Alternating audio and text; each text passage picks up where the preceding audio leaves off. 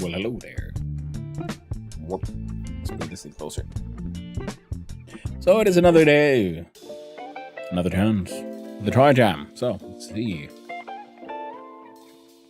I'm trying to figure out something to do with this, and I have pretty much no idea, as usual. So we'll switch on over to this one right first.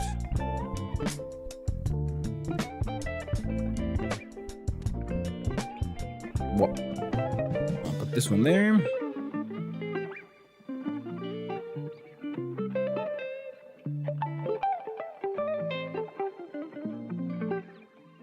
Good, we didn't do too crazy this time.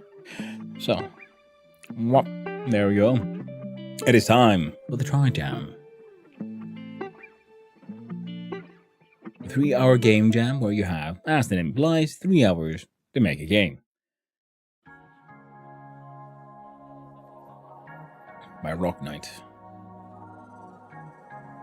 And this week's theme is Shapeshifter. Well, that'll be an interesting one now, won't it? I think I voted for Mountain Trail myself. Shapeshifter seems like it's at the same time simple, but also possibly an annoyingly complex concept. So, click on the join jam button. Oh, we got some notes on the last one. Follow the left and catch by biting. A good mechanic for a platformer in your hand. Oh! See how you could be very addicted to munch things. A snail. He said it's in win condition, but start munching your way down the side and munch the very bottom left click so the entire ground gets eaten. Seems like a way to me. Nice munch. Very nicely formable train. Shame they didn't have enough time for that gameplay loop. Cool concept. Oh, I'm glad they liked it. Ground gets eaten. Oh man, I didn't know that. I'm glad people had fun with my snail game.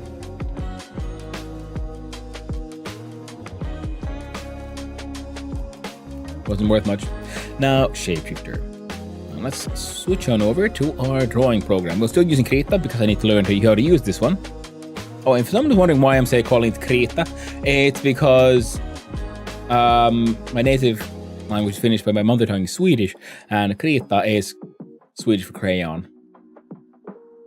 Or like a chalk. Both are crayon, because it's a stick of material you draw with. Technically, though, actually, now that I think about it, Krita is actually whiteboard chalk, like a stick of chalk. But it can be used for crayon. But it actually means those white chalk crayon things. Random facts. So let's see here. There it is. Let's see if I can. Oh, I have a chair. A table that moves now. It's fucking magic. Yeah, if it was sensible, I'd probably just lift it up and do the standing. Maybe I'll do that into redeem. Stand the F up, streamer man. Okay, now let's see here. So theme.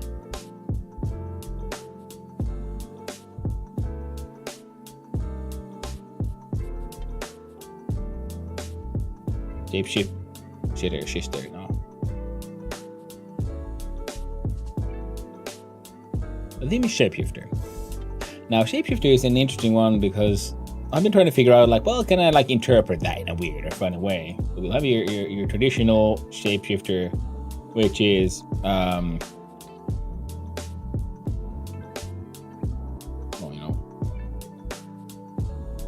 going for transformation.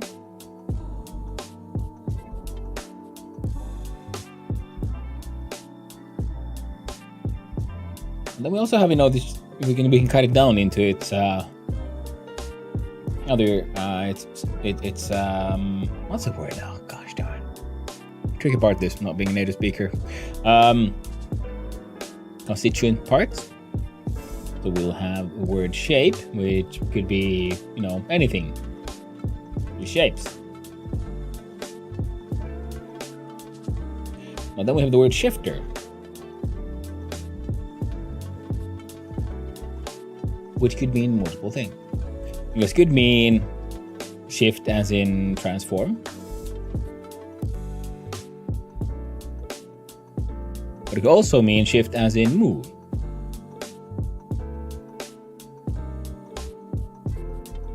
Shift as in move, as in, and from there we go to, push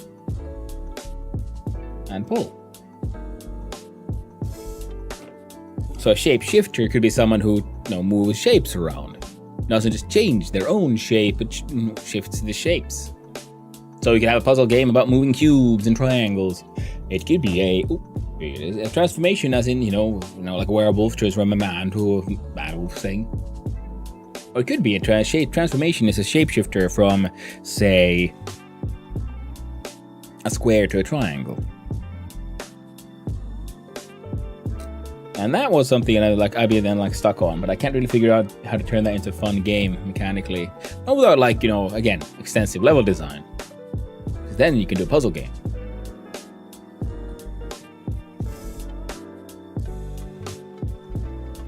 But I sure as heck I'm not going to be able to fart out a puzzle level in half an hour.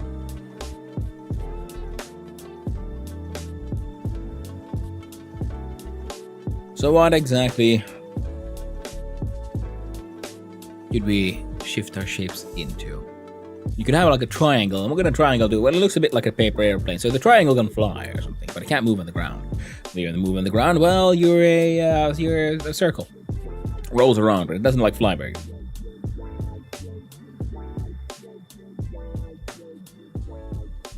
Or a circle is a shape you can unlock because it can roll and bounce. It's the ultimate shape is the circle.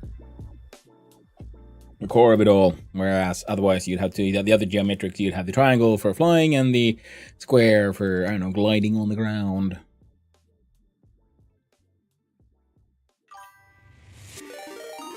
Holy button, I guess Batman, if it ain't Braggy himself. Welcome in, Raiders. How you doing? How'd it go with your rivals? I saw you playing something else earlier. Knights of the Old Republic, by the way. How did that go? Son of Guano. Son of Guano. Hey there, Ezikoisa. How you doing? Still haven't got a ban command, so you're safe here. Hey there, Raggy. Rags been rolling on in. I really should figure out how to make a TTS read people's stuff. Rivals are rough? Ooh. Well, that's the tricky part with games like Rivals. You're not, it's not just about your skill or lack thereof, but it's of the entire team and their ability to cooperate.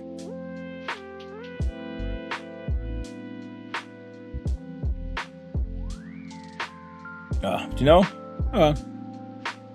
Ragespin rolling on in Ragespin rolling on in Ragespin rolling on in Ragespin rolling on in Ragespin rolling on in Ragespin rolling on in Ragespin rolling on in Ragespin rolling on in Ragespin rolling on in Ragespin rolling on in Ragespin rolling on in Ragespin rolling on in. Hell yeah. Nice. Now I should be able to do it this way. Nope, wrong one. Hey. Nice, Raggy. Yeah, well, I started 45 minutes late because I forgot to do stuff in the morning. And then I had to do everything in one go before stream started. Rolling on in, indeed. The glorious Rag spins rolling on in. Like the absolute champ he is. Marvelous, the rivals. A knight, indeed, of the Old Republic. Yeah, we're just going to try to come up with a theme, with the idea now for the theme of shapeshifter. I'm trying to think of the core shapeshifter has to do with transformation, but if we break the word apart into shape and shifter, well, we have shape like shapes, but shapes could be like triangles and squares. Now shifter, well, what does shifting mean? It means, again, it could mean transforming, but it could in general mean just moving. So a shapeshifter could be someone who moves random shapes around.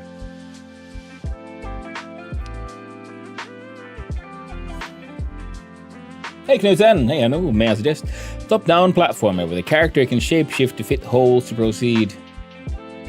Yeah, I was thinking of that, but the problem is, what is the difference between holes when you're looking from up top? I mean, yes, we could have the doors you have to pass are you see a door, and And within it is a triangle hole. Rageguanaspin son of Guannuin, on in Rageguanaspin son of Guannuin. on in Rageguanaspin How you doing, Knudsen? son of I see you, man. Guannuin, on in Rageguanaspin son of Guannuin, on in Rageguanaspin son of Guannuin, on in Rageguanaspin. Nice, yes, eh. Very cool. Son of Guano. Son of Guanano. Guanunu. Indeed. Yeah, but then you'd have like, you know, a character change into shape. Because the problem is if you have these sort of locks, because I was thinking of something like that could be fun. You know, match the hole. But how would that work? Because if you did, so it could be more interesting like if you could see and you had to like somehow get through it. Because in the end, it would just be locked with various shapes, and you just have to then like cycle through your shapes to get through. That could work, but it could also actually could work. What if we had, say, a level generator of some sort, and you had, say, your level, and somewhere there it places a lock like that, and you have a short time to move your character from like to get to the thing and find the correct shape. That could be one way of doing it. It could be that the sort of lock, the key to the lock is somewhere, to have to go there, and that will transform you, and then you can get through the thing. That could work. And then you just have to keep on like, so the sort of thematically you're on this stack of levels, and you like just run around, get through to the hole, get to the stack beneath, and find the next one and the stack beneath, and that way you're trying to like get through the levels. That could work.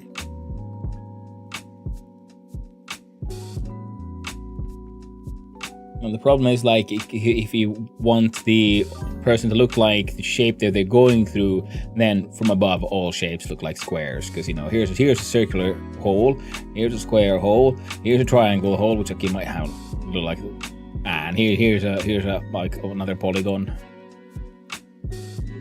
Looking from straight down if you want the character to be able to then change shape. Could you power ups and downs to increase, decrease vertex count?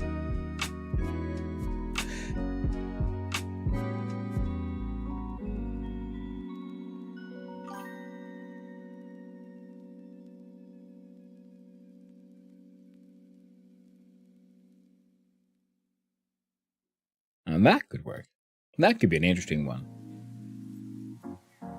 So we use this stack idea, and on the level also spawns in, you know, yeah, like you say, we have a vertex up and a vertex down.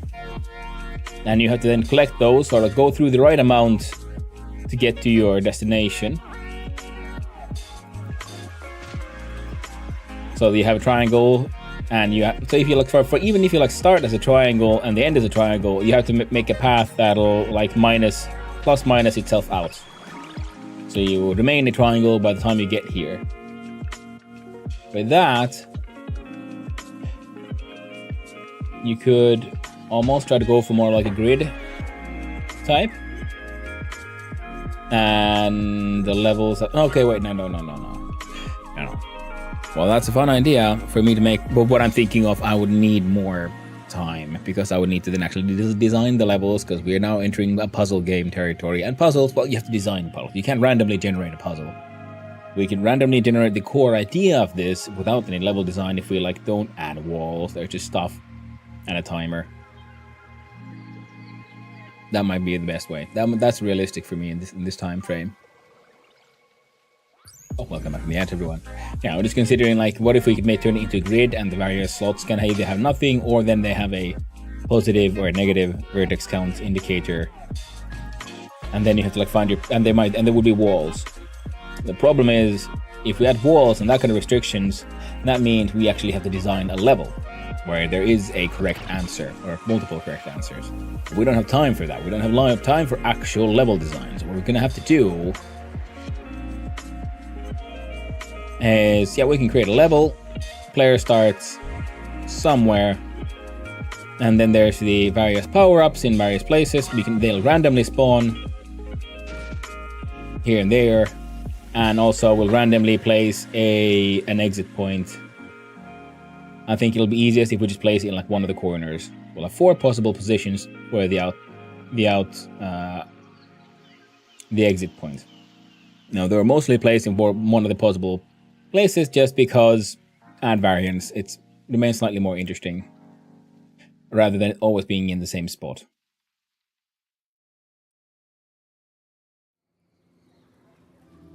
And then we'll somehow randomly generate places for the power-ups. We'll do some math shenanigans, make sure there's an equal amount of both. Well, there's a minimum equal amount, and then it can add more of one or the other to add some chaos to it. We can even then like divide the map into actual quadrants. Then each quadrant has a minimum amount of boosties, of power up and downs, but it can have more. And then we'll try to divide, and then within these, they can randomly generate in these 3 grids. So okay, we ended up with a grid anyway, but that's fine because we're just using it to find places where the power-ups can generate. Because if you use like just true randomness on a map, everything could end up in one corner, and that's bad. That's why we want to have them randomly spread out and make sure that you will have no power-ups or downs on the same grid as you have the exit on. I think that would make sense, yeah? And then it's just a timer. It's a time attack to get through the level, and with every level you get through, the timer gets shorter. And you can have also that every vertex change also changes, adds a little bit more time to the timer. So it might be in your best interest if you want to get further to grow into the wrong shape, so that you can then try to get back to the correct shape and have enough time to actually exit. That could work, right?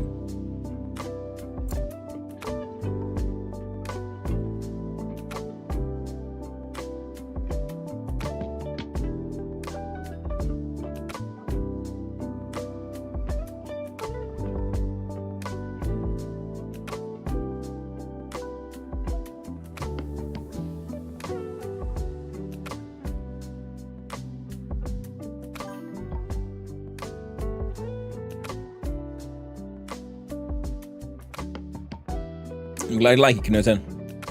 Solid concept. Yeah, it seems like a core idea. And I'm thinking we could have when the level starts, the timer doesn't start until you move your player. So you have time to like plan for how you want to finish. And also during that time there we can have a button for reshuffling the map, because there's a chance that you have like very little time in case someone gets really far and there's like nothing close enough in for you to actually reach in that time frame. Feasible time frame of the jam? Exactly. That's what I'm thinking of here. That's why I like randomly generated RNG in map level generation for the games I do, because I'm very like mechanics focused in my design. And if I can add some RNG, that allows for the game to be repeatable, replayable, especially because I'm a dumbass and I design my games, in the hour, in the hour before I start actually making them. If I actually was sensible and I spend multiple days on this, then I could actually like do some level design or something in advance, or at least conceptually, and then actually make the levels properly here. But we pretty much plan for all of this before making them. But we're doing this. The concept remains the same. The concept is something I quite like. I like the idea. We have shapeshifter, and also we get to play with what I wanted to do with which was let's try to interpret this theme in funny ways. So because we're shifting a shape, we're going with like geometric. What are they? There's a word for this. Euclidean solids? No. Something. Triangles, circles, and whatnot. So we're using shape like that.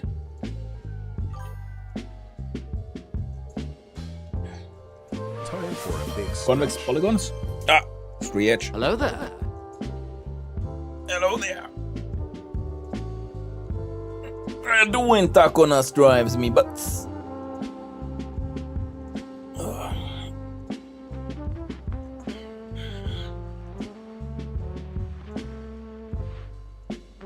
Get stretched. Yeah, there's something we can do. The only thing I need to now figure out is... should be relatively simple. I'm gonna shift into what? We're making, well, the game's theme is Shapeshifter, and we came up with this idea of a puzzle game where you're trying to make sure that the player entity has the right amount of corners, pretty much. So you have your sort of puzzle level. You got your level. One corner spawns an exit, and you could be say like, it's a triangle, and you start, but you're a square. And on the map, it spawns in like power ups and power downs, which adds or increases or decreases the amount of vertices you have. So you need to find a -1 to turn into a triangle, so you can actually fit into the key, into the lock, and progress to the next level, and so on. And we'll be this kind of so that, and we're doing it this way so everything can be randomly generated. Hey there, James. How you doing, my man? How you doing? Hope you're having a good day. Hope everyone's having a wonderful day. And so on. Then, every level, the amount of polygons in the exit gets randomized. The amount of the placement of the power ups and downs gets randomized. And then it's like, thematically it's built like a stack. So you're just going like down from level to level to level, and trying to figure it all out. And we'll have and it'll be a time attack. So for every level, the time you're given gets lower and lower. Or we could have you start with say 1 minute, and we'll just see how many stacks you can go down in 1 single minute. And we could also then have that for every power up or down that you grab, the timer, you get like 1 second back or some silly little number. Get in here, or else. Oh, nuggets. Good one so far. Hope you're having a good one too. Well, I'm glad to hear that, James. Yeah, having a nice one. Started a bit late because I was very inefficient with my time usage. I'm gonna finish this stretch. It's better now.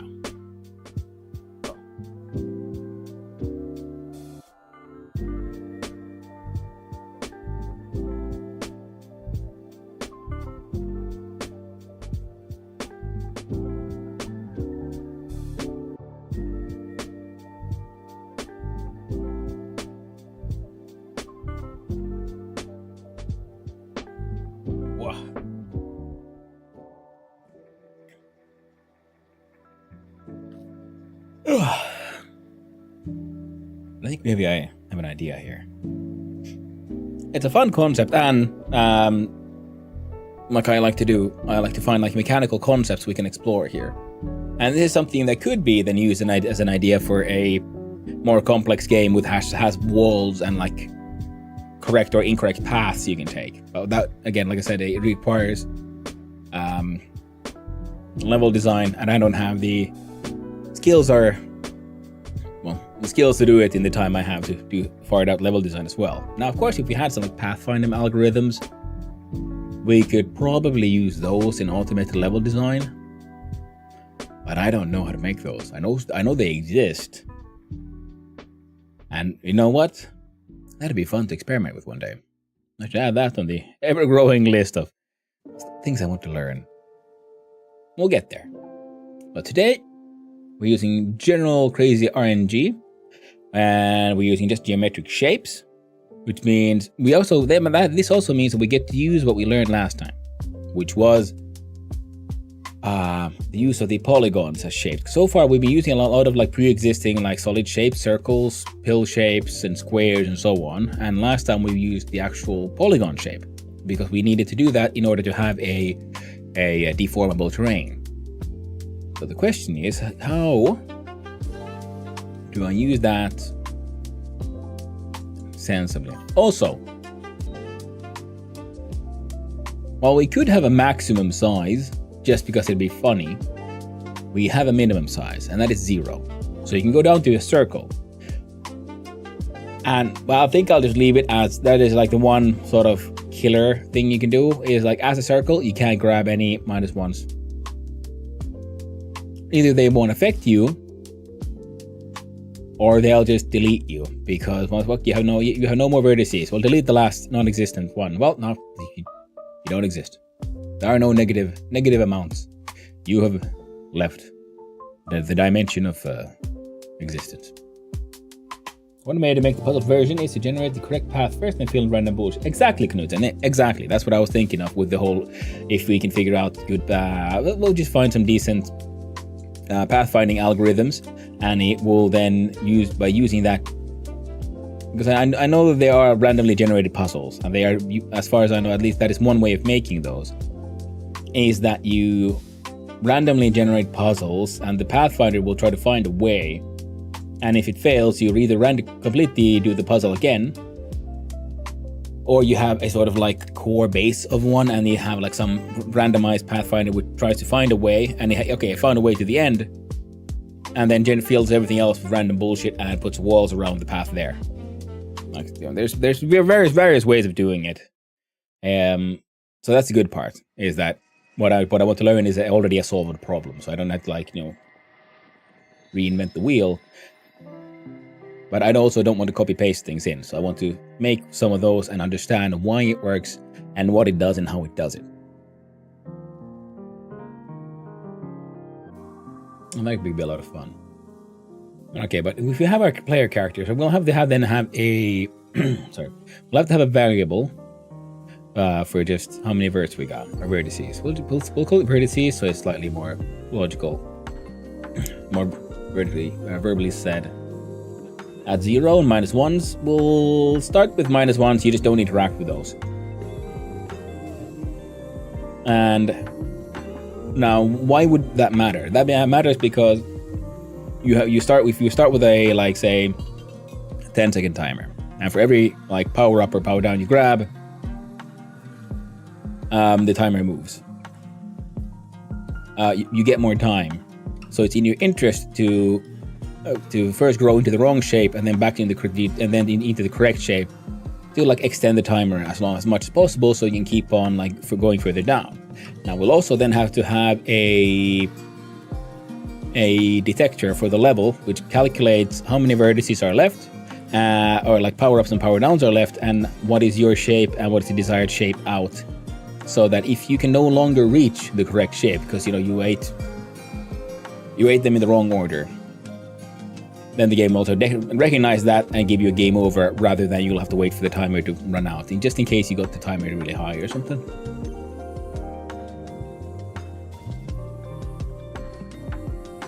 Because just, sitting there waiting for a timer to end that's not fun. Whereas if you just immediately get a pop out like, oh no, you can no longer progress.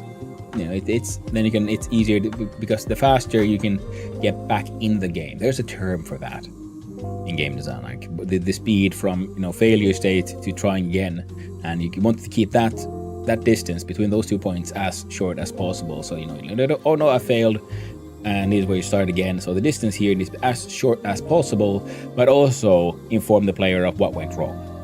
Why did I die? And how quickly can I get back to starting again? Some games, there's this, and then you go through a menu, and there's all gone there, and all this stuff, and then you can finally start try again.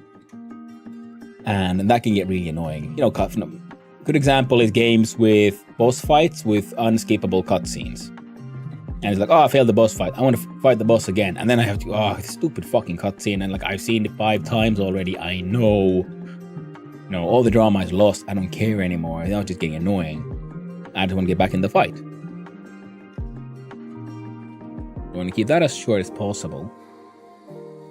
Vertices will be a variable, and based on this, we'll have to then procedurally generate our player character. We could have a color value based on the vertices as well, so depending on... We'll do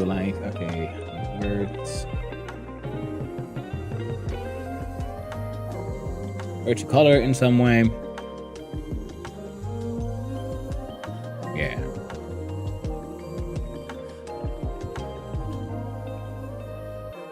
Sorry. mulling things over here. Now we use the polygon thing. The thing is, if I just had like a circle and you just add polygons to it, we could do that. But I don't think that's a thing in Godot. So this time I've learned from my lessons. Last time we did it well, but we still failed. We're gonna do a little bit of research before we actually start the timer proper. So we'll do Godot make geometric shapes. I'm doing runtime. Procedural geometry. That sounds like my gun jam here. Geometry is a fancy way of saying shape. In computer graphic, geometry is 50%. Geometry is represented by meshes. It's a mesh.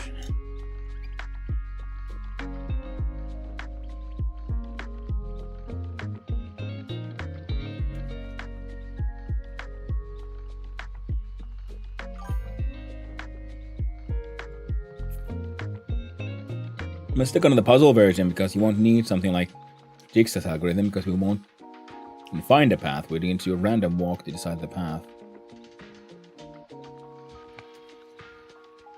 Yeah. As far as I know, there's multiple ways to do that, yeah.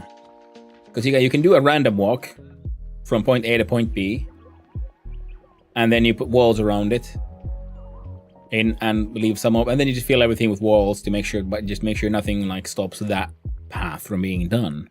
That is one way of doing it, yeah. But I think I at least have a feeling that there are also like really efficient ways to do this, because as far as I know, automatic maze generation and solving is one of those things that a lot of math nerds really like doing.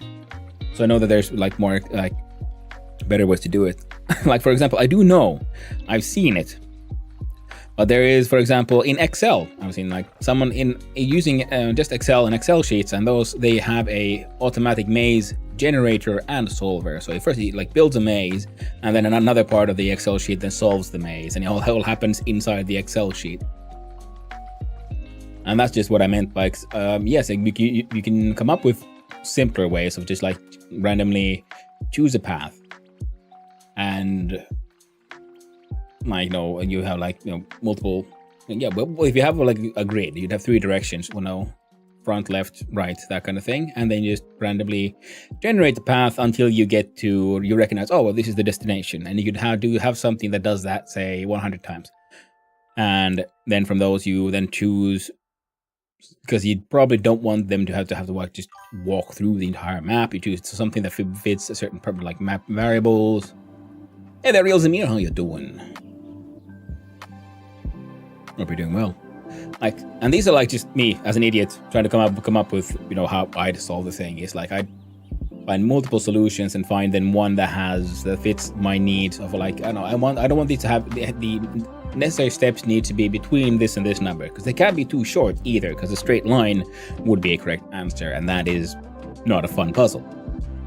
So it needs to be long enough, not too long, not too short, and then based on the answer, you then randomly generate walls around. Just make sure none of those ever goes on the path itself.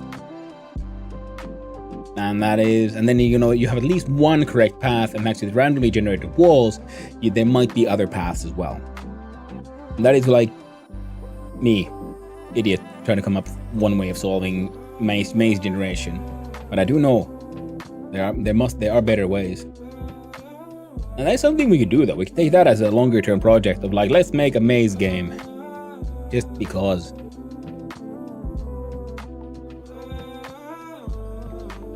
Sorry.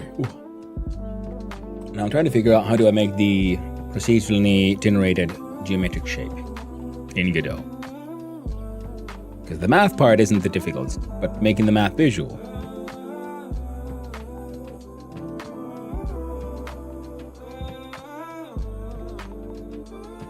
Array mesh resources and mashed out a few different quality of life functions, and most importantly, the ability to construct the mesh surface through scripting. Oh.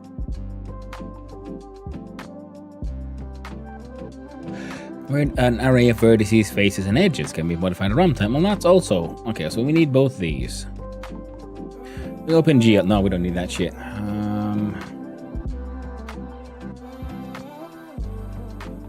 Let's see. Array mesh. Array mesh. Require add surface from array. Use data to 5 parameters. First two required, and the last 3 are optional.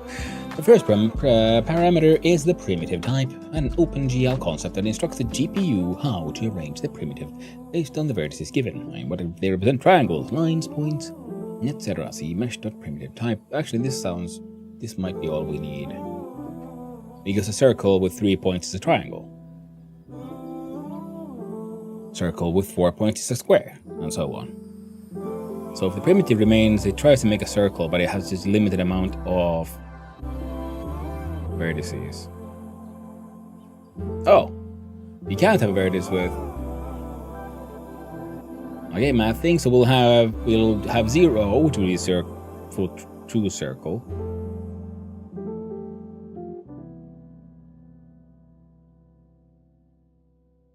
No, the smallest shape we can have actually should not be a circle, but a triangle. Because a triangle would be a different primitive, possibly. We'll see. We'll see what we will come up with. Second parameter. Yeah, no, we can't use a circle at all. I'm dumb. Because computers don't see circles as a set of vertices. They see it as a point and a radius. Ha! Stupid me.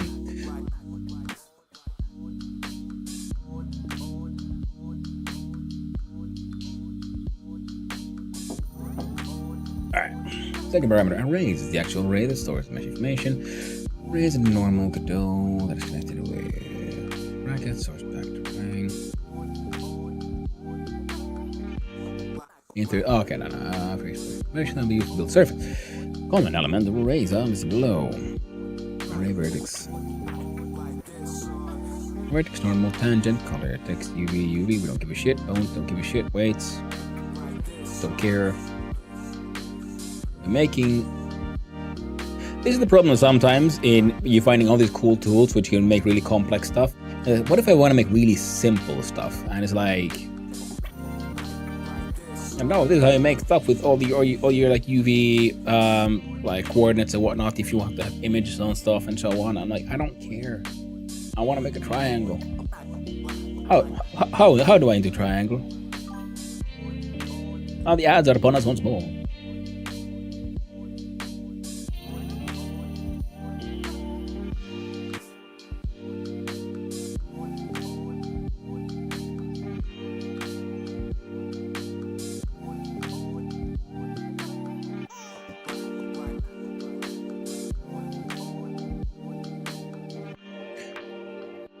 God damn it, Knudsen. I've been thinking about it for a long time. I want to make some games that could be played by the audience, like, during breaks or, have while stream. Because in a lot of have the like stream pets and whatnot, there's like little animals or things walking here at the bottom of the screen and doing whatever. I've been thinking I want to make something of my own like that. And I would love it to be either playable, maybe somehow interactive to the audience so that, it would make sense.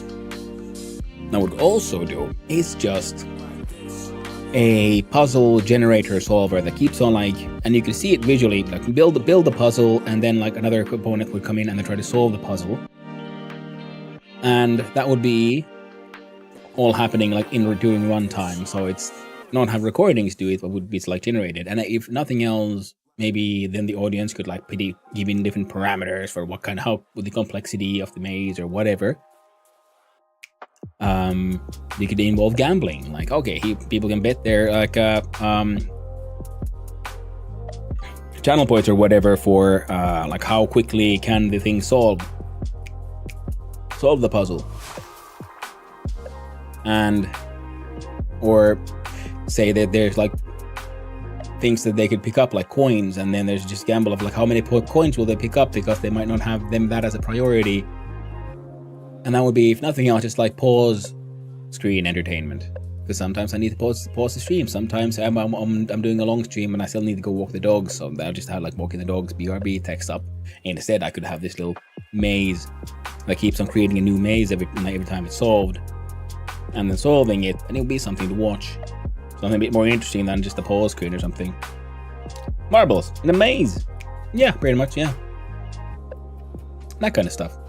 Because the thing is, yes, there are existing solutions to these things I'm saying. Like, oh, there are like pause screen entertainment, where on stream is one, but that thing's it's tricky because I don't have any moderators. So in between scenes, there's not much to do. Like no one's there to reset it quickly, so it has to have this stupid timer that's way too long. Plus, I know I have a lot of people who enjoy the show who are more lurky types. They don't want to be aggressively like typing in the chat to be part of the show. So if you have something that plays itself as a form of entertainment, that can be fun. And also, it sounds like a fun project to try to do. I think I'd rather enjoy that. Oh, sorry.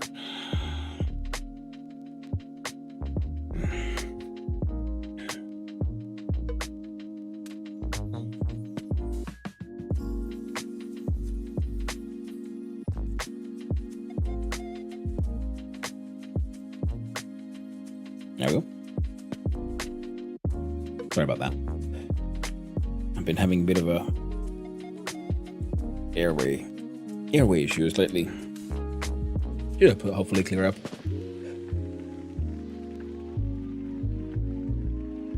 But yeah, now I'm just stuck on that idea. Like, man, I should focus on this problem, not like, hey, let's make a maze creator and solver, and then also like draw fun art for it. Oh shit, yeah, with art and everything. Ooh, and then yes, we could have a. I don't know if you guys ever played. There was this old board game called the Finnish we call Muuttuva Labyrinthi. So like, I would think it was just called Labyrinth, or Transforming Labyrinth is the Finnish name for it. Where you built this board out of the cardboards. Like they have these cards.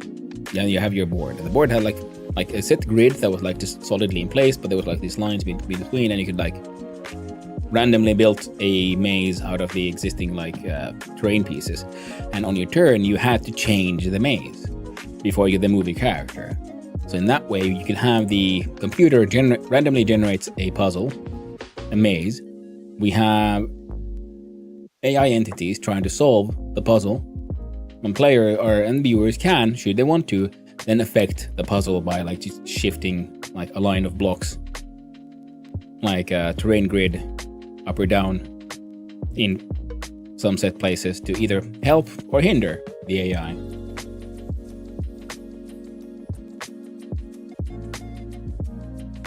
I don't know why you could want to do that, but you could. You could make that as a game. That could be funny. Not now, of course. I mean, it would go under shapeshift now as well, because it's just not the player shifting shape, but the maze itself. I'm working a twist on the fishing game on Twitch, where people can fish. The hermit crab I have on screen, but points are given by how expensive lures they lose.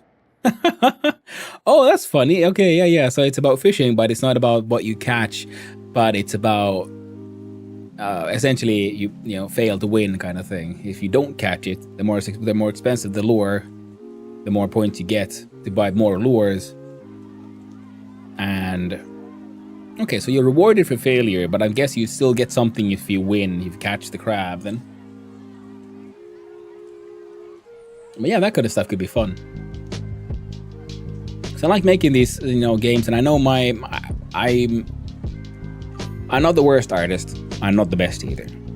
I'm not the best developer and such, but I like trying to come up with these technical solutions. Just like in building games like Vintage Story, Valheim and such. I'm more of an architect than a decorator. I like how things work.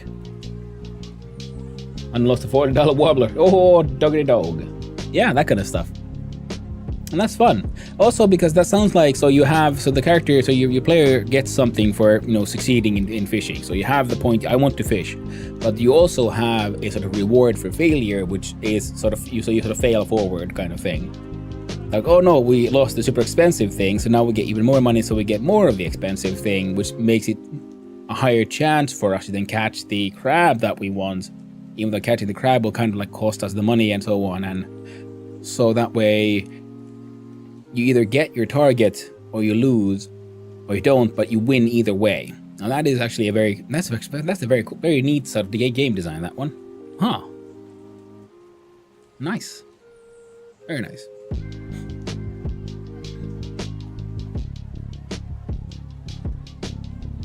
Another one that I've been thinking about is something that Hazaza was talking about, because he wanted to come up with or make his own like stream game as well, and he was thinking of having like in the bottom of the screen like an auto battler going on, where the audience could take part in. And I was thinking that actually is a really cool idea, and an auto battler is exactly the kind of passive gameplay that doesn't need any audience participation. It could just be happening. It doesn't need to be overly dramatic. You can have it just like on a thin bar at the bottom of the screen, pretty much. Things coming from the left and then things coming from the right, and they, and they like just bump into each other, your numbers go up, that kind of thing. And through that, you could then have a audience participation game. And I was thinking, okay, that's really cool, but how would our audience participate? And I was thinking, well, what if we have like, they're dungeon delving, and you have enemies coming in from the right, and there's like the hero dungeon delving coming in from the left. And what does the audience do to participate? Well, they sponsor the adventurers. So you use points to try to give them better gear and like bet on these. And the more you sponsor a adventurer, the higher chances they have of survival. And should the sort of delve be successful, depending on how much you sponsored, that is then the amount of that is then the size of the cut you get as a sponsor. You sponsor them, and then you get back your investment and then some as they adventured. I was thinking that's just a fun one, because then it's happening, and then we could have a sort of like chart for most successful sponsorships, or like longest who has who has had in general the best success in sponsorship. Also because the auto battle would still be happening with RNG. So even if you sponsor someone, they can still die. Things back can happen. And it's always a team. You sponsor a single individual, but it's a team of say 5 or 6. So you have auto battler fun, there's gambling involved per se, and you have a high score list of best sponsors like this month. Most of the efficient sponsors of a longer time, and the adventurers themselves, the little NPC people, would also have the most successful ones, the greatest heroes of all time. Because once they've succeeded in the delve, then they go on the next one, or they might go on the next one. You can have their own freaking NPC village sort of written happening in the background. Someone's just had a grand adventure. They came out, they got rich. They're like, I don't want to go back in. I'm gonna go live with my family or something. Until then something happens, and oh no, they're poor again. Now they have to go back in the dungeon. So then you have narrative as well. And it's all about these tiny little pixel people fighting pixel blobs or something. That could be a fun one as well. Oh, sorry. I hope I'm not getting too sick. I've been talking about something completely different from what I was supposed to. So now we come up with already 2 potential games. One of them sort of relates to shapeshifting, so we'll have a maze solver with a maze that keeps on changing, and then the sort of a passive auto battler happening. I think I'm gonna have to make that auto battler though. I'll have to make it, and then I'll have to make it in a way that allows for people to put in their own art, because I think the idea is fun, and especially because I kind of stole it. Well, it's an auto battler. I didn't steal auto battler, but I was inspired by Haz, and his art is, well, it's his art. He is a uniquely skilled artist. He is fantastic. You have to be pretty good at making good bad art, and he makes amazing bad art. And that's why I was thinking, if I make my own version with my own vision, I'll have to make sure that if nothing else, then the art assets are easily replaceable in case someone wants to make their own version of the game. And I don't know, maybe I could make it open source in case other streamers like the idea and they want to make their own use of it. Add a little donate link.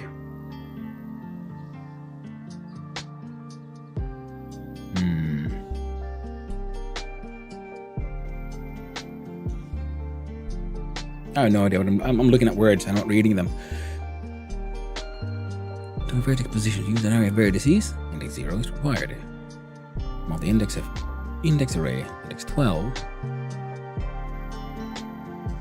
is optional, will only be used if included. Also possible to create a mesh with only the index array and no vertex array. That's beyond the scope of this tutorial. Well, poop nuggets. Show me your primitive types. What do you got? Render array as points. 1 vertex equals 1 point. Lines, strips, triangles. Every 3 vertices, a triangle is created. Oh, fair enough.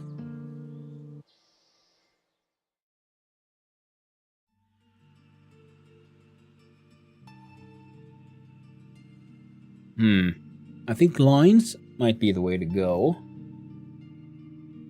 If we use this, if we use the array mesh.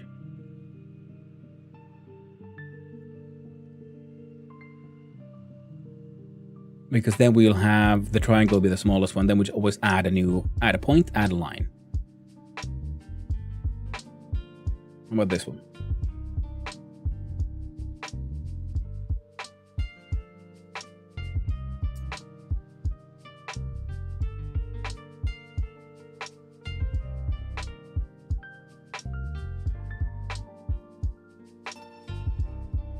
Okay, the mesh data is not used to generate geometry, but is helpful to dynamically alter geometry. For example, you want to write a script for tessellate, simplify, or deform meshes. This sounds like it's for the more complex shit. Like we want to like transform 3D nonsense. Also, Polygon 2D, if I'm not mistaken. Yeah, exactly. No. But the Polygon 2D is made of meshes. And that's what I'm looking at. So it's like it said here. Array mesh. Go one more back. So, what is a mesh? What is geometry? In computer graphics, geometry is typically represented in an array of positions called vertices. In Godot, geometry is represented by meshes. And the Polygon 2D, which was exactly what we're going to use, then has to contain a shape, and that shape is represented as a mesh. And that's why I'm looking at now the mesh things of like, what is the tool I need in order to have, because it's the same structure that they use for 2-dimensional like triangles, or let's say a 3-dimensional crab, because it's in the end it's made of triangles, but instead of 2D shape in 3D shape, because you use polygons, because that's the most mathematically efficient way of having multiple complex shapes. So that's what I'm looking here at, try to figure out what is the thing I'm supposed to do, whilst trying not to get completely distracted by these other ideas now, which is also stuck in my head, because I'm dumb like that. ADHD strikes again. I'm getting annoyed by my mustache. There's a couple of hairs who are like extra like short and extra curly, so they keep on trying to like curl their way into my nostrils. It's uncomfortable.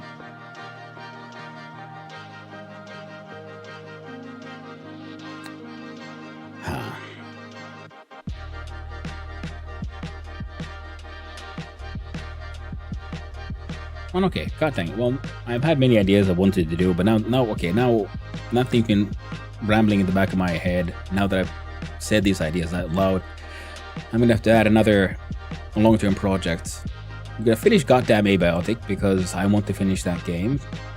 And if I start playing anything else, I'm not sure I'd be able to get back into it, just because it's also a little tiring to play one game for so long in one single stretch. We're gonna finish that one, then we're gonna play Global Space Crow program and also start long-term game dev project. So we're starting streams with game dev, and then we switch over to some gameplay.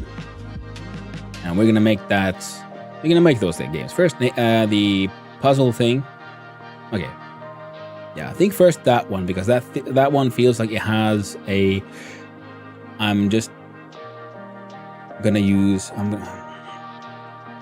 The problems have already been solved. Math exists. I just need to implement them into a visual form, turn it into a game. The second, the Auto Battler. That one has more complex pieces that I know exist in individualness, but the way I want to put them together, I'm not entirely sure how to do it. So I'm assuming that'll take longer. So if I've understood this correctly, first parameter is primitive type.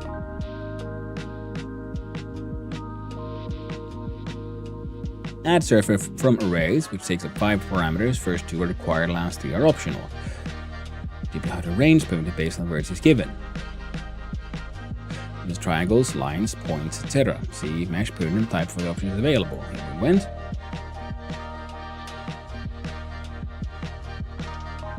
Primitive types. We'll have points, lines, line strip, triangles, or triangle strips. We don't want triangles because this is for something a little bit more complex that we're doing. So I'm thinking lines should work.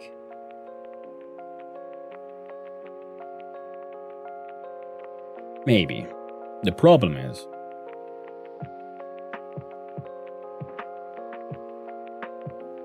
where do the points go?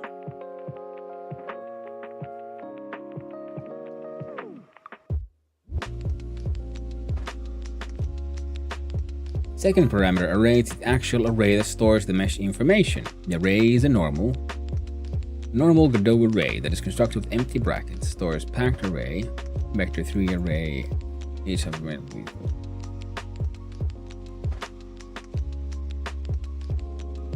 I'll poop now, I guess, okay.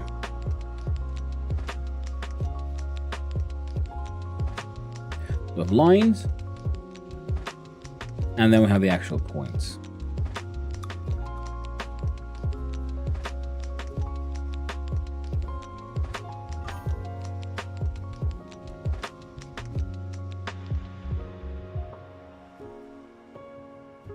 X equals 2 pi n, y equals sin 2 pi n, n greater than 1.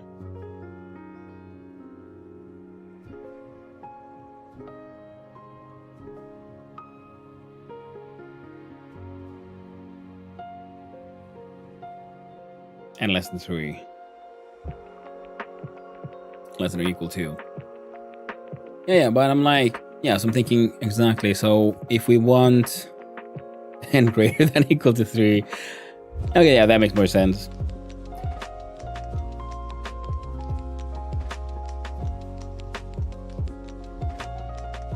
The cosine of 2 times pi divided by... Whoa! Okay, wait. Okay, so if I wanted to correct, okay, so you just giving me the formula for how to get the points inside essentially a circle, so even then getting them in a triangle, a square, a pentacle, and so on.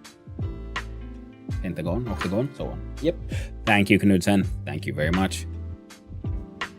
Holy poop nuggies, man, that means we're ready to go, aren't we?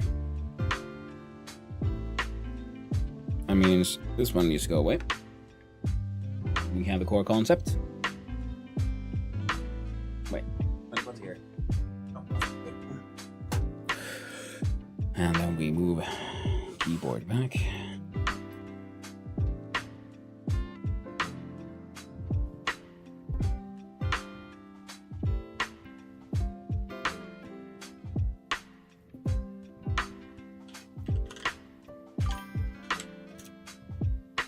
Like complex numbers, there's also n roots of unity.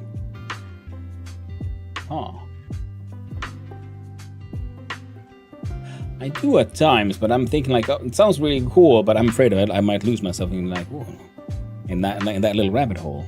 Tell me more of the n roots of unity, though.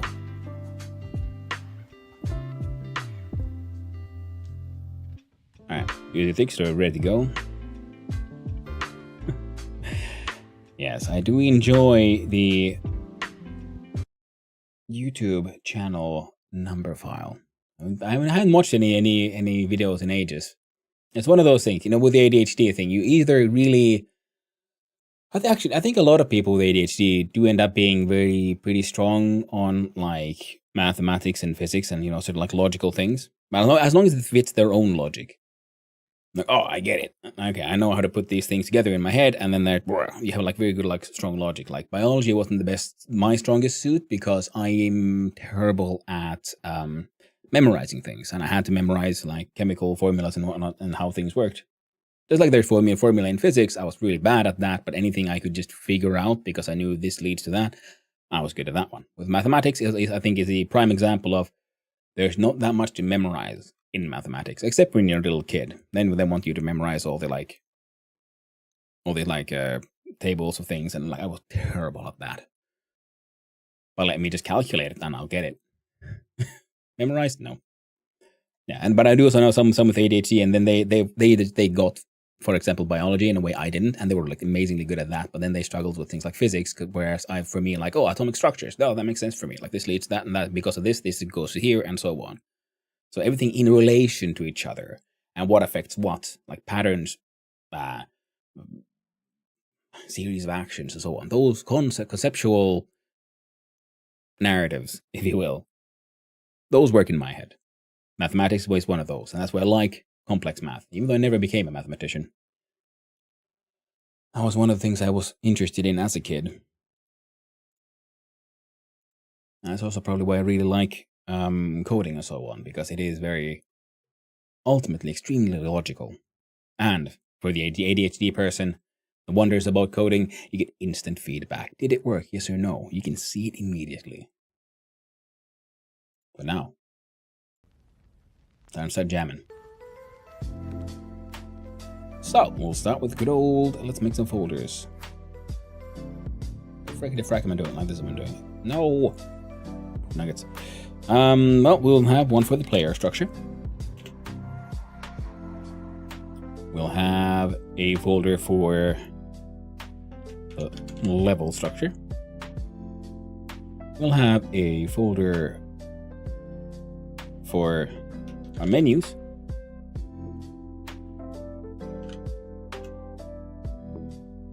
We are going to want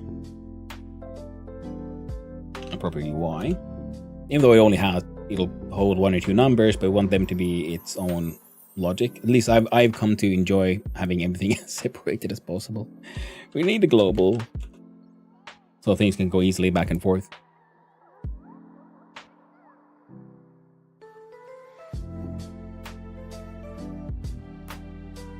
And I don't know. Yeah, we're gonna have to have some kind of assets. We found a whole bunch of music for the previous one, so we could probably steal something from there. All right, let's have a look-see daisy here. So for level, a new scene. I won't call it level. Neat. Now the next important part, the most important part, is how do we? No, there's no because we're absolutely gonna use a character body 2D. Or the player node. There we go. And player will need a physics, a collision shape. So we had a collision polygon 2D. Now we're complaining that an empty collision polygon 2D has no effect on collision. Build mode solid, polygon pack vector. How did I?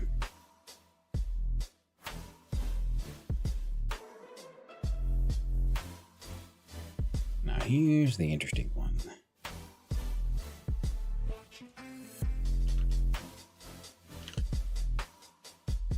Anyway, polygon 2D and a collision polygon 2D. Color. Make you that. So now we'll do func, get shape. Fun get shape. Get underscore shape. Vertices is an int. Output shall be void.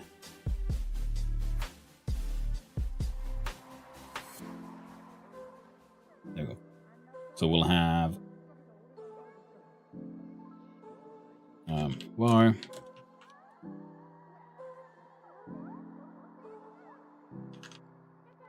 false cosine of 2 pi divided by n.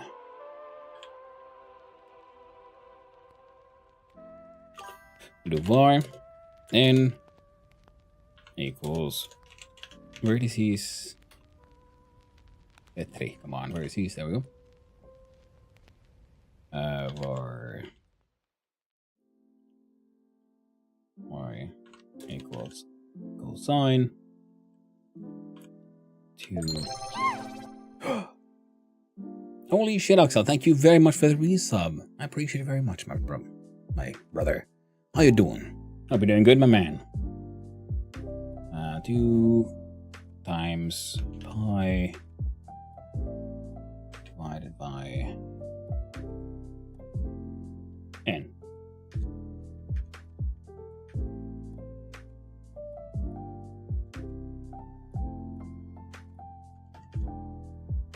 There we go. Excellent. That's all busted. We can fix that. I was going a bit too fast for myself. We should include a 2 pi equals I divided by n, where I 0, 1, 2, n equals minus n minus 1.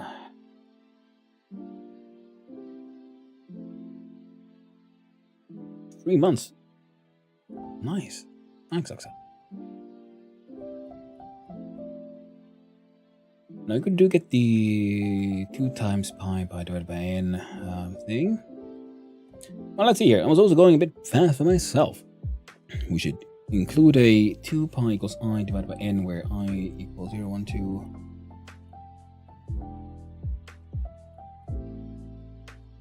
Sorry, there we go. Condensation. A bit high on the bug.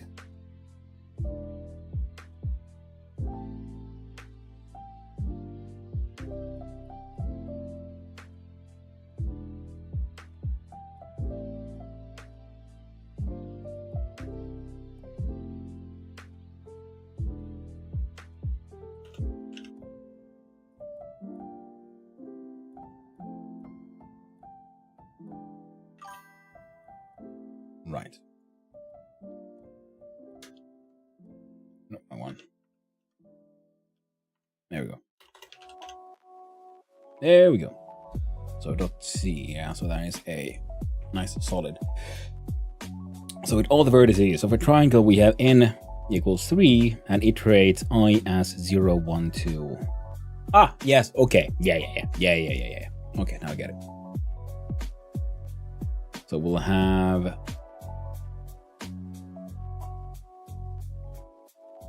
two pi times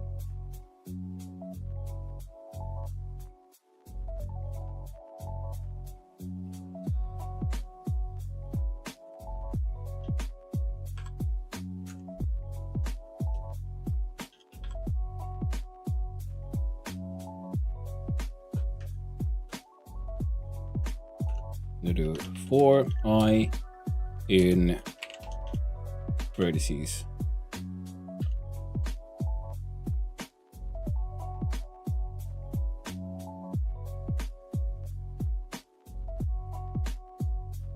There we go.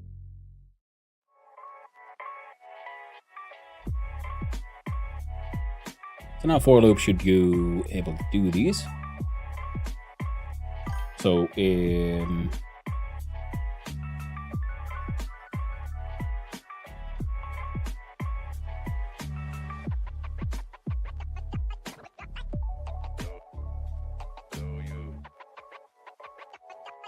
wait. Oh, I can't check a simple for loops. So if we have four I in vertices, this says 3. Is that then does it do 0, 1, 2 or 1, 2, 3? You can't remember for loops start iterating from 0 or 1.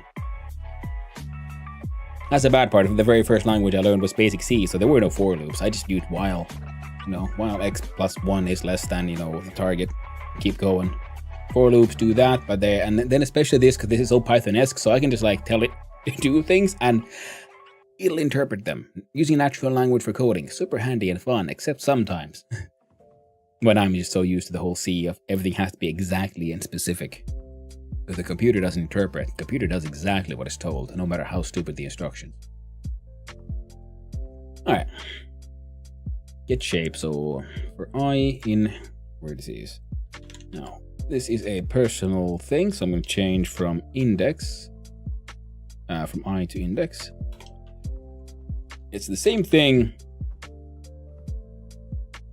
but I just like things being slightly more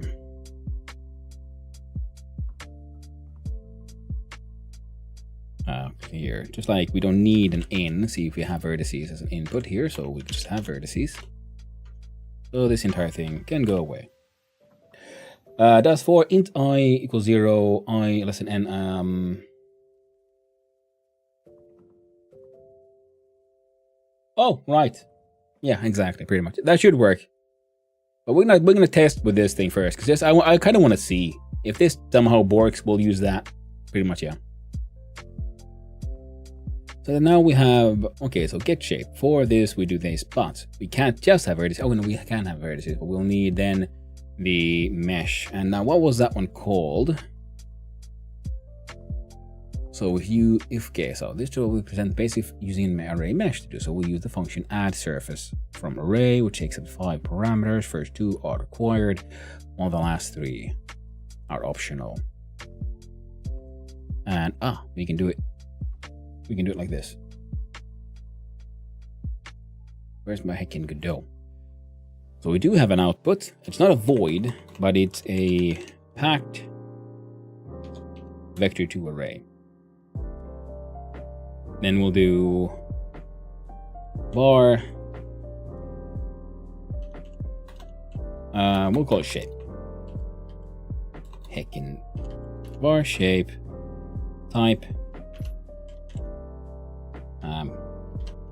Packed vector2 array. We'll do shape dot append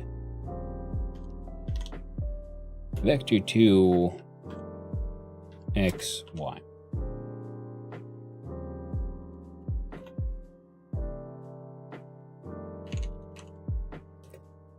Turn shape.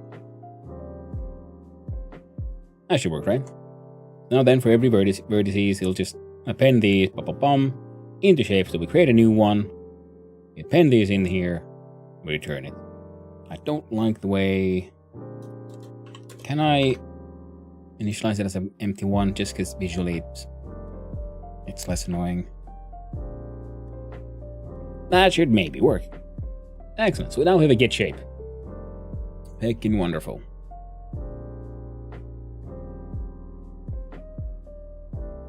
Then we'll have a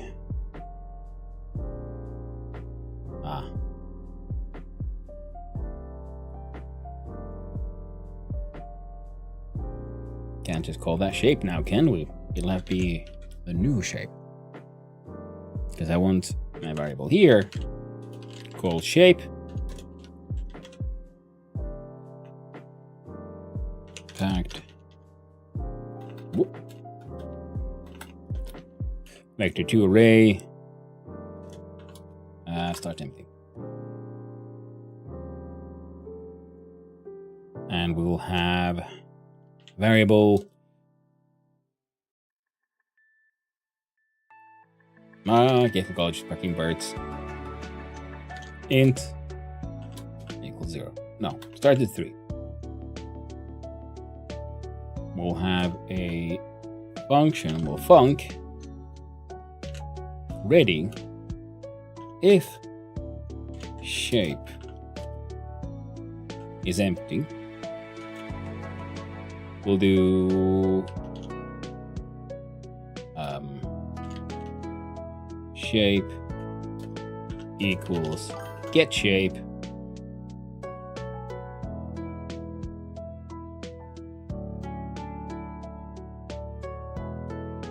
Now, if we need to scale the polygon by r, then x equals r times cosine. By radius, okay.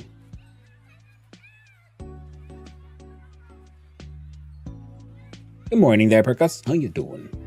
We're figuring out math. We'll do get shape and birds. Which also means that I think Knudsen has a good point. We'll do a var and it'll be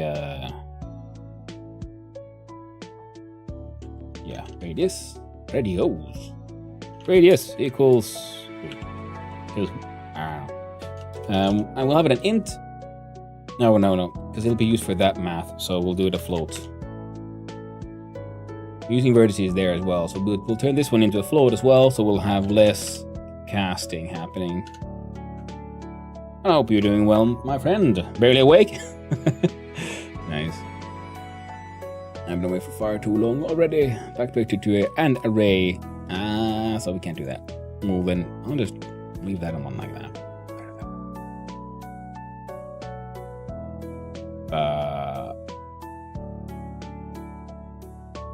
Packed vector to array.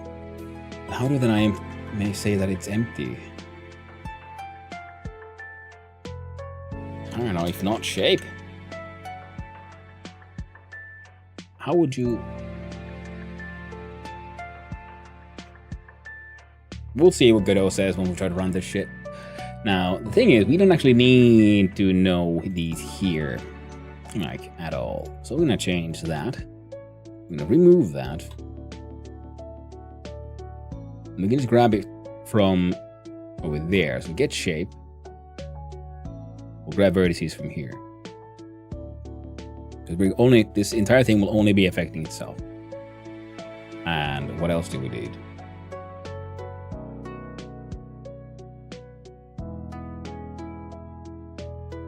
Back to vector to array.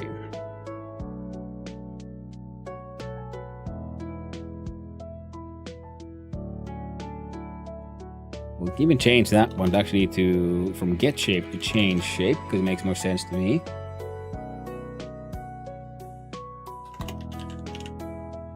Yeah, we're trying to like do math and figure out games.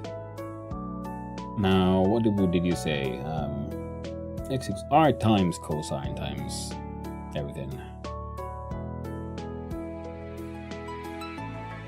So we'll do radius times sin and its cos.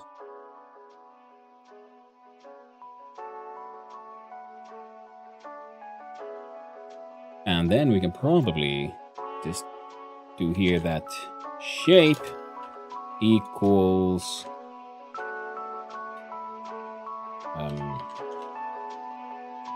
packed vector to array new. Did that one have a new constructor? No, it apparently doesn't. What kind of constructors did you have, Ryan? You just had to... Oh!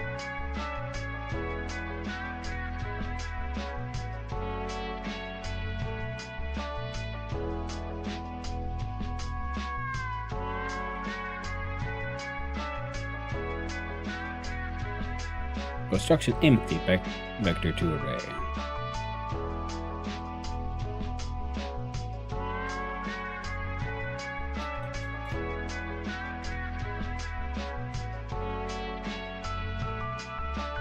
Yeah, we don't need to return anything. And that one don't do shit. There we go. It's all happening inside this thing. Actually, then also, to be mathematically sort of clear, we're gonna add a little add a thing here. And do that.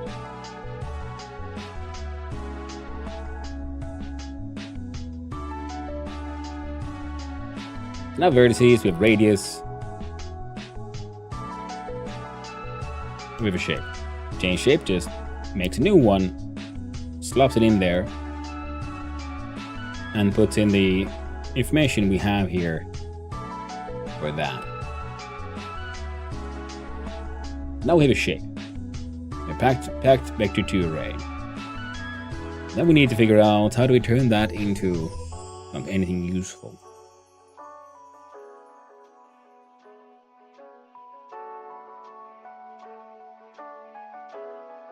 Add surface from array. Creates a new surface. Mesh.getSurface. We don't need to add the entire surface. Okay. Maybe I'm overthinking it once more. Well, it wouldn't be the first time. I do it a lot. Now...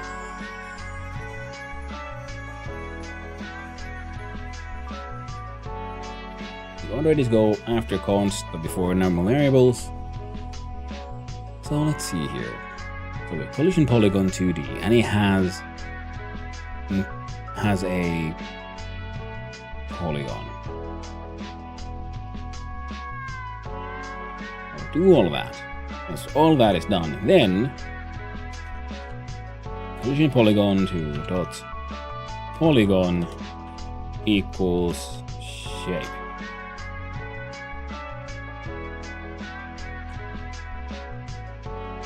Save.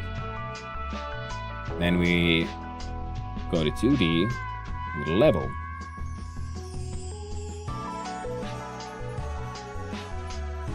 Ooh. Level. Slap a player in there. And let's see here. Motion grounded floating. There we go. Press F6 and we'll see does anything appear.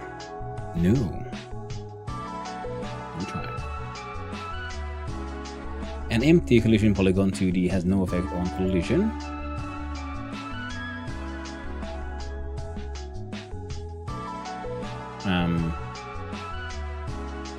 There we go. We're gonna do another quick change. F6 on level. Still not there. Change radius.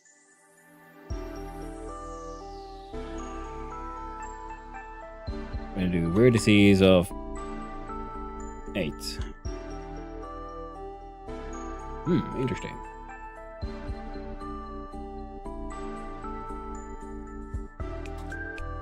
There we go. Debugger has something big and red in it. Change shape. Convex decomposing failed.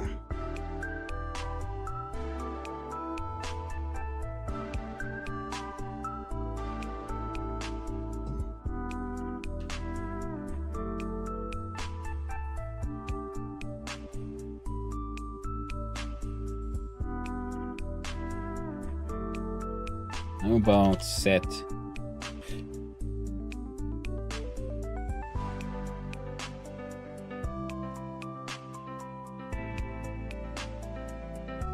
let's have a look see here.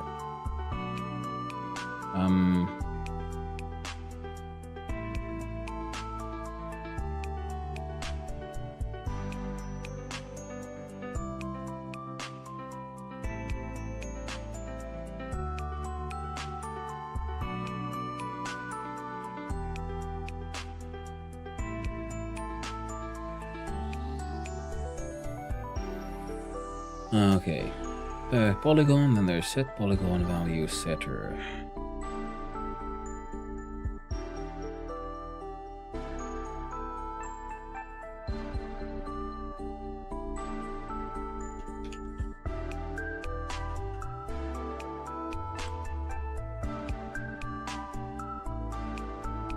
Good morning, Verkoli. How you doing? Good to... Yeah, morning. Noon. Where we were at. I'm doing, friend. Let's see if we can... Oh, debugger is still angry. Player GD, 42. So this one is still angry. Convex decomposing failed. That's true, because this one doesn't really care, but this one has... Build mode, solids, and segments. How about that one?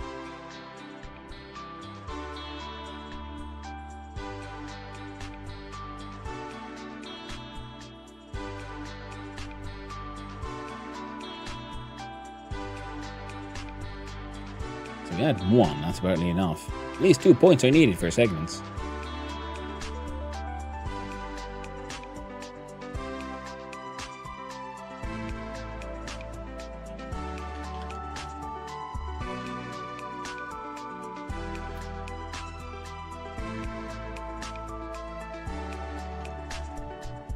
And append array.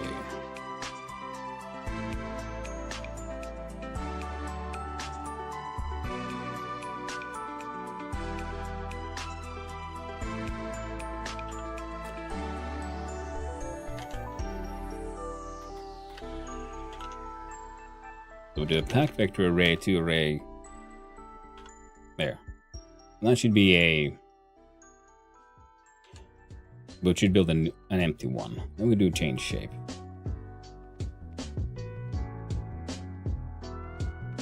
Cancel. There we go.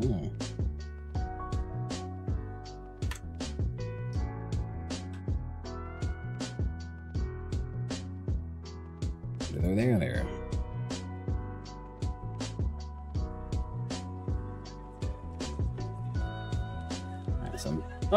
Debugger is no longer complaining. This one doesn't have anything. Excellent, excellent. So there's something. We got a polygon.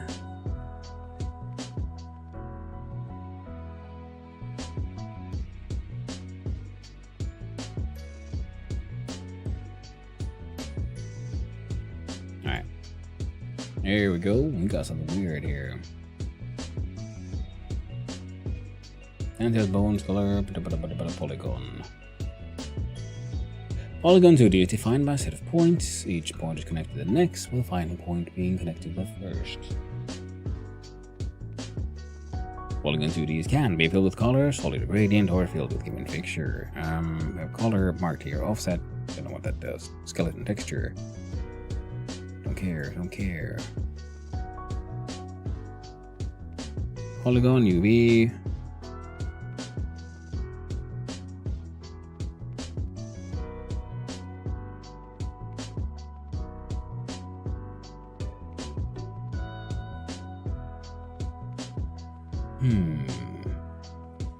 Alright. Another look. Nothing's happening. Click here on remote. We click on level. We have player. We have this one. Polygon. Show me your polygon. You have actually a decent amount of nonsense in here. Why can't I see anything? Surely it's not just the lack of texture. Could be. How about you? See, it has a polygon. So we're doing okay on that front. So we can change, we're gonna stop what we're doing. So everything looks like it should be okay, we just can't see anything, and that is an issue. So again, do 3. Size radius of 10. And go 2D, we have level has a player. Add child node. Good old colored rectangle. Never fails. And we'll just put this here to just be.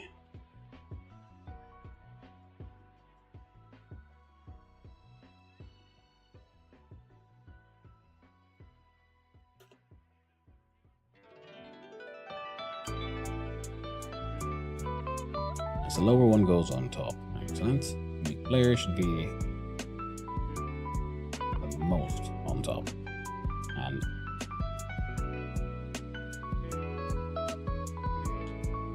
F6.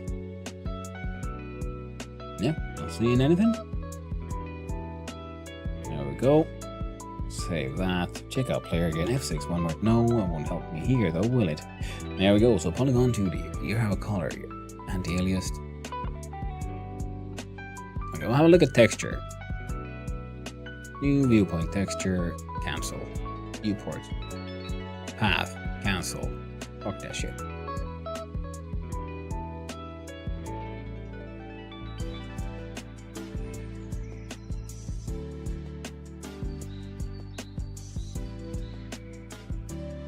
Texture for 2D that's bound to texture created on the rendering device. Generated by noise. Specular maps.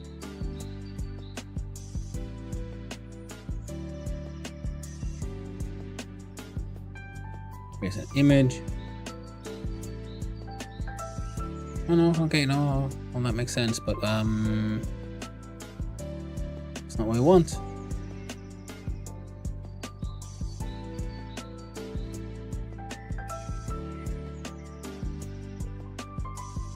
There you go.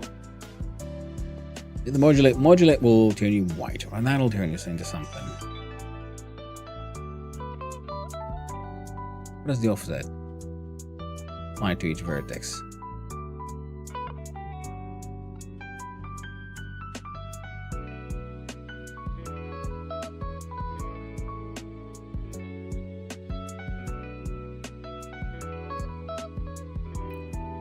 Alright, let's add a grid and good old experimental nonsense.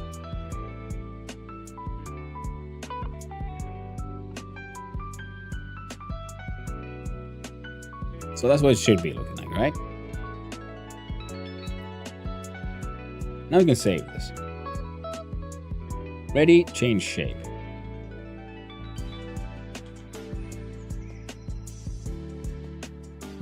So change shape does happen because if we hashtag that shit out. Oh.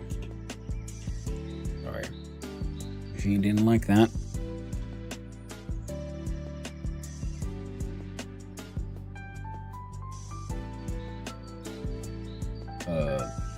Oh. I don't give a fuck about no gravity, but I care about jumping. Let's try again.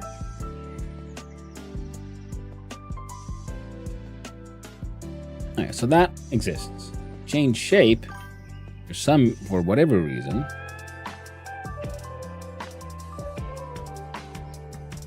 Doesn't achieve anything, so why? Why is change shape? Okay, what do? We create a new packed vector 2 array for index vertices.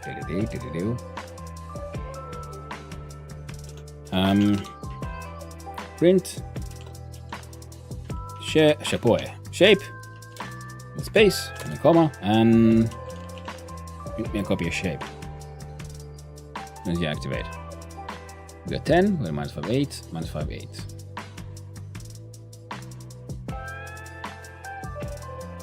So it exists, and it seems fine, because if we look at what we have,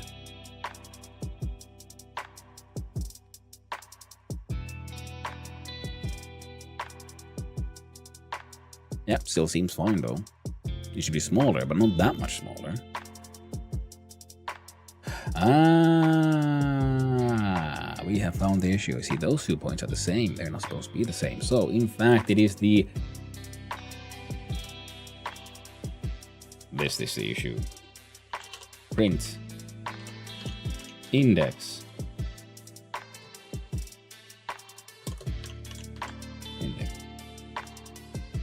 It was one of the early questions I had. Like, I wonder how this handles these for loops. Is it 1, 2, 3? No, 0, 1, 2. Ah. So 0, 1, 2. So the index is not the issue. It is going exactly the way it should. So var y radius goes sin times 1 times pi times index. So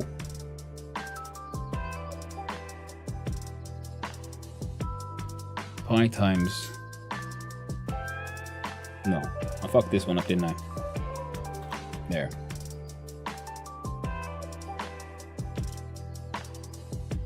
Let's try again. There we go. Heck, nuggets, Batman, we did it. Yeah, we got a negative and a negative, a positive and a negative. Exactly. Now it's correct. We have a triangle. Huzzah, indeed, Knudsen, huzzah. Good old off by 1 error. Exit caused by, oh no, my own goddamn inability to push the correct button. And now we have... Oh, actually, can I like undo this?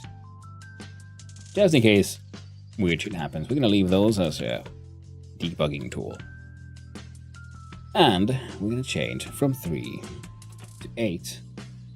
Let's see what happens. I can only assume it is correct, but it is too small.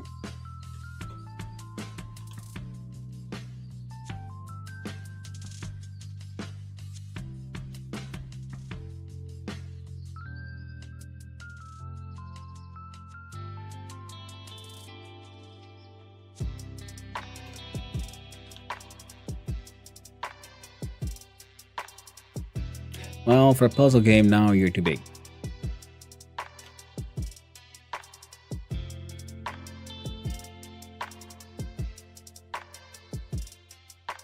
Let's say we want a square in the middle.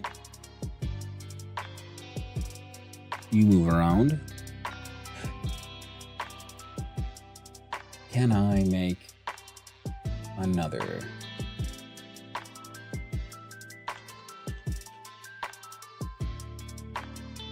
Was there a line to the polyline that can be optionally textured? Closed on with sure. Kind of want to see what this would look like. So if we do polygon 2D and then line 2D dot point also grabs shape, and it should be further down. Okay, I'm okay with that. Now we want it to be, because I kind of like our main thing being a little, should we say, big. So default color, go black.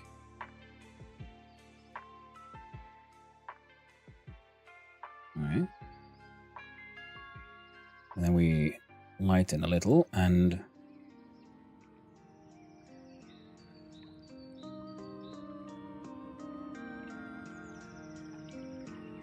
do this. Just a hint. And we go back to polygon and we look at visibility. We remove that one. Save our changes, jump back to level, press F6, and we should have a neat little contrasted shape.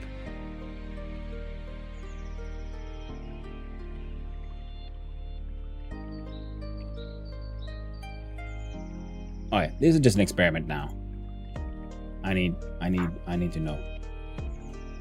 I add one more line to the 2, and we're gonna have your default color be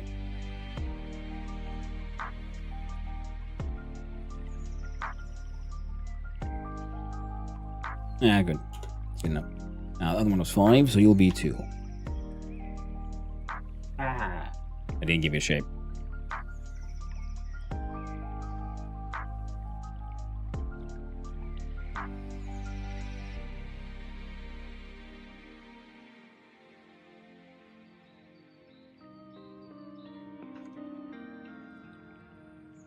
God damn it. There we go. Underscore 2.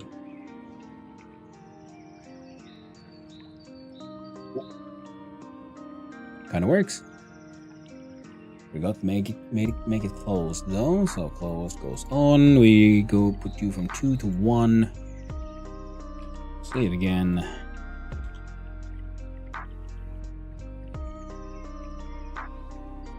I like this kind of framed. Now, screw you, NVIDIA. No one cares. Stop advertising that you exist. I know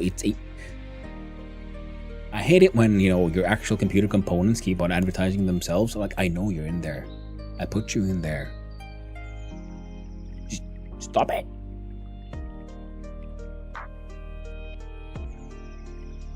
Oh, did you know we can do all kinds of weird shit like this together? Like, I don't care. I don't know how to stop it. Stop it from advertising itself. Did I would. Now I'm wasting time on just like artsy-fartsy shit. I'm just liking the fact that it has borders because it emphasizes the strength of the shape, and then giving the borders also makes it slightly more like visually distinct. I just kind of like that. Now what we can do is do a little bit of a UI test here. We'll create new scene. I'll call you just UI. We can actually straight up make a user interface. Add child node. We do button and button. F2.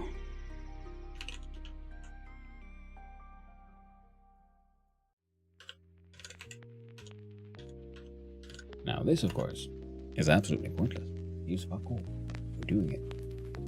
UI needs its own bit of code to make it follow. Do pressed connect. Pressed connect. And also now we realize that we need a global, because if you have vertices and they're going to change depending on what happened in the game, then we need different kind of elements to be able to have a really fast and easy access to them. Now we could have signals going forth back, and when these two interact, one receives the signal, changes there, and we could. We're going to do a global instead because it's quick and easy. Global, no, just global. Node name global add. Global open. No, double click. This is weird. It says open, and it doesn't open the file. It should be like save or something, choose or whatever. Okay, now we have global. Excellent. Our global. Now you shall have here vertices.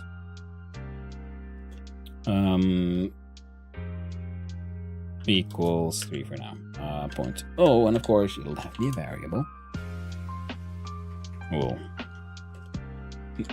cast it as a float. We'll even have a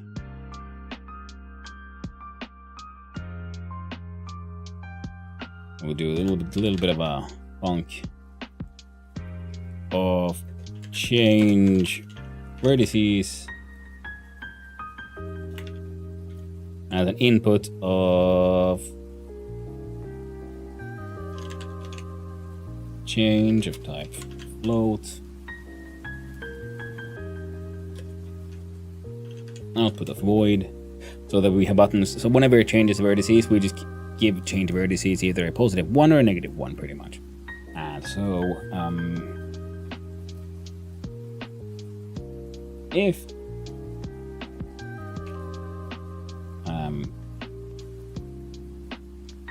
we'll do a vertices plus equals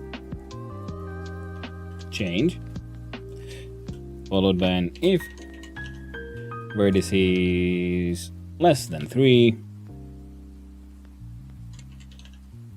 vertices as the value of 3.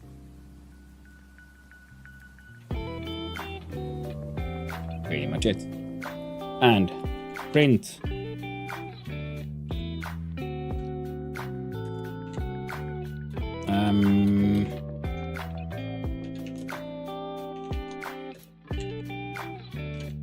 outside vert range.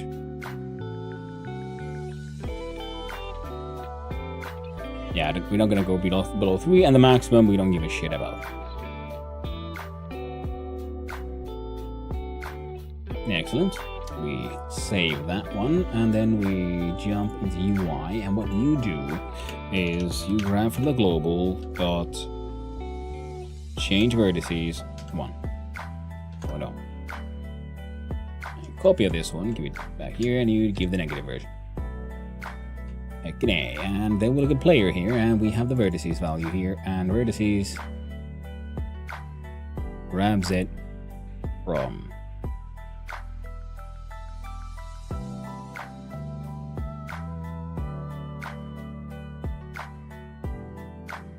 just remove it completely from here. I think we should.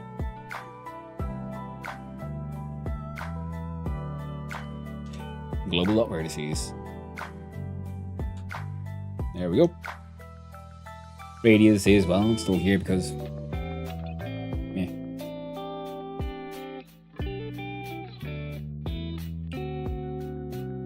technically we could keep all of that, put it all inside global. We might just put all the math inside global as well, and that way the same math can be used for both the lock and the player.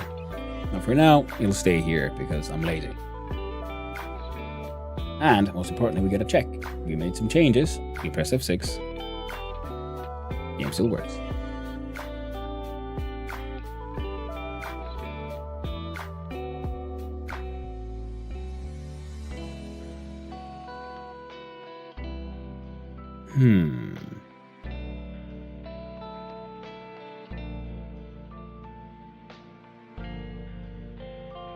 We might want to move the orientation of the triangle. That's a maybe. For now, it works. That's what matters.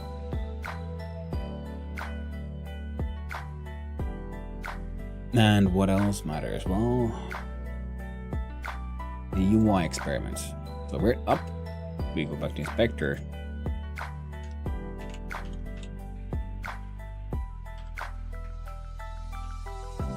We're just making debug tools essentially here.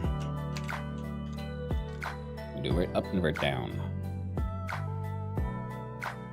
We're up. We go to level.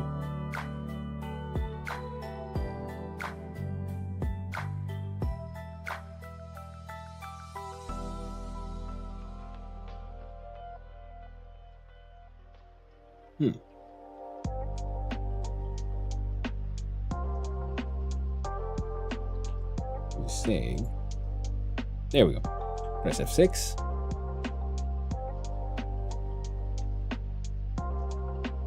Go to UI. Add child node. Label.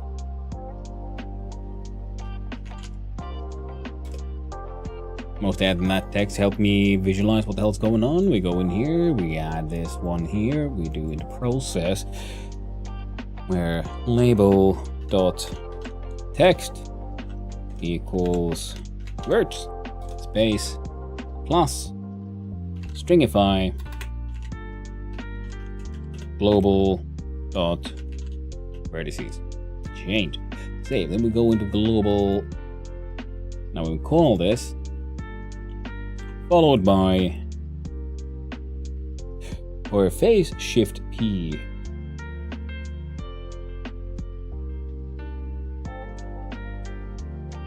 N plus P, etc.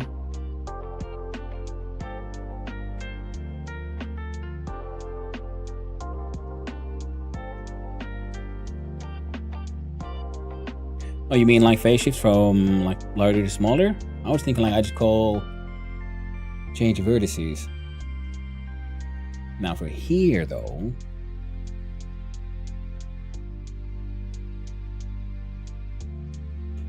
how did we make our own signal?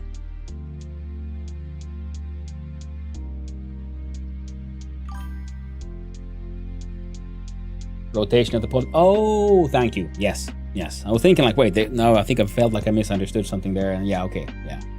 Rotation, nice. I'll have to, yeah, we'll try that out. Yeah, excellent. Ooh, no. Had a really cold drink here. Ice cubes and stuff. Oh, that was very nice, but now there's like water condensation freaking everywhere.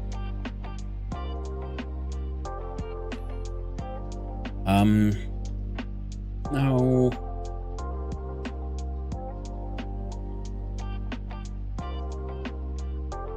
I think we'll have to do it this way around just to make it easiest. Because we could, of course,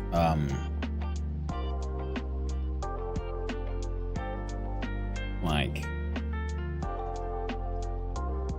okay, no, wait. Easiest would probably actually be var player equals null. And here we do that if player does not equal null player dot change shape. There we go. Oh, underscore space change shape, which now it's being called from outside, so you shouldn't be doing that. So there we go, and we F6 in. UI doesn't do much. F6 into this one instead, into the level.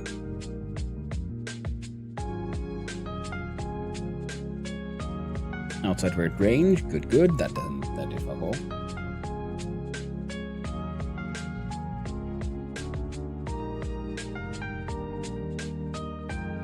Change underscore shape. Change vertices if player does not equal. Oh right, because I'm stupid like that. Oh man. Level doesn't have any code in it. What it should do.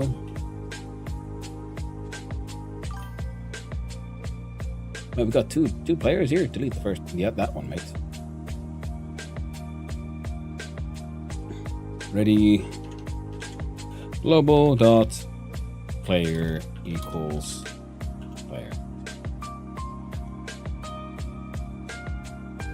Now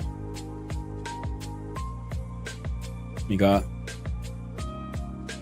heckin' shapeshifting. Go to UI, we'll do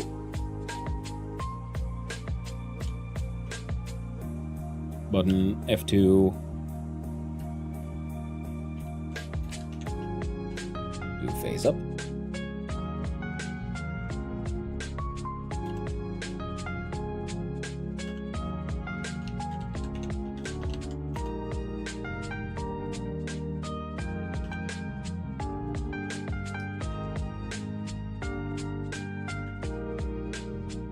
And label. And label 2. But good enough. Up and phase.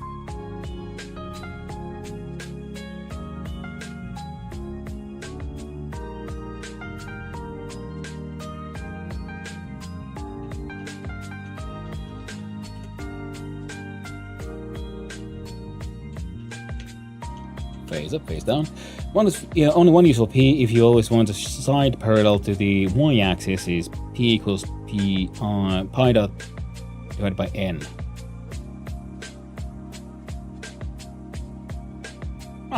We'll try that out now, won't we?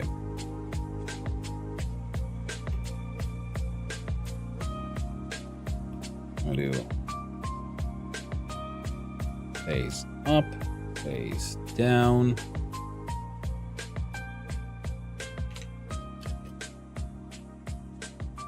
Phase. Back to here. Label 2 dot text. Have the value of phase. Phase plus str global. Dot phase. Save.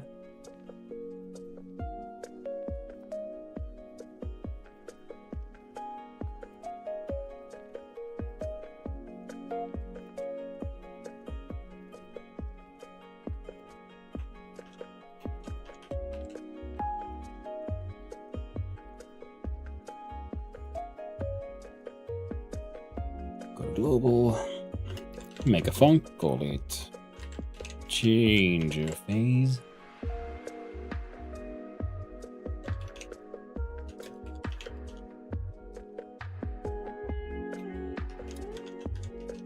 And no outputs, so we'll do phase plus equals change. Variable phase type float equals start 1.0.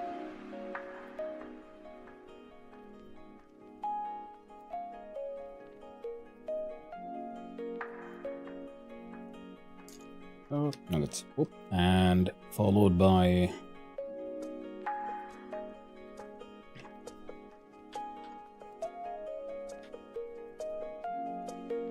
that.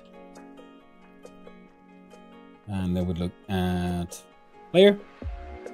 Now look at this here. You said I divided by n plus global dot phase.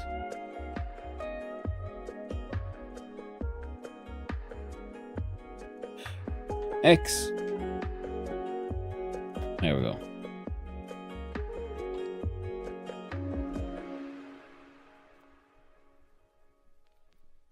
Yeah, pi equals 14, yeah. P is in pi divided by n, yeah. I want to see what happens if we just do this.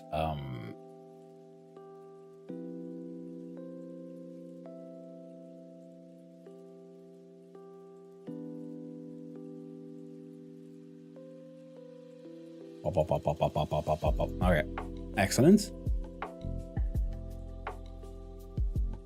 Now you said the phase should be pi divided by n.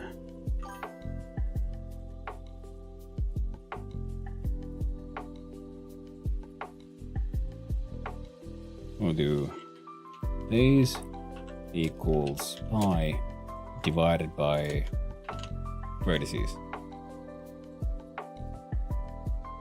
We'll hashtag that shit out.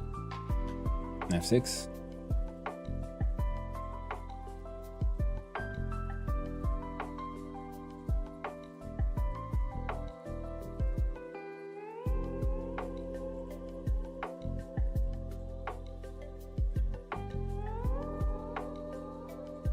Oh, wait, F6.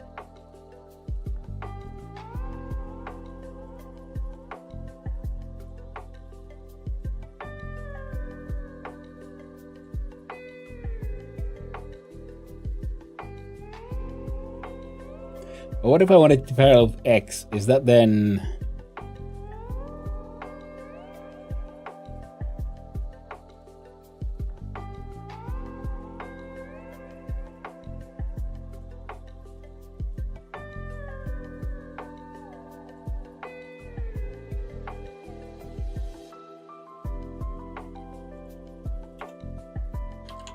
Or phase modifier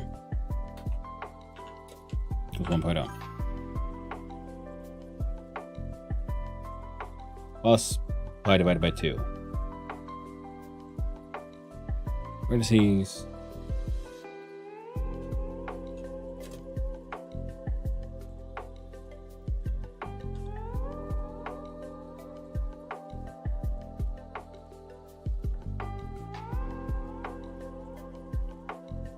because I think it looks better if you know, pointy side always goes up. As it's not visually, pointy goes up. Oh, cool. Oh man, I keep on forgetting that thing. All right then, excellent. Which means this fair fellow here actually goes there.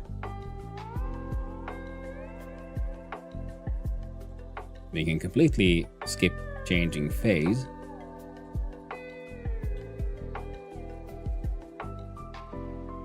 It starts at 1.0, even though it does fuck all. We do save F6.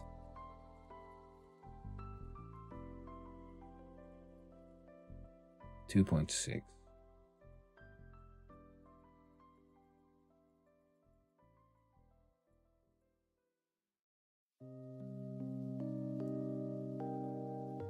Interesting. So I'm going to write down one more time. The defaults to that one. Ah, that's because you're happening here. Phase should happen just before that part. So now, if we have 6 in the level, any change changes it. Now,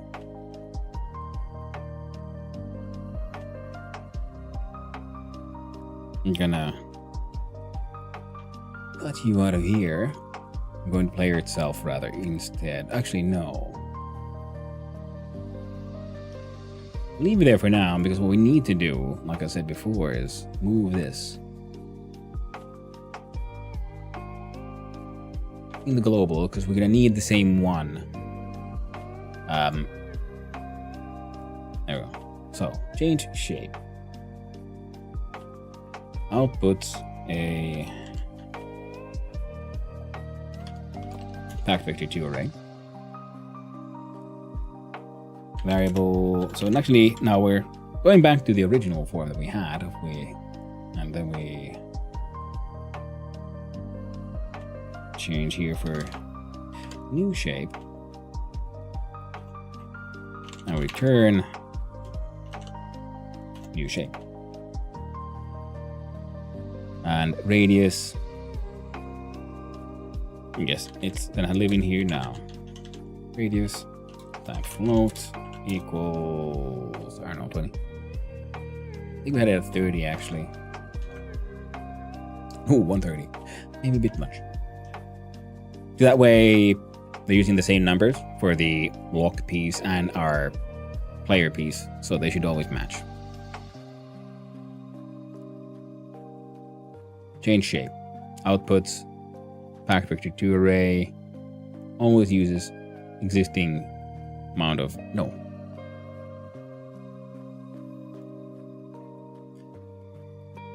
Shit. New verts.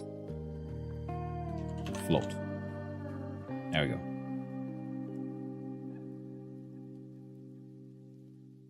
I would change that to player underscore vertices. Or we don't.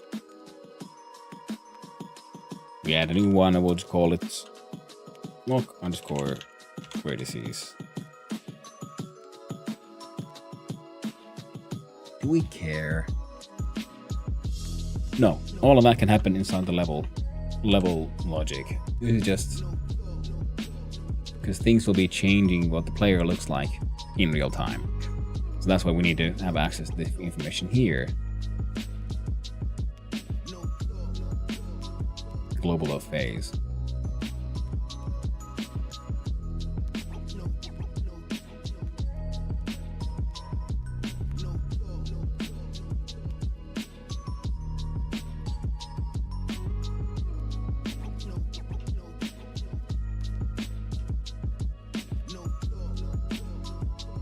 There we go. Good old math.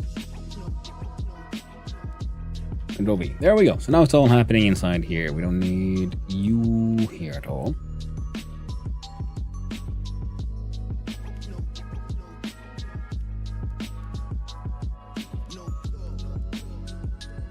Player change shape.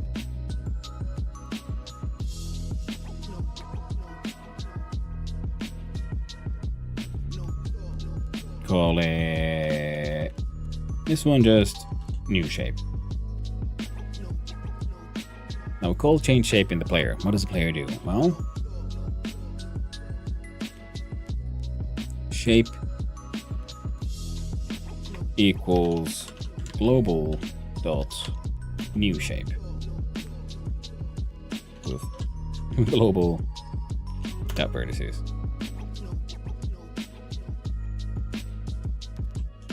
And we F6 and did we break it? No. Works just fine. Okay. In the UI, well, guess what we don't need. Fuck, we'll figure out the UI when it's properly timed for the UI.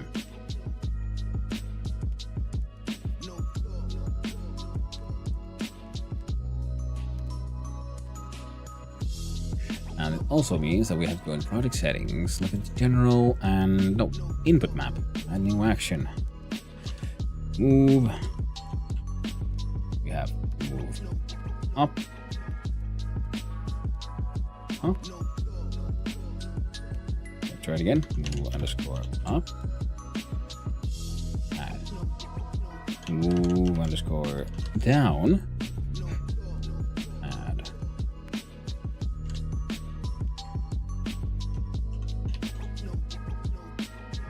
Right, left. Up is W, and arrow up. Moved up, down is S.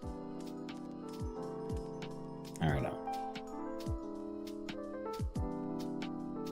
Right, D. Right arrow, move left.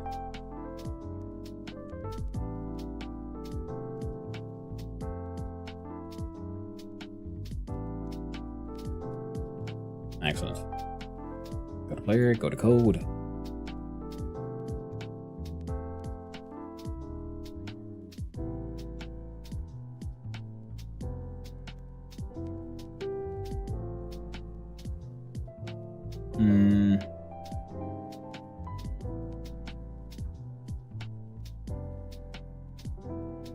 What was another one?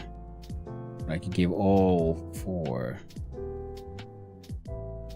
Fuck it, we're just gonna use get access, I guess. Okay, so direction, input, get access. So there, I'm gonna change those from the UI versions, the inbuilt ones, the ones we just got, gave it.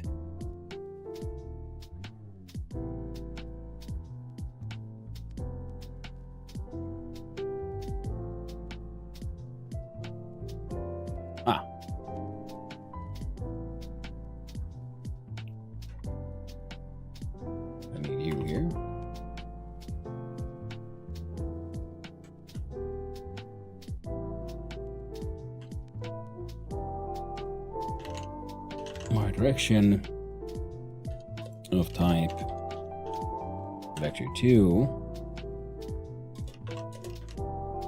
vector2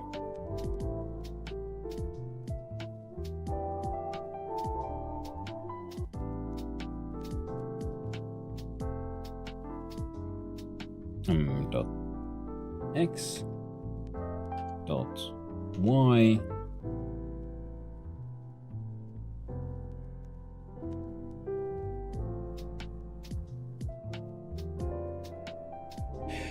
and oh right, you two aren't variables anymore, so does that fix it? Pick the end of statement after expression found a colon instead. Right. Boop and boop.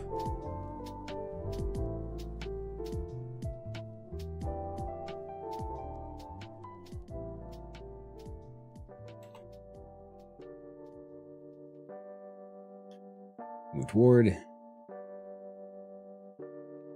From to delta float.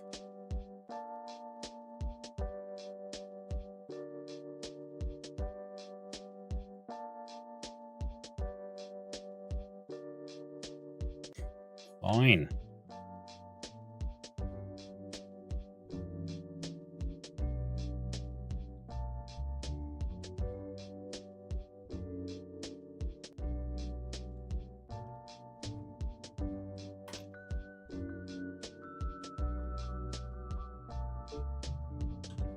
I feel like I've done something really stupid. Oop. Sure shit looks like it.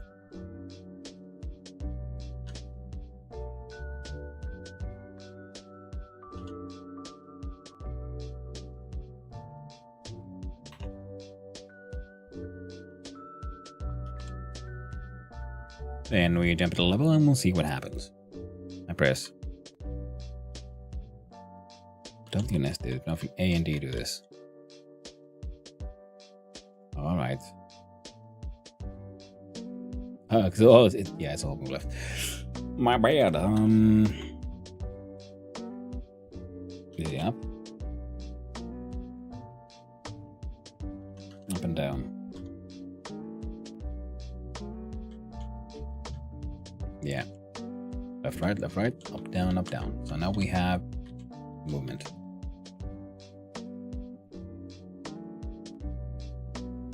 Absolutely acceptable. Jump velocity ain't used by no one. We don't give a shit about that. Ain't no jumping here. Radius isn't used by anyone here. Ready. Just immediately start the game by casting out the good old change shape.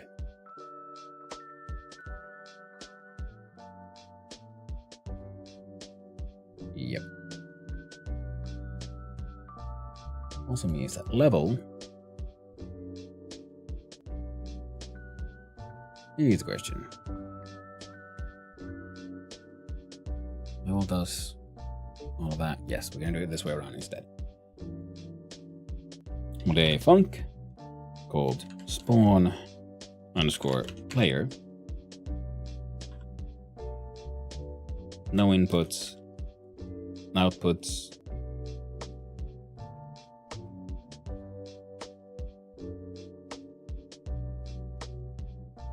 Nothing.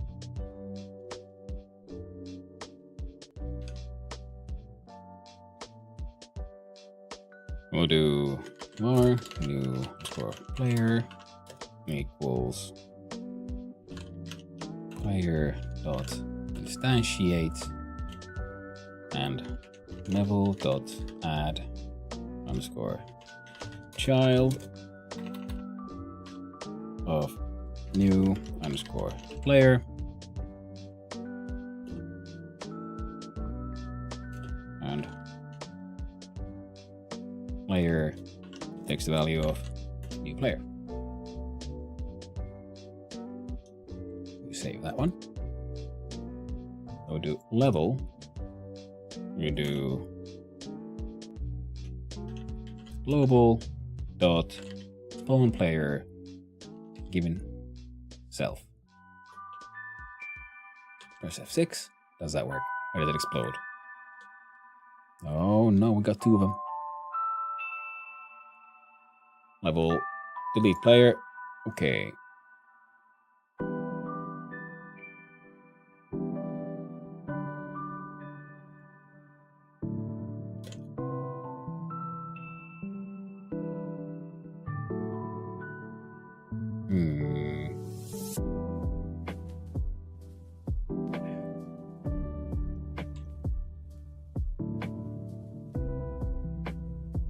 Alright.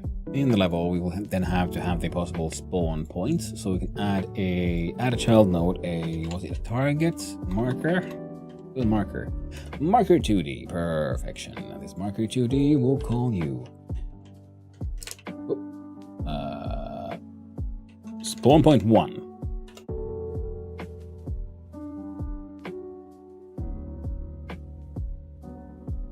Spawn point 1 might as well be there for now.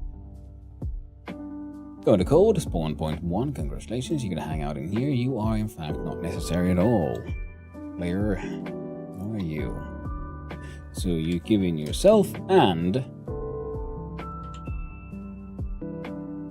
spawn point 1 dot position. Jump to global, to level, and spawn underscore pos of casting that one into a vector 2. Add child new player dot global position equals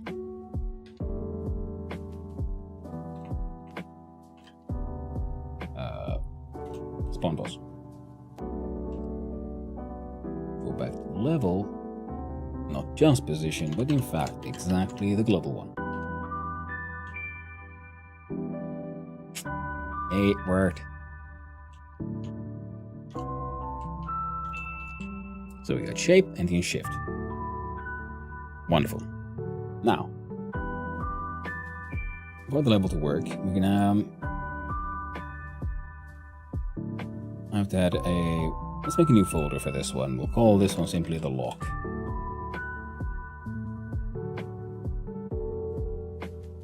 New scene 2D.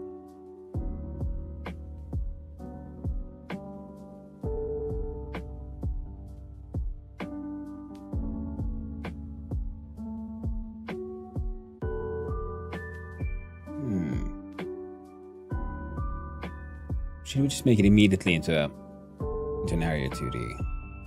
I wonder.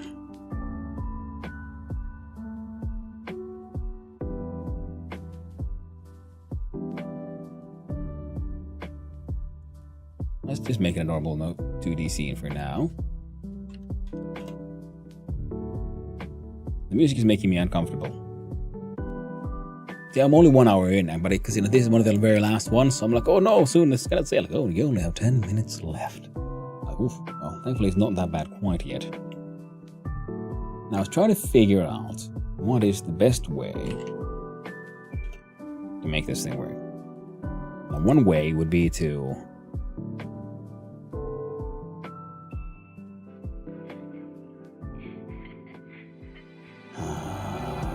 okay. Now we'll add child node, and it will be a collision polygon once more. And it'll be F2 lock shape.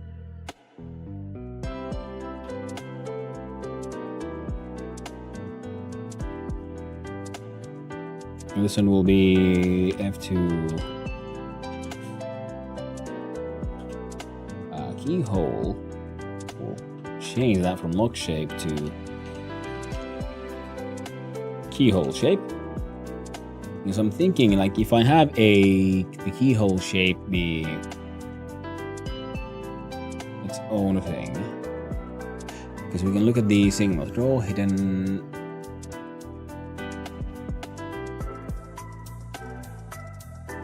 Emitted when becoming hidden. Well, we don't need that. We'll look at keyhole here. The area entered, exited, area shape entered, shape exited.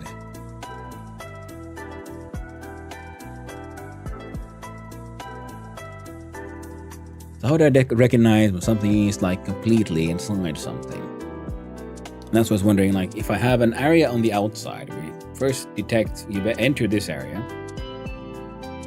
Then we detect have you entered the inner area. And if you have entered the inner area and at the same simultaneously exit the outer area, well, that would mean you're completely encased inside now in the middle there. So that should be one way of doing it, I think.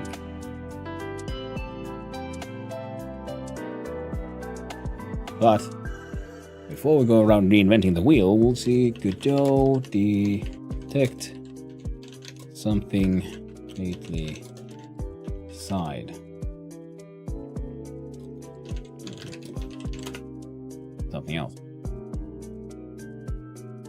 I don't care if it's in an area, it needs to be completely inside the area. A complete inside over another, so not just collision, but complete overlap. Of course, it can be done how you do it depends on different factors. With simple shapes like circles or regular quadrilateral. Without rotation of triple triac, for example, circle converts to another circle. Distance between their centers is less. Oh, but man. What?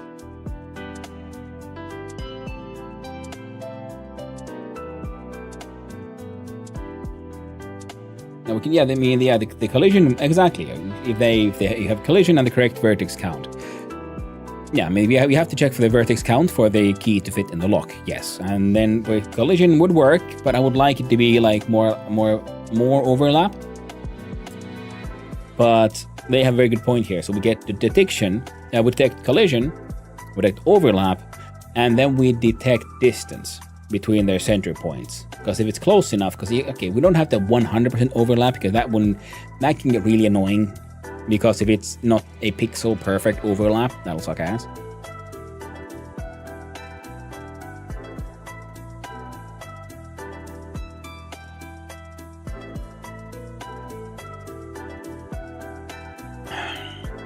But if we check that we have collision, that's when we start looking at, okay, do we also have a certain distance?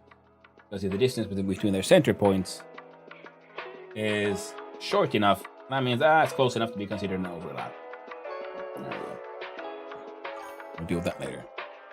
Then shift delta pos is less than. Exactly, that kind of stuff. Because I think we have a inbuilt Godot function for finding distance between 2 points. And using built-in functions is usually better than doing your own, because those have been then optimized on the engine level for stuff. That is how I've understood it, at least. So keyhole shape. What am I looking? I'm looking at level. I'm going to look at. That means I can do. F. No. Right click here. No. That means I was making it far too complex and I needed to. We can do a make scene root of keyhole.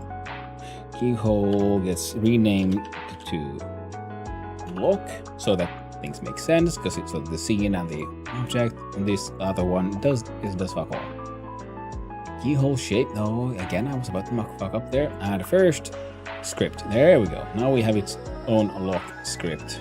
Add a keyhole shape. And on ready, we do keyhole shape dot polygon equals global dot get underscore. Was it new shape? New shape. New verts with global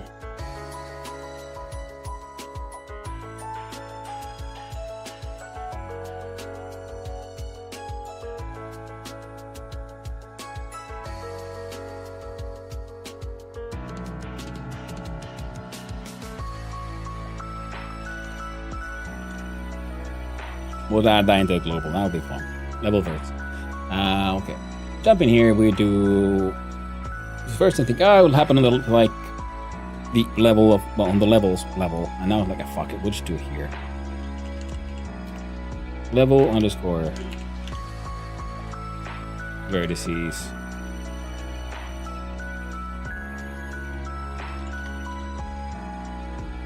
Type float equals your default trees at 3. Okay. Then the lock here grabs it from here. Perfect. So now we have that dealt with. We spawn in a lock. It grabs that from there. Yeah.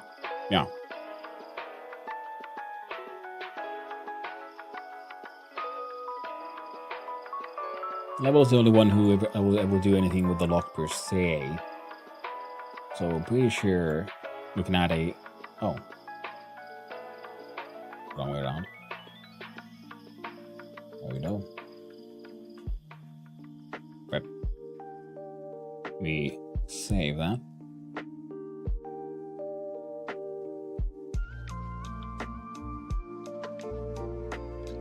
A keyhole. We'll do a quick check here. Wait, first we do a player, and we'll just make things slightly easier. We'll do click on the player, look at groups. We add a group. We'll call it player. There we go. Entire group containing only one player. More than we need. Now look has keyhole shape.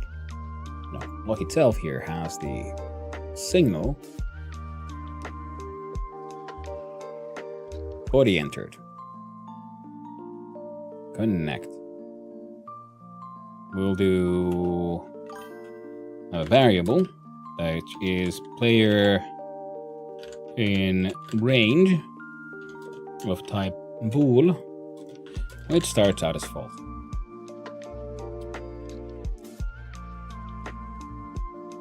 And body exit.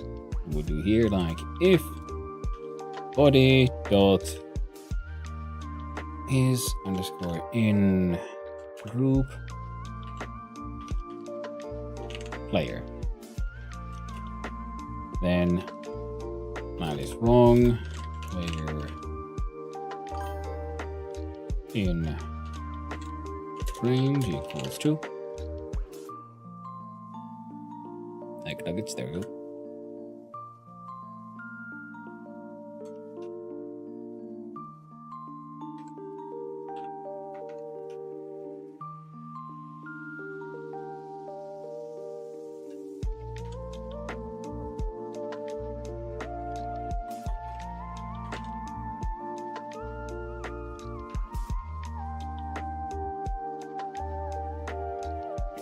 Is the get offset the position of a polygon? No, I think the position is just position. It is the center of the thing. There is the offset can be used for other things, like from that center point, you can then offset it in the X and Y axis.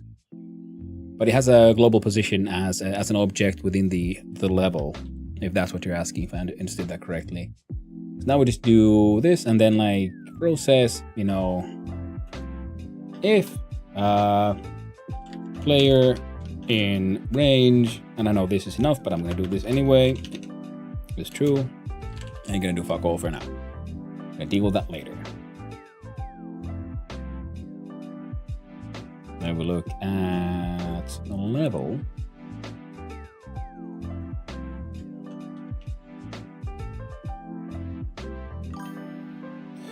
We do player base spawn. 1.1 is all about that one. Add another no 2D F2.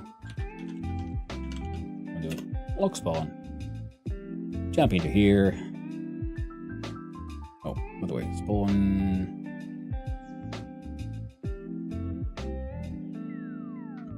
There we go. Fixed. I just did that because I like these are the closest thing. We have like folders for this place. Child node, which is the way at least I like to use them.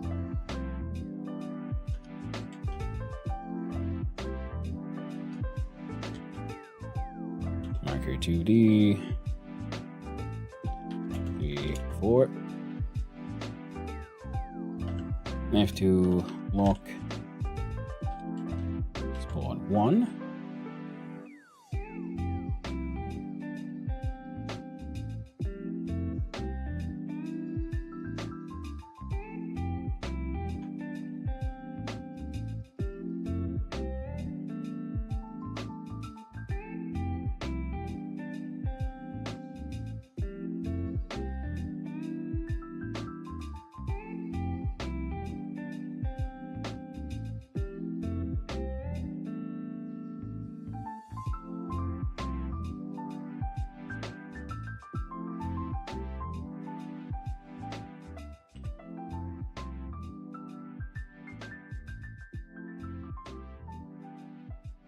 There we go, lock spawns 1, 2, 3, and 4. Yes, position the vector 2D object. Variable, yes. Like if we look at, for example, level. No, that was maybe bad. Here, like a lock spawn. That's a marker 2D object, I believe, and it has inside transform, it has a position information property, which is a vector 2 of x and y. Then you can use if distance to vector 2 less than some distance. Exactly. That's exactly how I'm going to do it. That was the plan.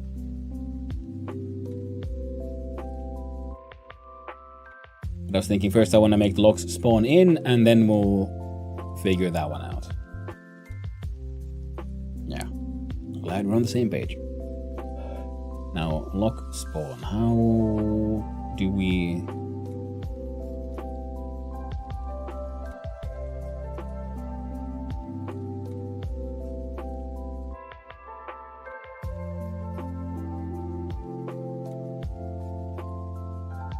we'll just do an if else tree, easy as pie.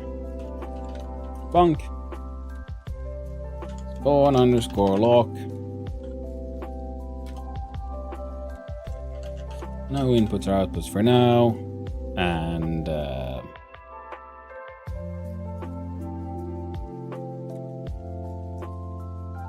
variable of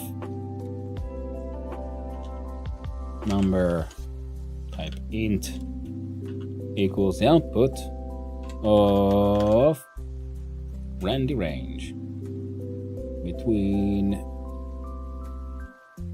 we'll do 1 and 4. And if number equals 1,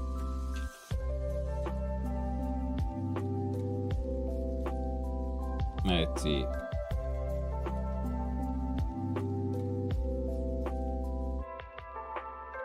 Let's try it the other way around here. We'll do var new underscore lock equals big lock dot instantiate, add child to yourself. It shall be either new lock if number is 1,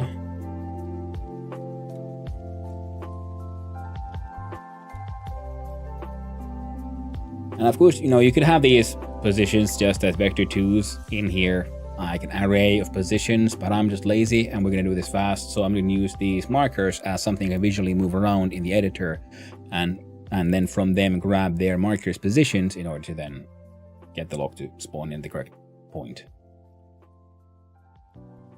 If I had infinite time, then I would not create these objects sort of pointlessly. I just find the correct positions and just write those in manually.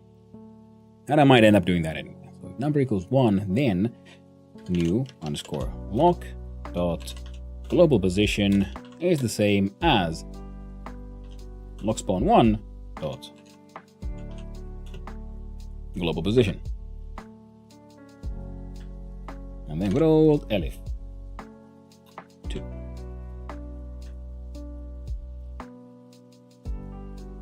2. 3. Oh, not 43.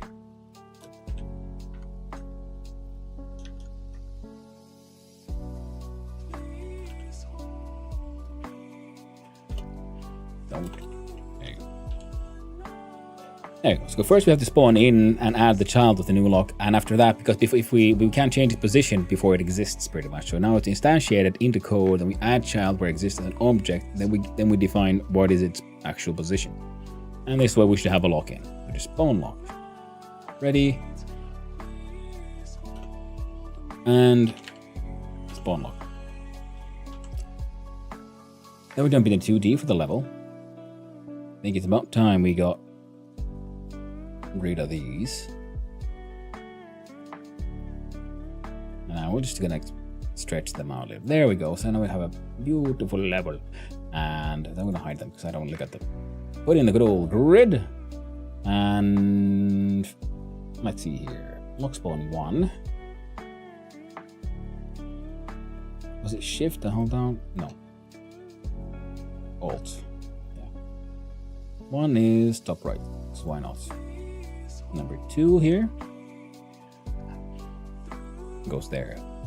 Number 3, because we're gonna do this one clockwise. Yeah, see, because I could figure out all the correct positions and whatnot, or we can just do it visually. We're gonna do this one visually. Player spawn. You go. Oh, fuck! There you go. Back there, spawn point 1, you're the one I want to move. You might well be in the beginning for now. In the middle. There we go, see? Heckin' perfect. Save, press F6, and we see it all explode. There we go. In the middle axis, property level verts. There we go, perfect. Disease. Press stop. F6 again.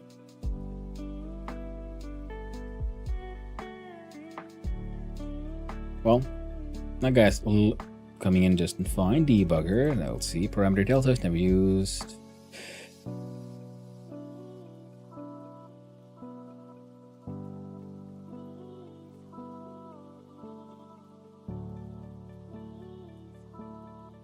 Oh, I was playing that one. We save.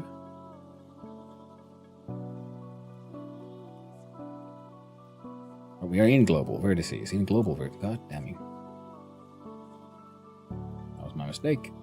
Let's change this one. God damn.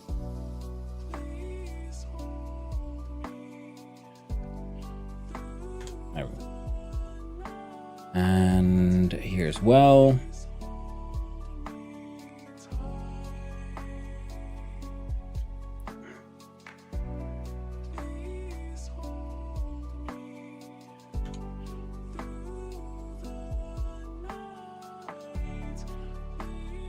Save, we press F6 again.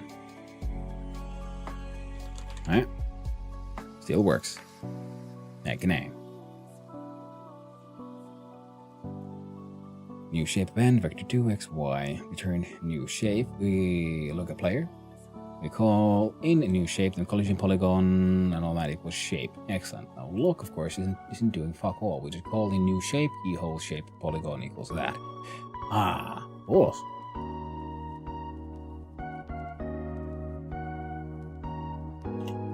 Func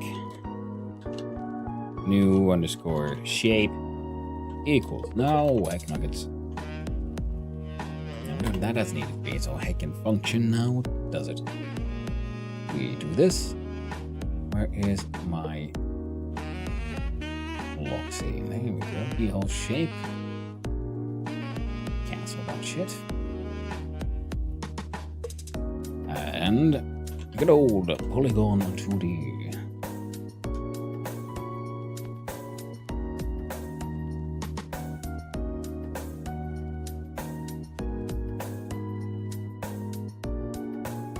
Can I just, I think I can, just do polygon 2D, not polygon, grab the value, just straight from this one.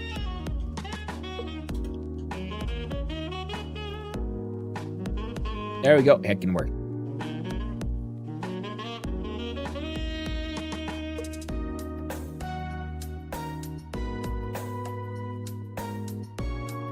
There we go. That's acceptable.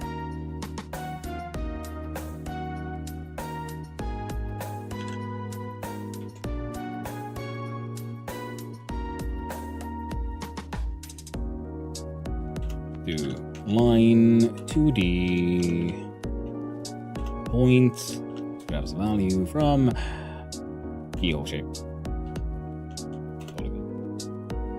Closed. Yes. Width 3. Default color. Bit more silverish. Shave. Jump to level. Load in anywhere. There we go. We have one. Heck and A.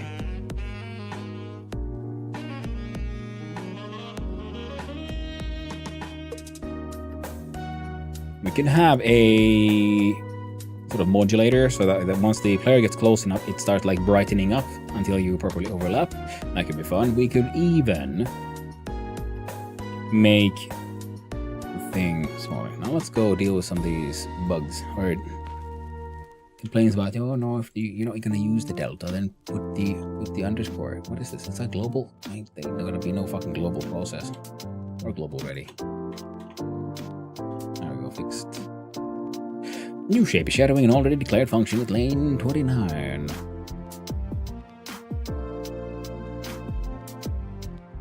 Spawn player level spawn pause. Local variable new shape.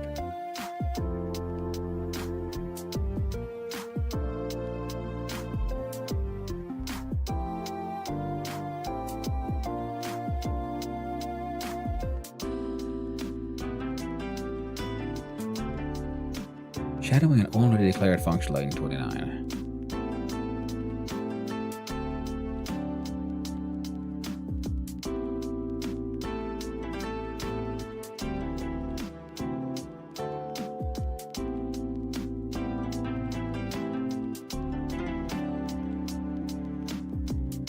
When global. Error on global 30. New player. Player stash shape. What the fuck are you saying? Alright, now that. Let's deal with these bugs first. Just to make the debug shit go away. None of that will be moving around. F6 in here. Game starts. We move around. We stop the game. Where the new shape should have already declared function. Line 20. Ah! There we go.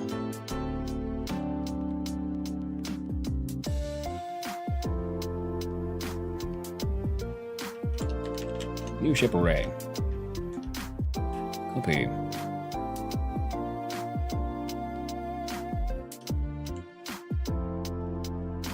Are you happy now, game? Excellent. So, randomizing is working. We might have to change the radius from here into other places, but that'll be fine.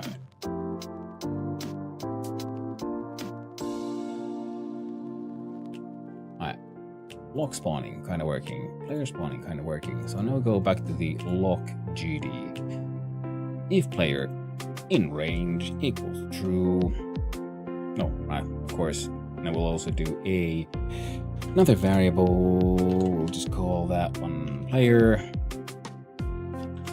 equals null.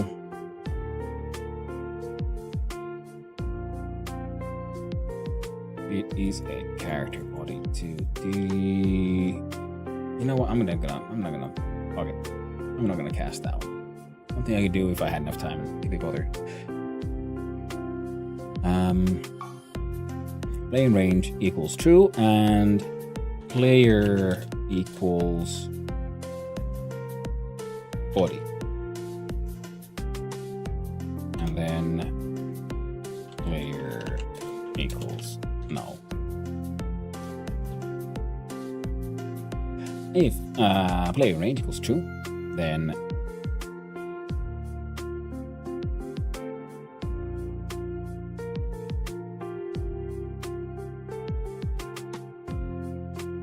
if we want to do some light effects, I might want to keep this one in its own variable. So we'll do dist to player.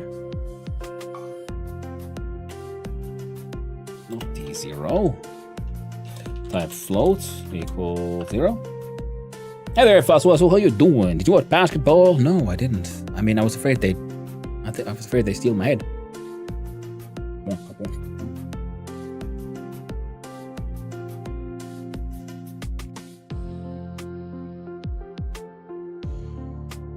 I don't want to get slam dunked. Almost at home? Ooh, nice.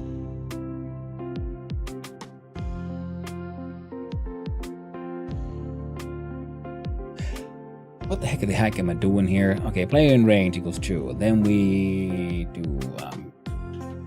still in train. Granddad turned 80 yesterday. Oh shit! Congratulations to him. My grandparents have all left this land a long time ago. And by this land, I mean the land of the living. The good part is I can't disappoint them any further. But I'm pretty sure. I hope your granddad's doing okay. I died during COVID. Oof.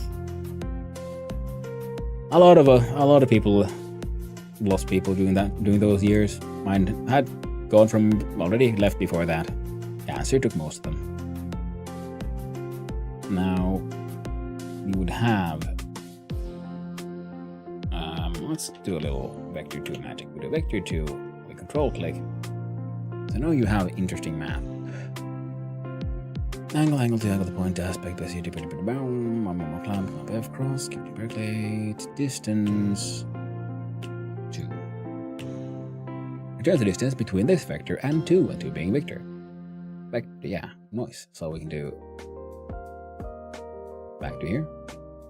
Equals vector 2 dots.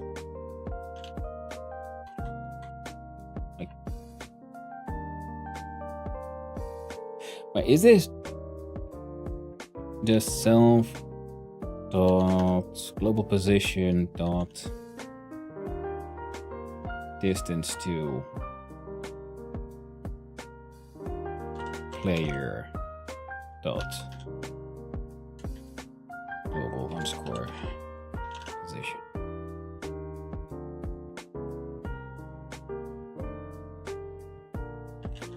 And to test, we'll do a good old print.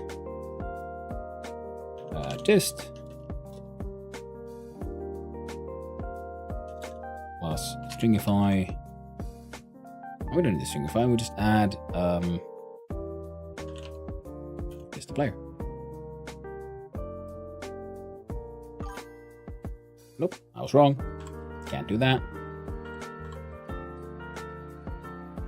Please stringify that shit.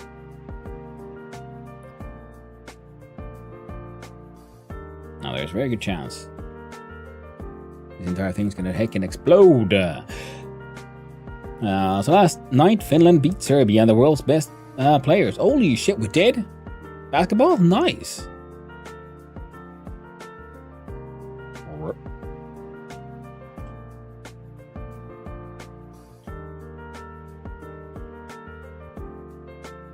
Okay, excellent. Now let's see. Lock. Polygon. The transform. Modulate.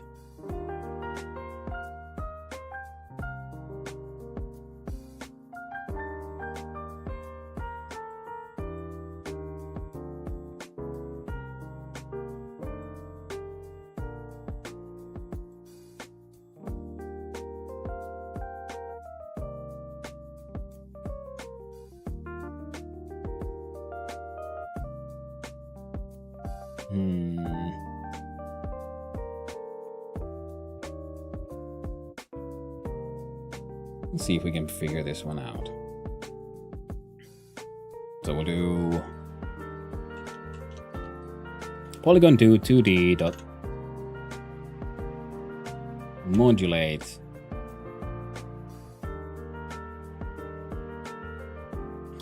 equals set it wants a straight up color value equals. Now, what all kinds of functions did you have, my friend? You just constructors, methods, blend, clamp, darkened from.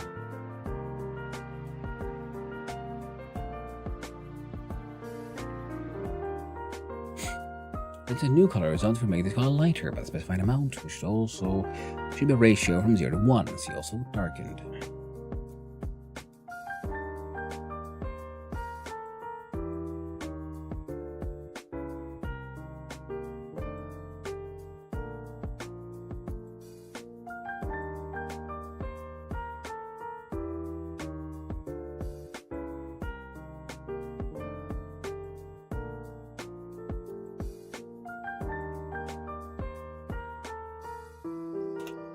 Or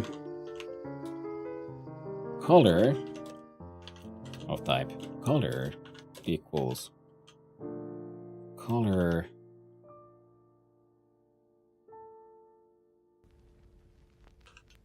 that should work. Now I want to go to color dot lightened by man. Beat Serbia. Holy shit. Well done. Finnish basketball. Well done.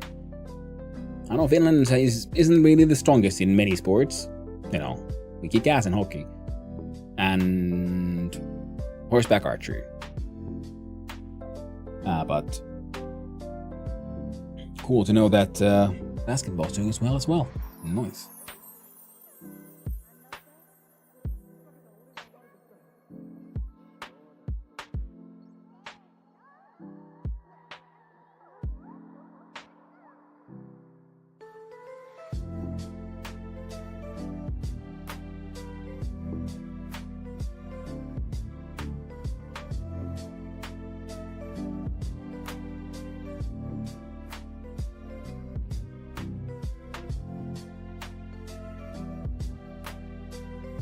Now the distance seemed to start at around 57. So how do we?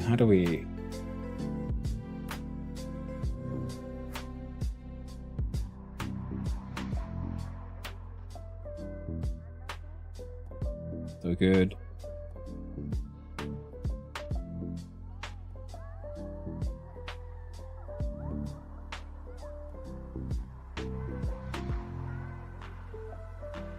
God dang it! How did I do the things? Welcome back from the ad, everyone. I'm once again caught in the throes of mathematics. How do I sensibly turn that distance, which keeps getting smaller, into a value between 0 and 1?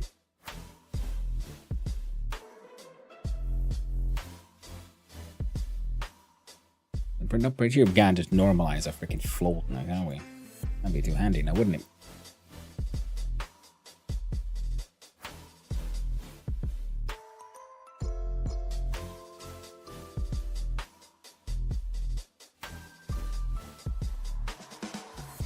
Next, yeah, you need to... wait. Well, hello there, Miniomi. How you doing? Hope you're having a wonderful day, friend. I'm here trying to make silly things happen.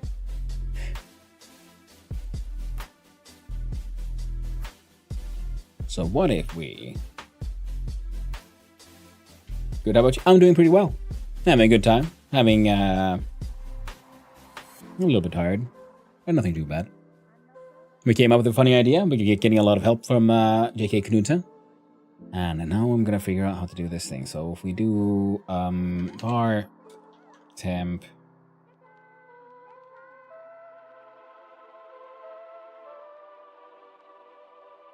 no, that's stupid. I can't do that. My function goes from 0 to 1 when the variable goes from something to 0. Pretty much, yeah. That's what I was thinking, like, what if we just do, I don't know, I got 50. And from that, I minus this number. That's here. So yeah, we got 50. Let's do this. Color lightened. Oh, give us a quick sec.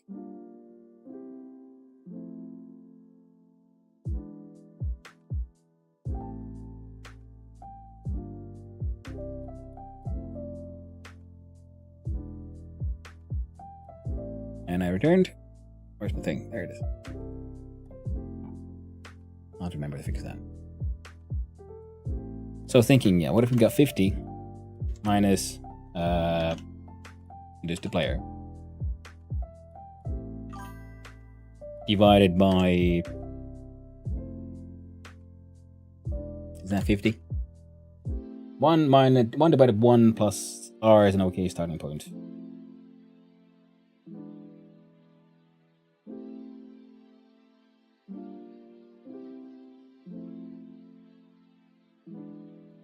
Yeah.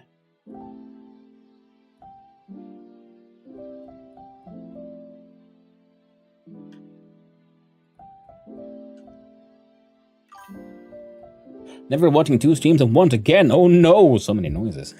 I have like multiple streams often when I watch. Man, I lurk in like six or more easily. I'm just like switching back and forth, having discussions there, talks there. Oh, that's me. I'm a little bit of a weirdo like that.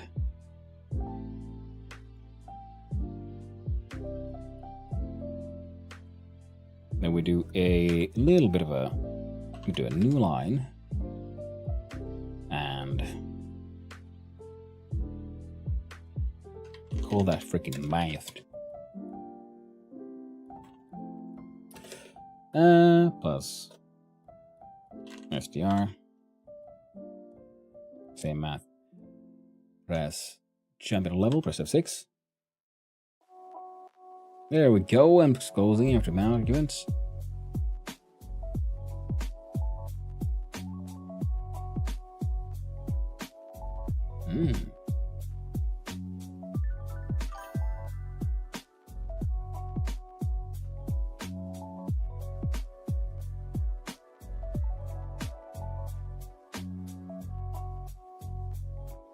I don't need to stringify that. That's my mistake.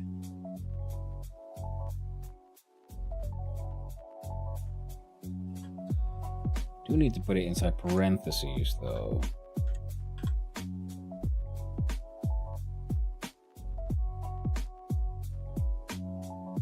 That's probably gonna give an error again. Yep. Oh well, fuck it.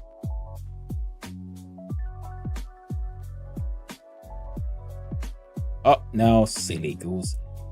There it was.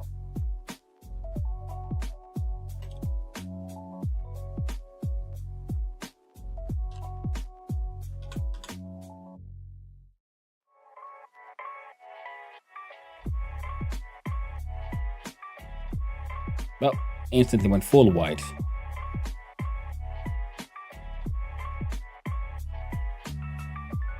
That's 49.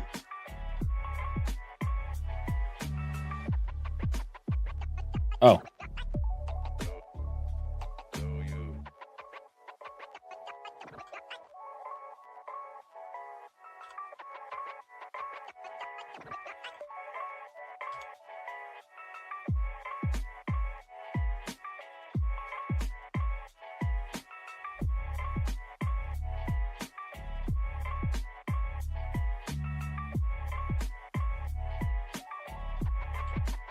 Yeah, well, kind of works.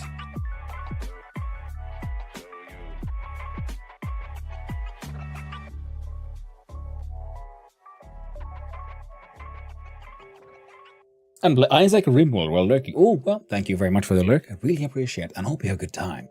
Isaac seems like a really cool game. I haven't played it, but I played similar ones.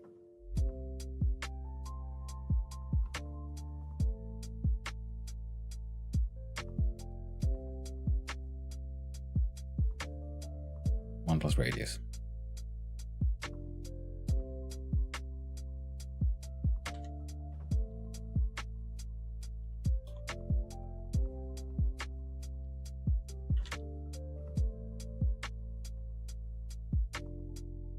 Can't do ABS on float. What can I do?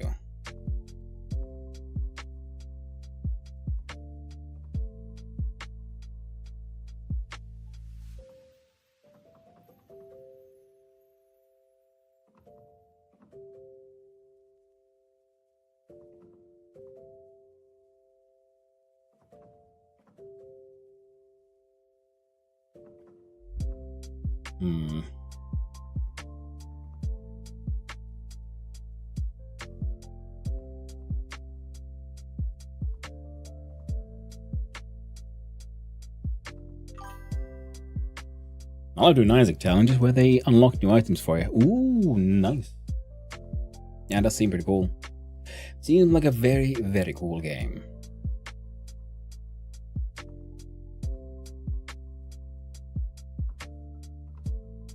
Alright, so we'll do...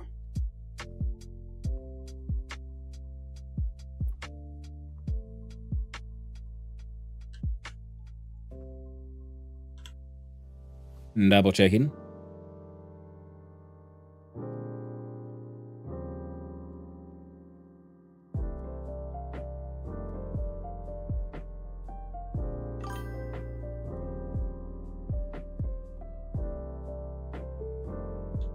Ah, right. Color dot lightened. No, yeah.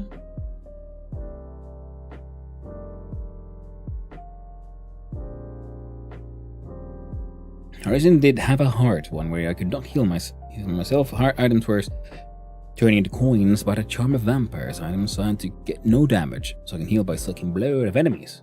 Oh, that's not pretty neat. Yeah, they're fun those like challenges where you have to like find the like get certain mechanics to work just right. And the closest thing I've done to anything to that lately is like Path of Akra. I'm confused. I thought that if lightened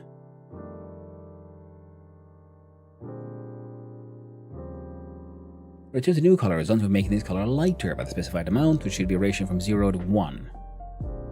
Cool, but then why do you make it dark?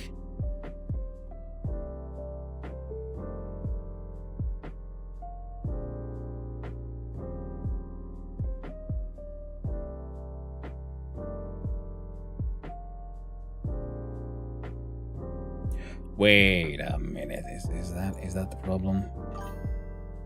Modulate. Ah, I see.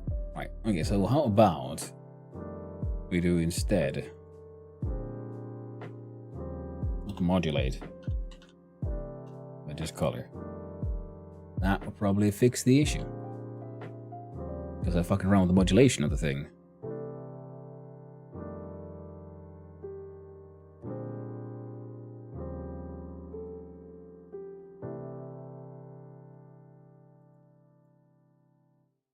Okay, it's kind of working. Inside process, we have make equals true. We do then else. Polygon 2D dot color equals color. We're putting in 50 so it overflows. And that wasn't the issue because the maximum distance is over 50, so I wanted it to just be so we. There we go. And the issue of the colors were happening because I wasn't changing the actual color. I was changing a secondary color that was being applied to do some modulation. And before I touched it, there was like no modulation, and then it's having it being a dark color made it twice as dark. Now I'm changing the actual color itself, and it didn't really want to reset when I left, so now I'm just manually reset the color once you get far away enough. See?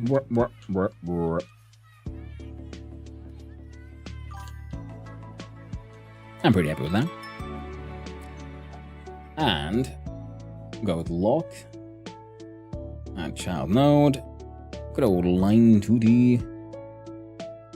Your color is also very dark. Width is 1, closed.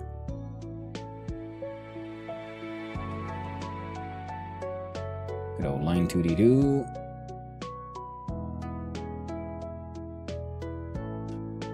Underscore 2. And remove that.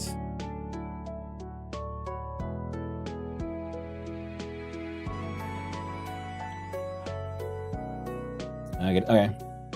Oh no, pills I unlock seem to make me game harder. Since one of them says question mark. All it does is give a curse once I use them. Ooh. Neat.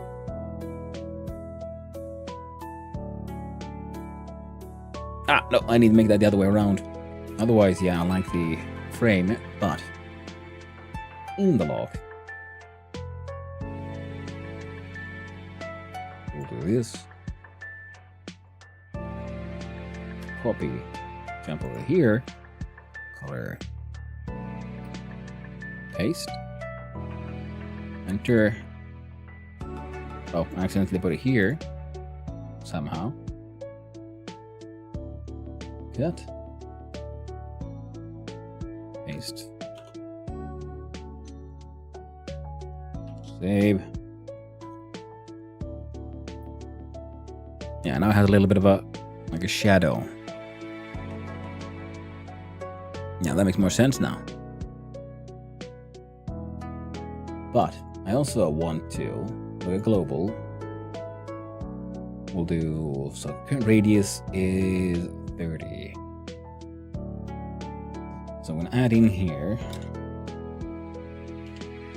radius float equals 30.0, and I'll remove you from here. No one else is using radius except this guy. Excellent. So a default radius of 30 will be there, and this way I can look into lock. No, level, spawn new. There we go. New shape, level vertices, comma, 40.0, F6. A bit bigger. A little bit of flicker. Oh, we come and go. But you know what? That's kind of okay. It's kind of weird. Unexpected weirdness. I'm okay with that. A little bit of flicker. That's a bug I can call a feature. The way I wanted to do that was because unlocks borders, in my opinion, could be bigger. So we double that one. Make that one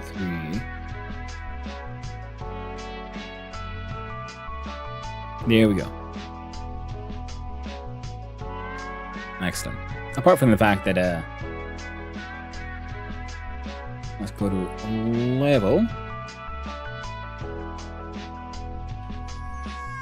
And we're gonna do a little shenanigan trick like that. Like spawn lock happens first, and then we spawn in the player.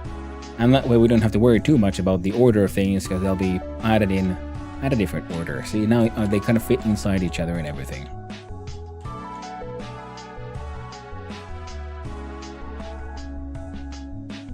Heck nay.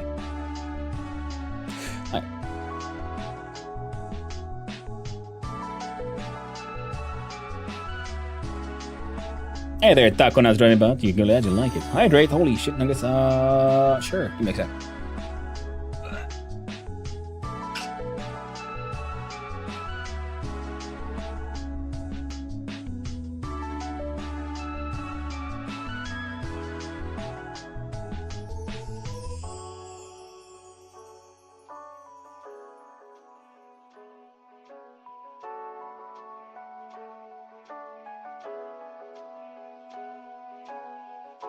Thank you very much, Taco.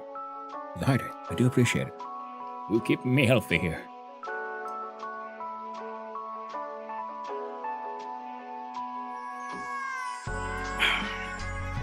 Heckin' lovely. Alright then, so we have blocks spawning in, we have players spawning in, we have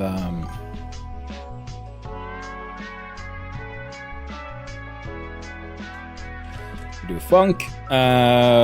We'll call you open_lock, because why the fuck not? No inputs and no outputs for now. And what you do is you call a print function of lock open. That's it. That's all you do. If we look at lock and this happens.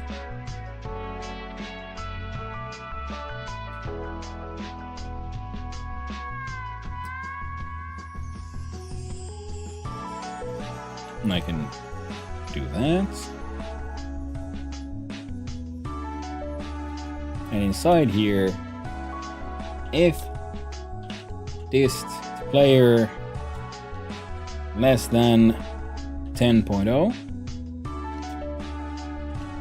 Global dot open lock. We save, we F6 one more time. Finally, streamer drinks the water, then only a sip. Oh, I gotta take care of myself. I do long streams, you know. Hey, lock open.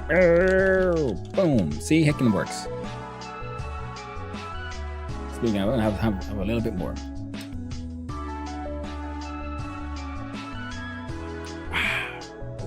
Delicious. Gotta keep us going, yo. Okay.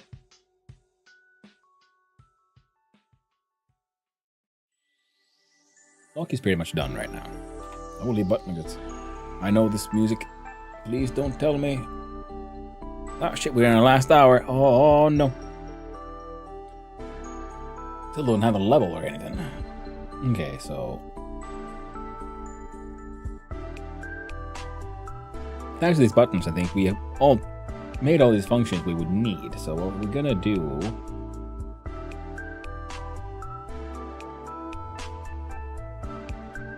is what you call them, object or whatever. No, pickables.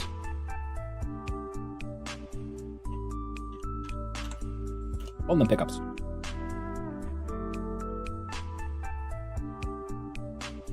Create new scene. What should be the... What is the node? We want an area 2D pretty much because we want to just react to people. We do pickup. And we say, okay. Inside the pickup, we are going to have a...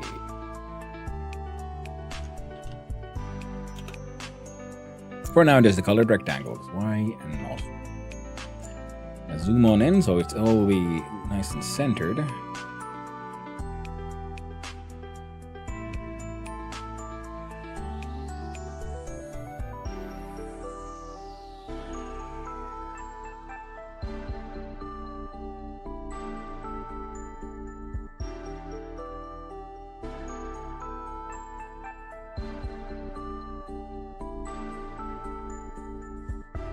I realized I'm dumb.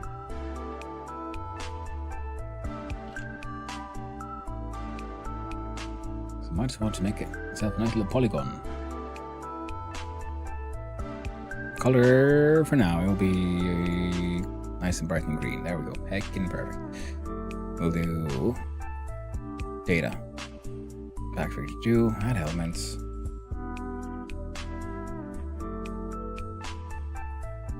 Good to me. And child node of a collision polygon.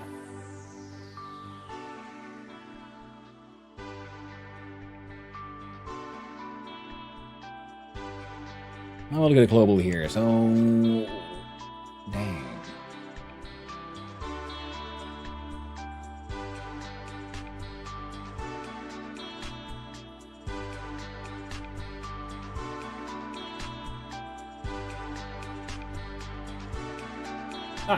Perfect.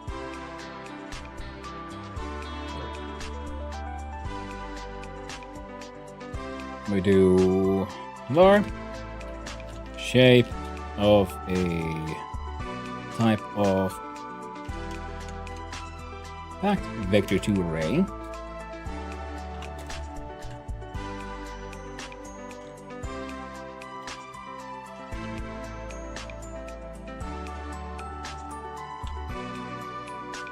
Defaulting to an empty one, because why not? In ready, shape equals global dot new shape with 10 verts and a radius of 10. 10.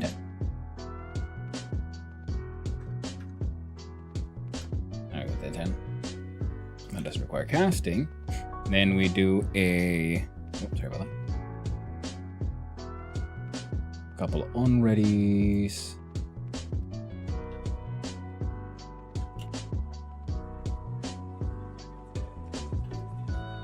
We do polygon 2D dot polygon equals shape. We'll do collision polygon 2D dot polygon equals shape.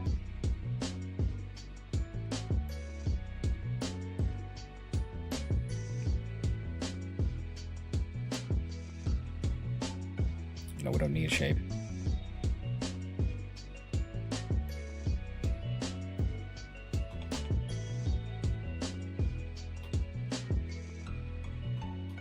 There you go. Ooh. So polygon gets the shape from here, then the collision polygon gets the shape from there. Wonderful, wonderful.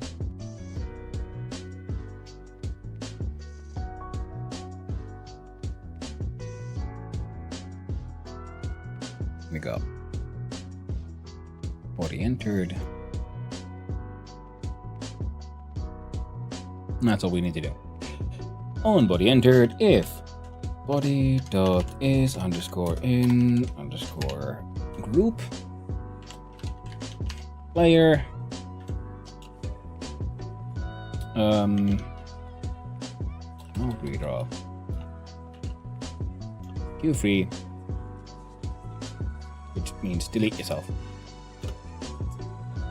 Now we'll need another little variable. We got bar modifier type float equals 0.0. That's your default one.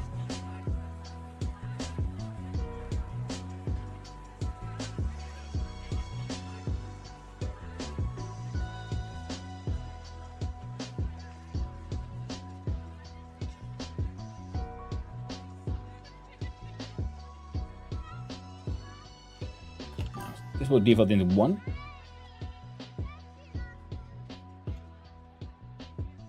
I will do global dot change vertices by modifier.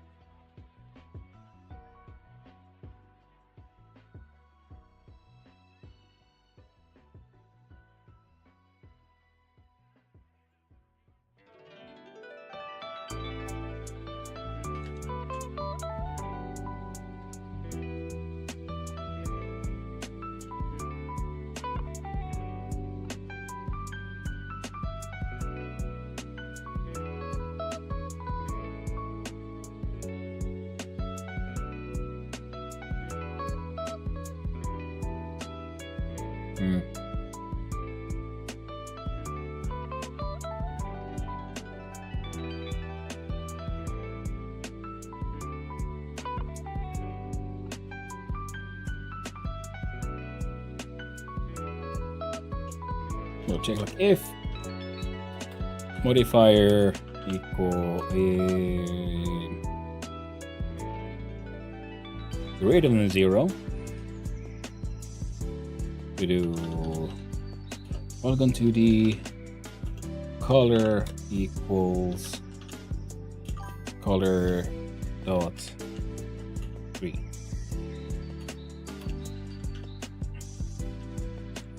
Elif modifier less than 0.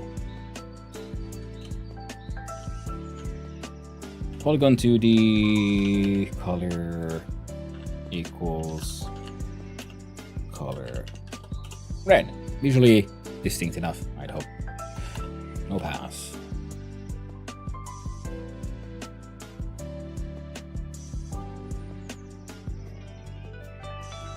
Now here's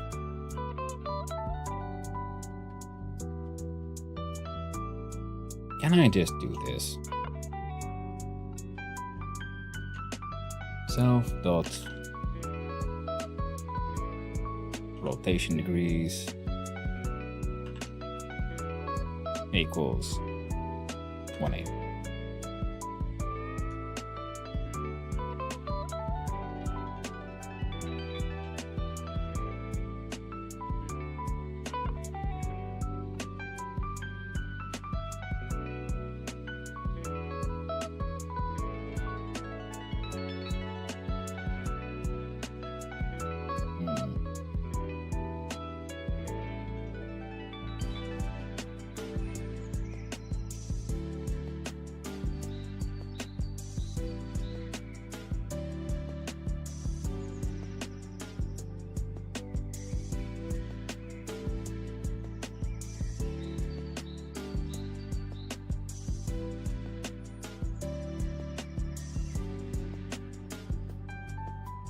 Shit, don't need those anymore.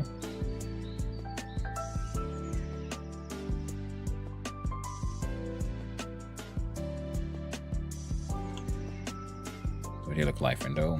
Ooh.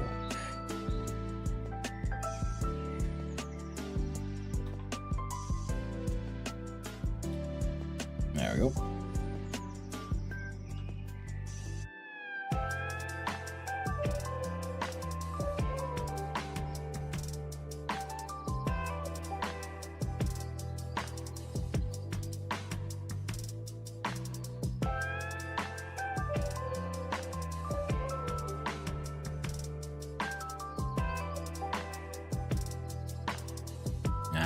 Okay. Let's take a look. We'll do base color, wind color, false color, and true color. Now base color. Get up. There we go. Color dot.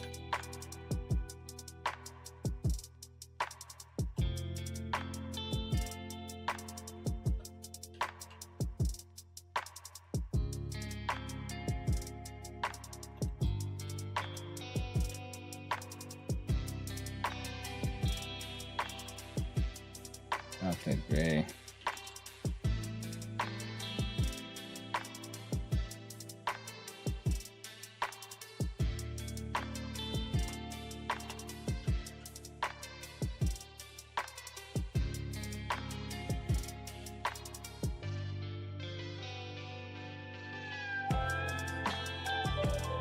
I'll go with dark blue, I think. Dark blue. True color. Dot. Aquamarine.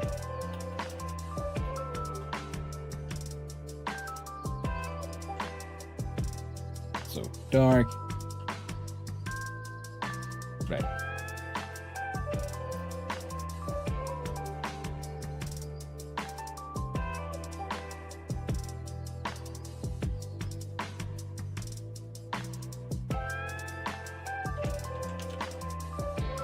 Else, you got base color.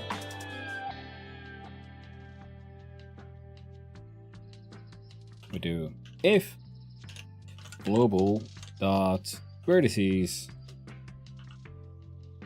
equals global dot level vertices.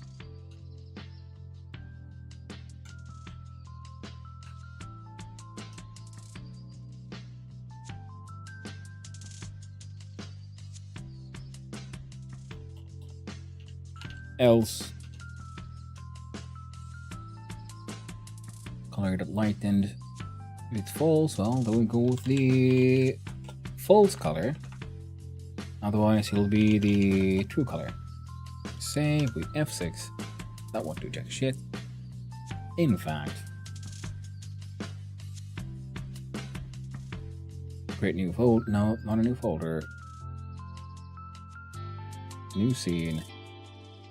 2D scene, main menu, 2D main menu. A child node in a VBox container, which we shall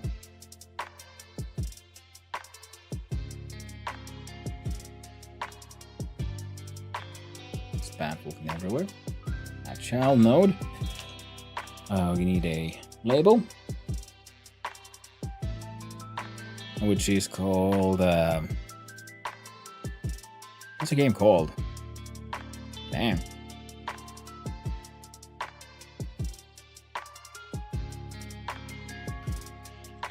Walk shift. There you go. Heckin' amazing.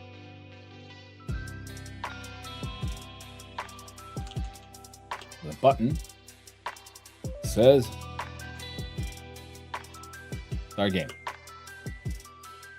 And there. Container man.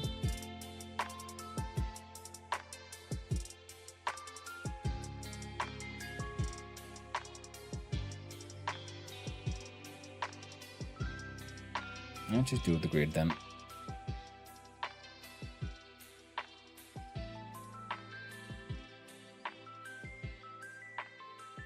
And let's have a look, see. That's all okay. And full rect. Why are you centered?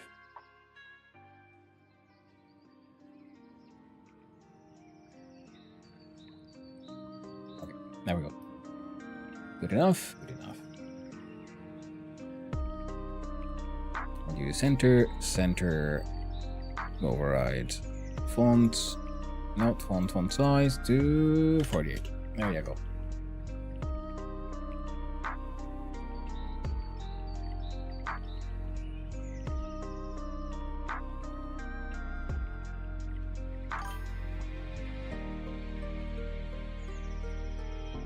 Huh.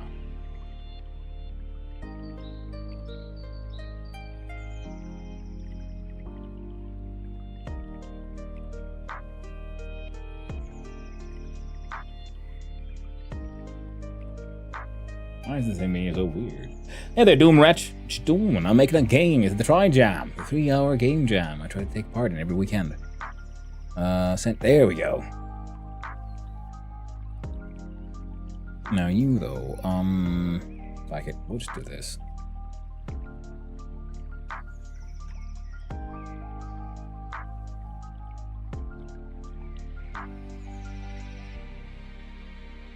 And a.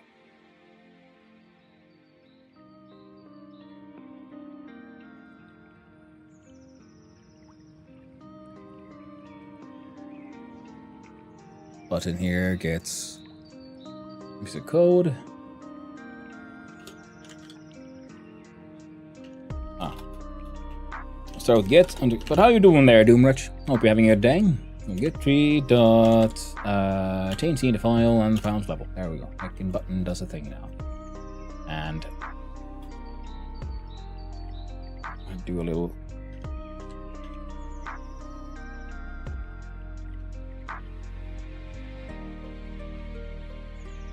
I think you're going to, yeah, okay.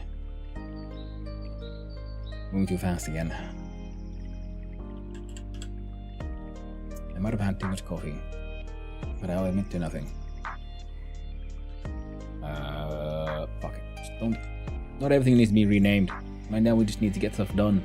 I want this marker. I want it to hang out there.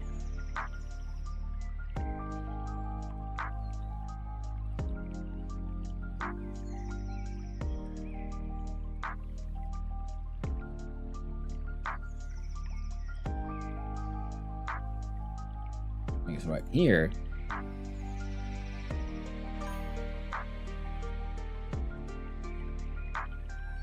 Heck yeah.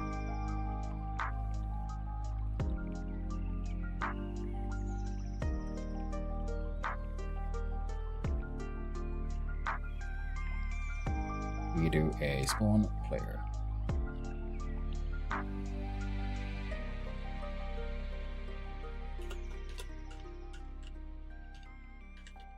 Spawn player self.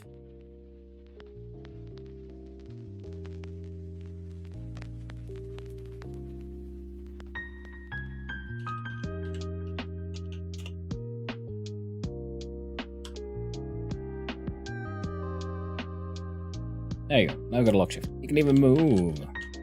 Sneaky. I can play the game. Boop. We have changed shape. Yeah. Now we press F5, select current. Now we go. Now we have an actual way to start the game. The idea is, yeah.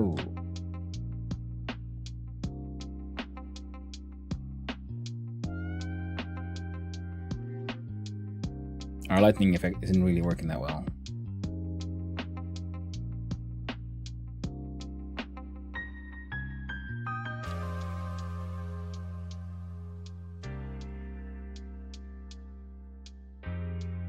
Gonna look a lock from dark blue to aquamarine. How about just blue? Frick.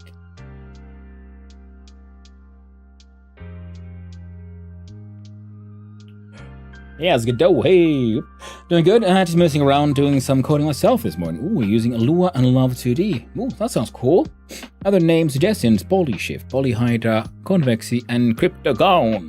Ooh, I like that. Using Godot, exactly, yes, this somehow feels similar to Python UI to me.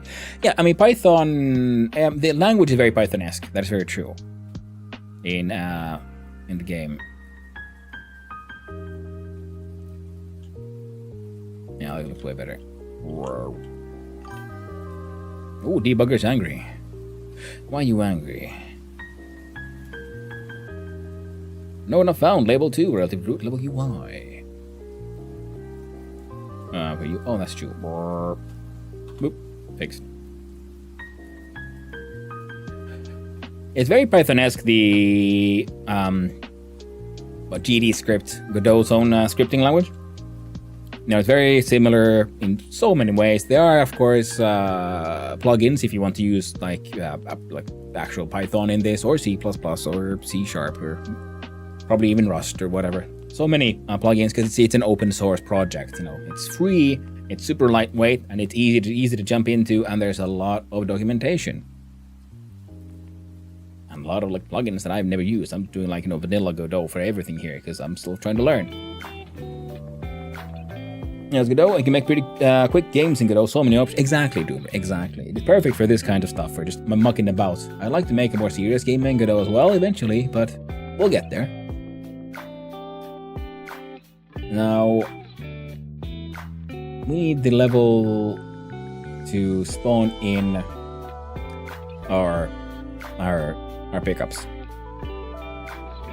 We need the level to be able to choose how many pickups we have and whatnot. The game reminds me of Flash games. Yeah, most likely it does. I mean, they are also like super simple, and this is because a lot of Flash games also are very close to these, concept demos where you just have what is the minimum we need to make this work. Especially with Flash games, it's very important because the internet, especially during the Flash game era, people's machines were slow. The internet was slow, so things had to be as simple as possible for them to be actually playable. Compared to a more demanding game that has, it's happening real time on your actual machine. Things happening over the internet have their own challenges. It all seems pretty popular with the indie devs. Yeah, I mean it is. Why wouldn't it be? It's free. It's open source. Because the problem with a lot of the after the Unity debacle, where they just keep on shooting themselves in the foot, kind of thing, they proved that many of the upper echelons in the game engine companies don't fully understand their own product. And they're out there to make money, not to make the best engine. I mean, there's a lot of good people working in these companies, of course, massively fantastic, devs and engineers and whatnot. But the problem is always the the highest echelons who are there to think how can we maximize profit? How can we run this like some kind of, strange factory rather than the creative engine that you're building.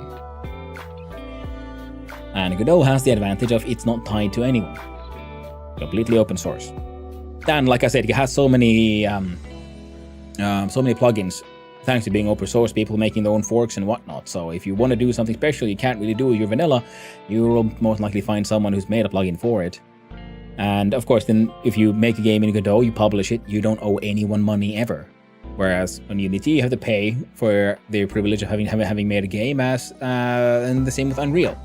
Now, of course, if you want super mega high def graphics, then Unreal would be the way to go. Unity as an engine, absolutely fantastic. As a company, not the most reliable, or at least they're if you look at what they've done, they're not the most reliable. And it also has the other benefit of being super lightweight. You download it, it takes, you try to download Unreal and start working on it. It is a chunky program. It takes a lot of RAM to just freaking run it. This thing just downloads super fast. You can start working immediately. I do my simple 2D stuff, but you can do full 3D in this. Easy. I just like 2D because it has one dimension less for me to worry about math wise. And because I do my 3-hour game jam, so a lot of it is just focused on getting a sort of working concept here, rather than a fully fleshed out game with all the bells and whistles and nice graphics and shit. I'm using squares. And thanks to being so lightweight and free, even people who don't have all massive resources easily, wherever they are in the world, can get into game dev thanks to Godot. And it's lightweight and its ease of how it works with everything. I couldn't make high def graphics if my life depended on it. Yeah, well, same here. I mean, that's why there are actual professionals who have built an entire career on just making those high def graphics, because that shit's hard. And the problem is, high def graphics, people have said this before, and we keep on discovering it again and again. They don't age that well. So stylized graphics always has the benefit of it'll always look equally stylized and artistic, no matter how far in the future we look at we look back at these games. Whereas games that looks so realistic back when it was published, now we look back at those games and go like, oh, what the fuck? That's a bit creepy looking. Good old what's it called now? The Uncanny Valley. Oh no, I got confused again. What am I doing? I'm trying to figure out where am I placing my power-ups.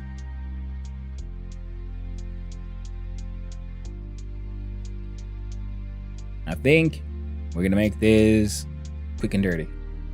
I wanted it to be evenly placed in a sensible manner, but we're not gonna do that. We're just gonna do actual true randomness, but it'll be between all the lock points.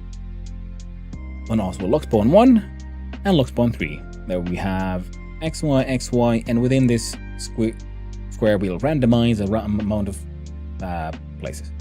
Now let's see here. Level. There we go.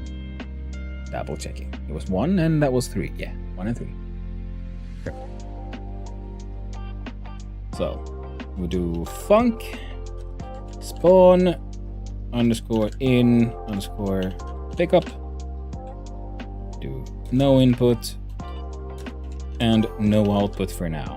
Also, another advantage that Godot has, especially for smaller studios, people who are newer to the scene and so on, is the language being so close to Python-esque, so it's very close to like natural English language, compared to say C++ or so on, where it is, it's a fantastic coding language, but if it's your first time looking at it, some of those terms and abbreviations can be very confusing, whereas this is very close to natural English language.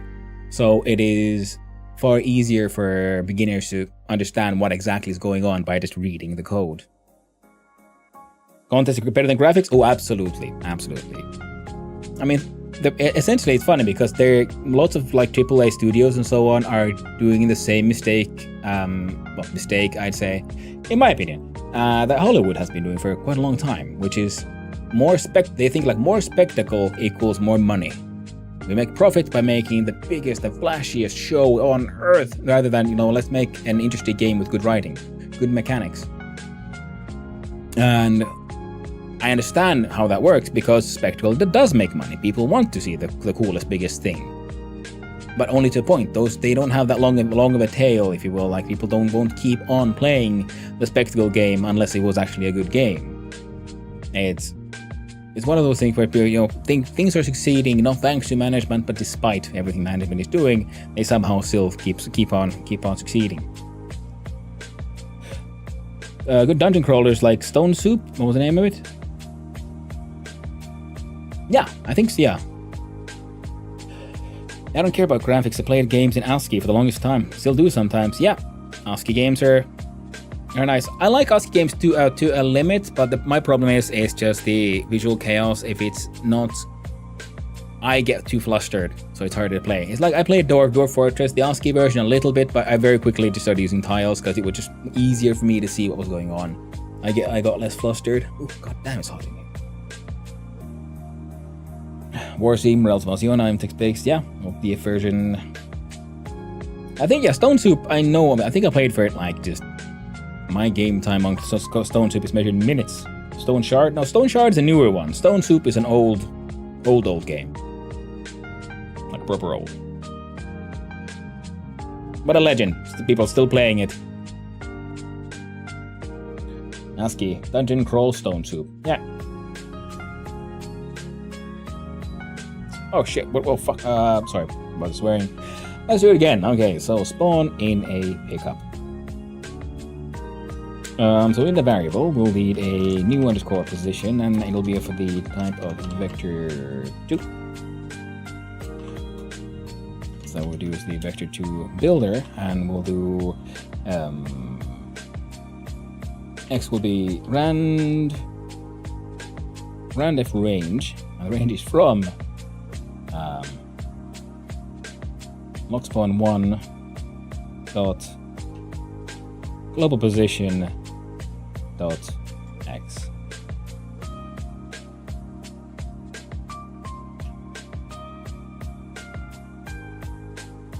Copy the entire thing, go back, comma, b and 1.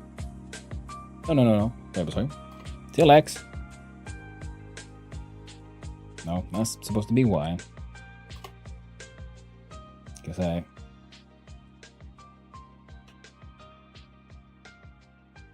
And here, comma space x and number 3.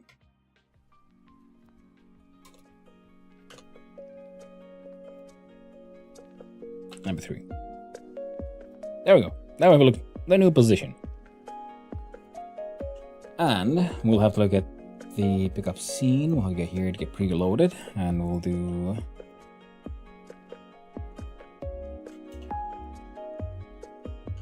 variable new underscore new pickup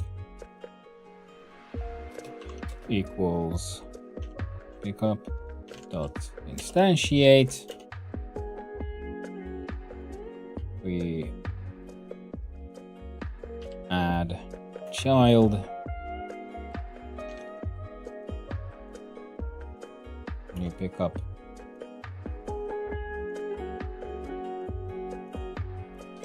new underscore pickup dot global position equals new underscore boss. There we go. Now should in theory just slap one in there somewhere within that range. Now, here's one though. Inside level we have, can I just add child node?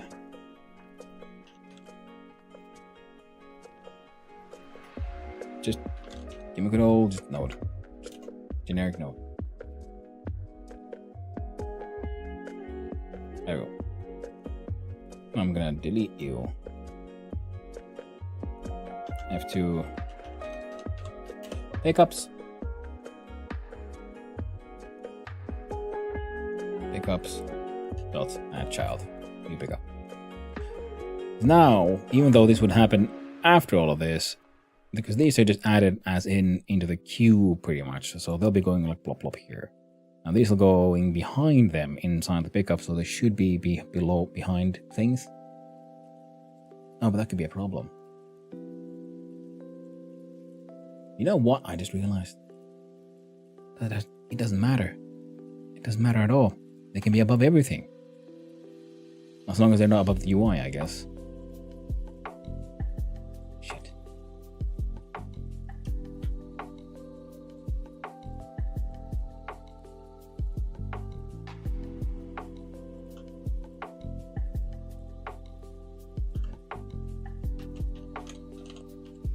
All the pickups. Add child. Node.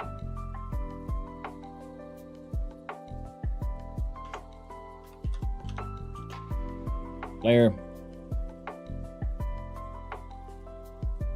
Add child. Node. That's too low. And after all of that, we have the UI. Muy bien.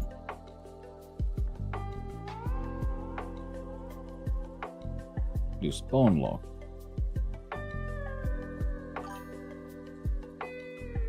Look at child.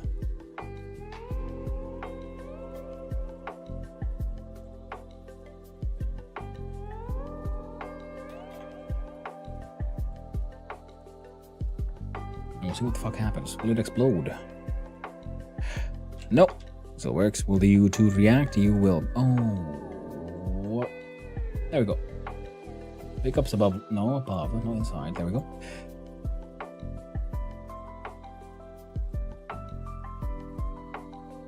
I like those games like Grimrock 2. I don't know what type of game Grimrock is called. What was Grimrock? Was that the one where you like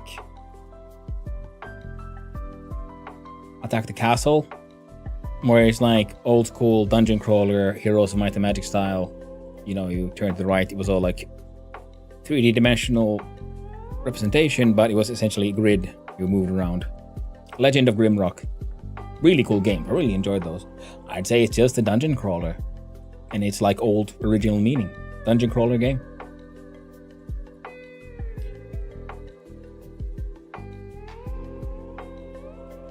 And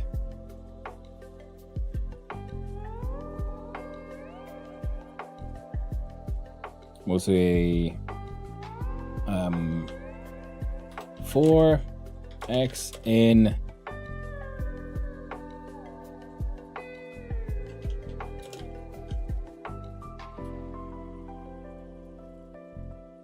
pick up the mount.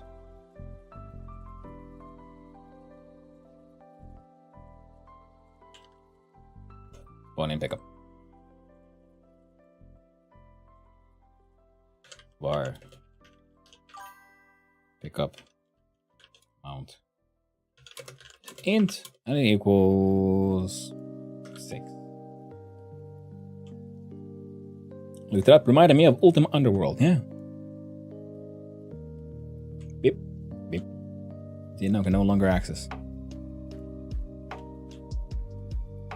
But it works. Heck, it works. Kinda. Now the problem is we need to then... So this creates the individual pickup.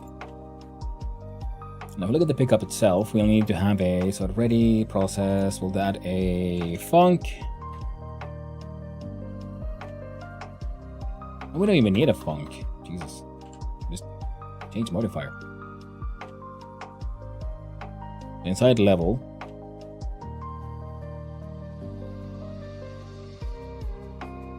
And we'll do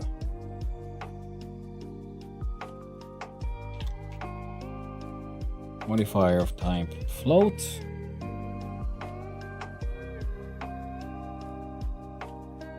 New pause, and also new underscore pickup dot modifier text value of modifier. Now, what the funk? Gotta have that funk. Gotta funk it up, don't you know? Funk it up. You gotta funk it up, don't you know? Funk it up. And so on.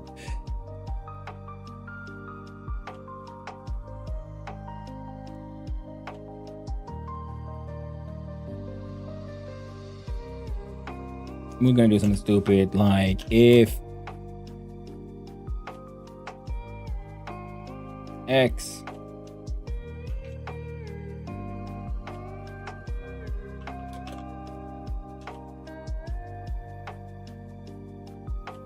I can't remember that how that's how I did a good old module.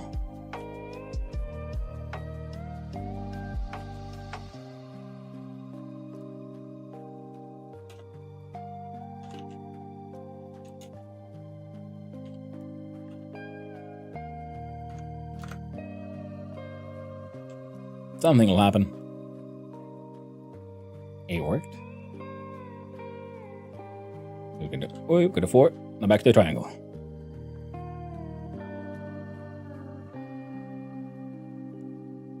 Of course, that's not supposed to happen. So we need to now have a quick look at... Oh shit, that is the last song, isn't it? Oh, debugger 18. Can't change the state well if you have flushing queries. Use call deferred to set deferred. Collision, polygon 2D, polygon equals shape. What change shape?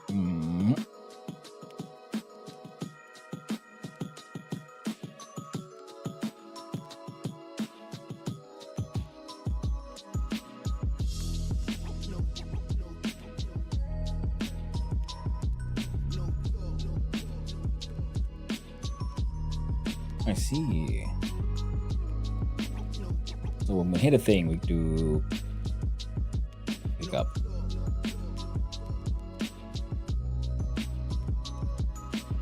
Change vertices. Excellent. Global change vertices. Player change shape.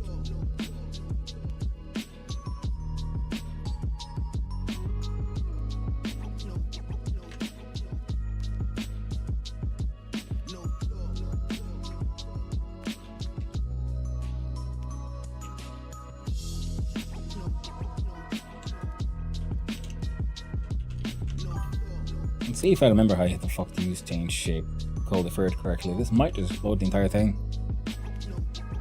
No, I probably did because I didn't write it correctly. That's step 1.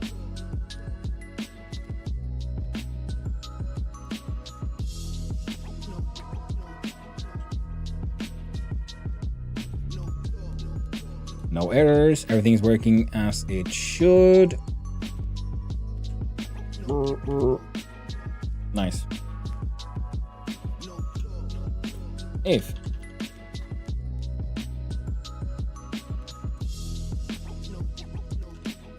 vertices equals level vertices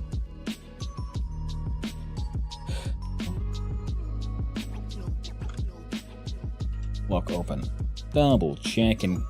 Yeah, will last 15 minutes.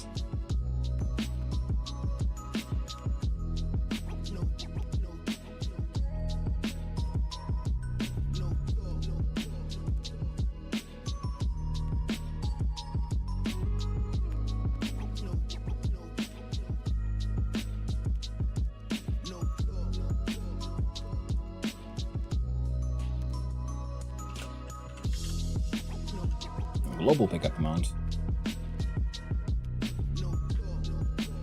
Putting inside global.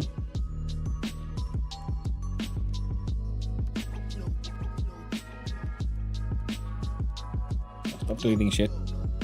Just in case something is using it I shouldn't be, but might still be doing it anyway. Excellent. Things are working. Now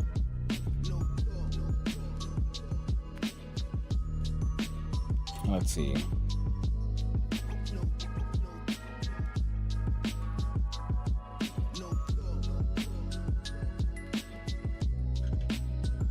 Func new underscore level.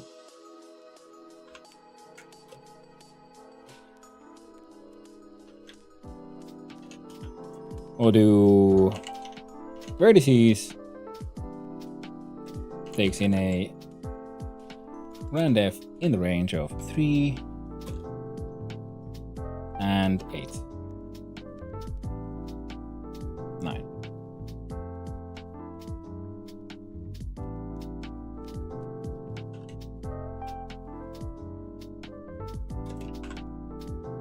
Same one.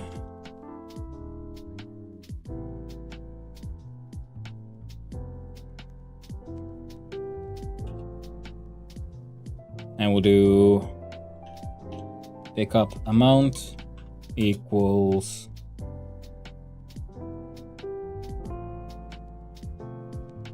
let's say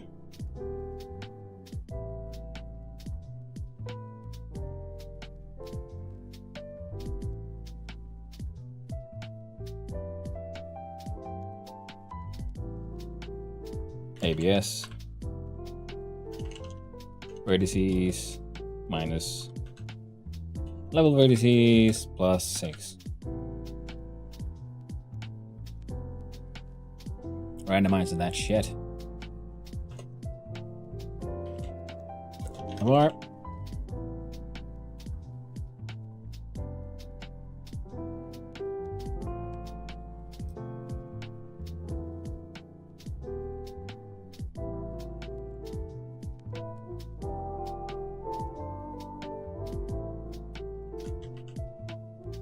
Var, I don't know if we can call it score. It's an integer equals 0.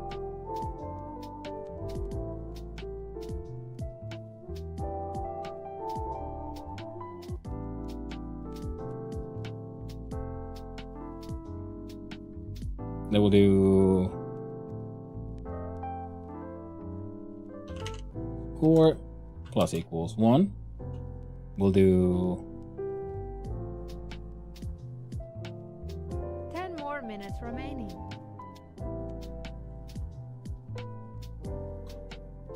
Get underscore 3. All deferred. String name is change scene to file followed by this one.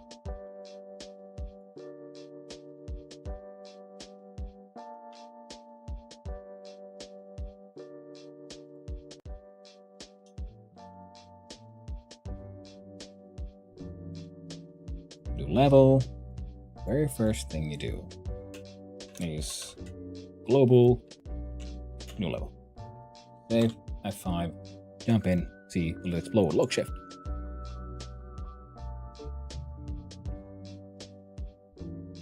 Okay, the orientation's all fucked, but I'm pretty okay with that actually. Is this good? No?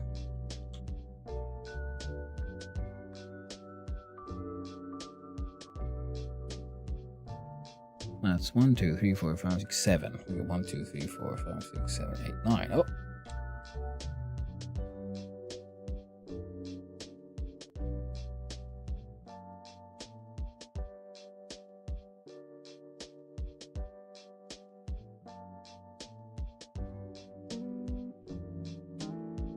One, two, three, four, five, six, 7.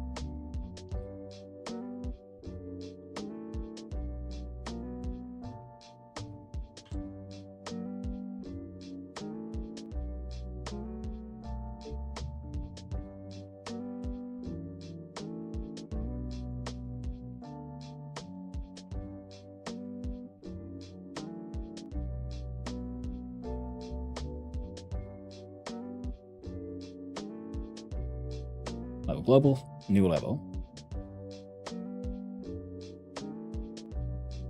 New level, vertices equals round F range 0, 3, 9, 3, 9. Surely it's nothing good.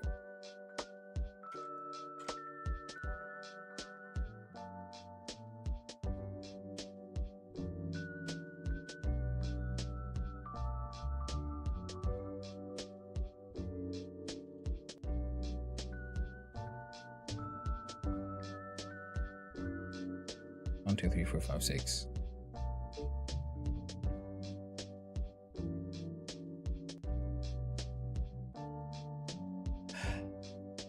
Fucking hell.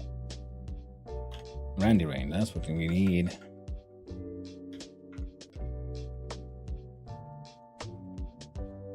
Man, I'm stupid.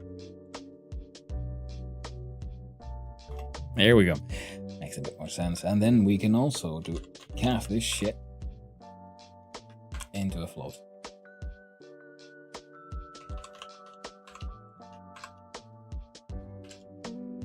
Now it probably makes a little bit more sense. Where it's 8. We got 1, 2, 3, 4, 5, 6, 7, 8, 9. Oh, we got 9. Oh. Bales.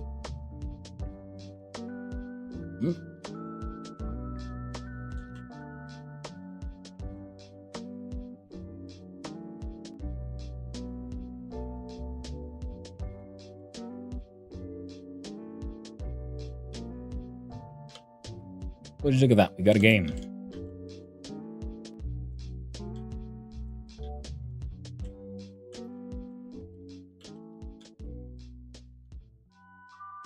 This is the core of one. Kind of works. Now we need a way to win or lose. In other words, we'll need to end menu. So let's jump into menus here. Main menu, 2D.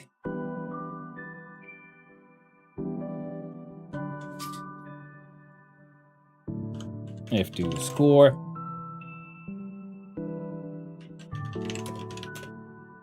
Oh, yeah, man. Especially with only 5 minutes to go. We got this. We got this. What? Center. 5 more more minutes remaining. There we go. Alright, give me a quick sec.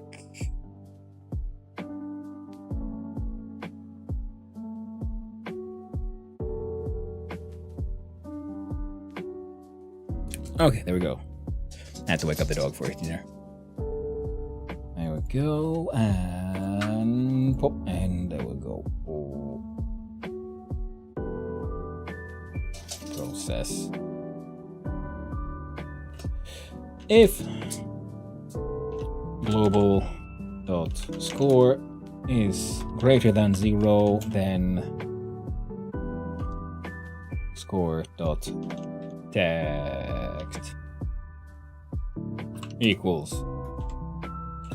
score space and stringify global dot score.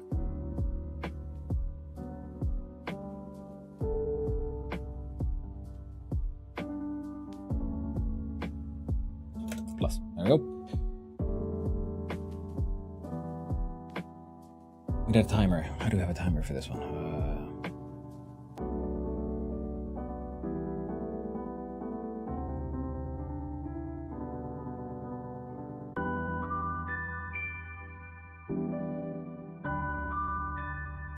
Timer.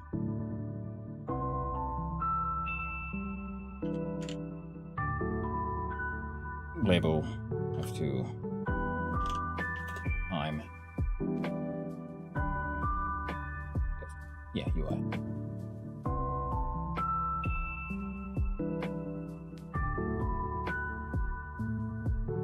And here, so we do time dot text equals time plus stringify. How the fuck did I format time again? I keep on forgetting how to do that. It's super annoying. So I keep on every time I do a freaking timer.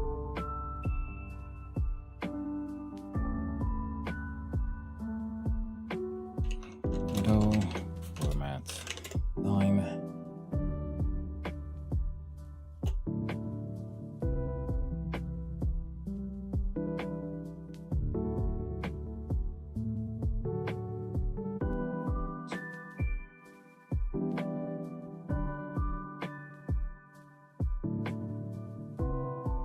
No, go. It's in the show 2D.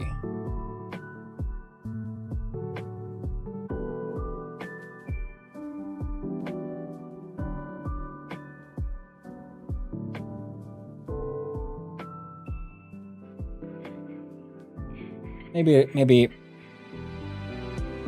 when we're thinking it, then we'll do timer dot time left. Do 2D here and time.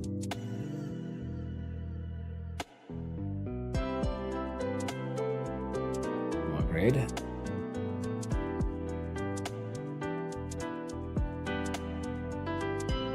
Center. Save. F5. Time works there. Okay.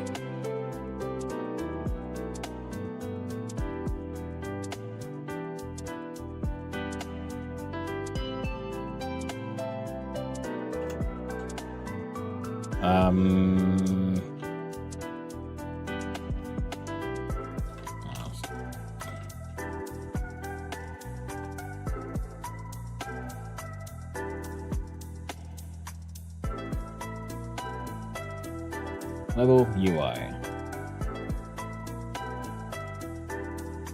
Do global. We got bar time underscore left.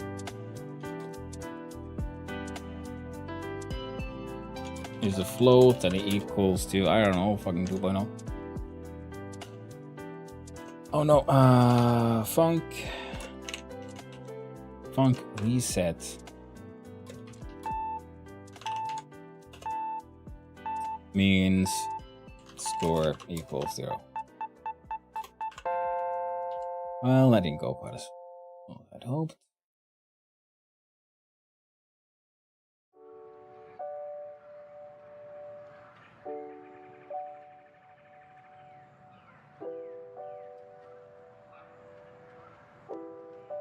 No, I can't listen to that shit.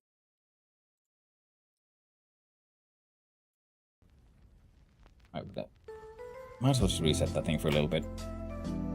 What was I doing here? I was trying to make a timer work so we can have end condition for the game. Right. Well, these guys don't do jack shit anymore. We got all of that in here. UI's in here.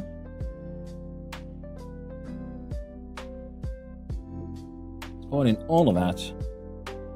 And then in UI dot timer dot start with global dot time left.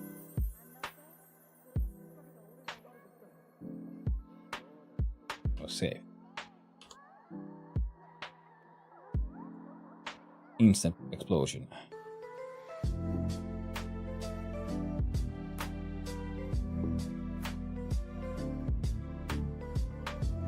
So do func start underscore timer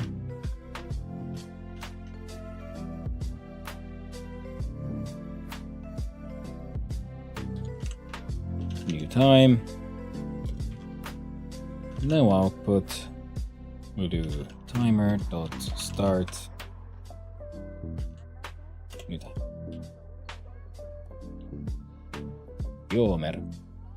Timer. There we go. We save those changes. Go back to level. We do start timer.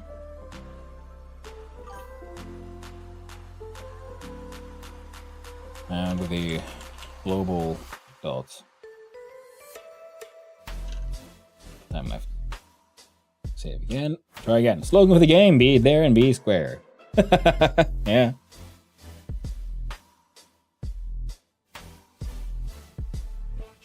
Yeah, that's what I thought.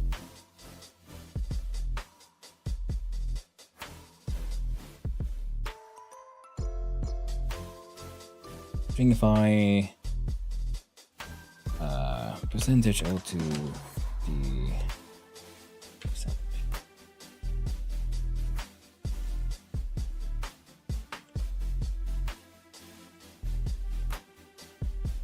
F.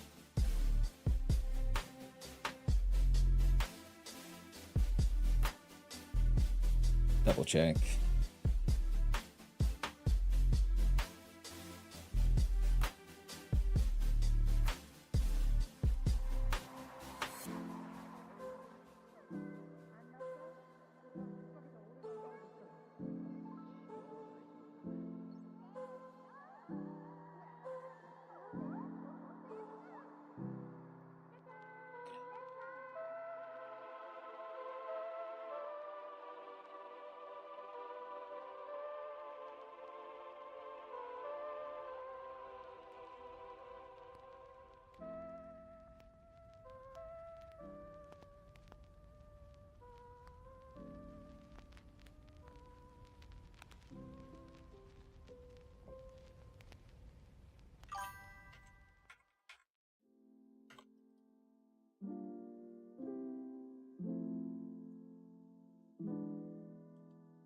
We'll try again.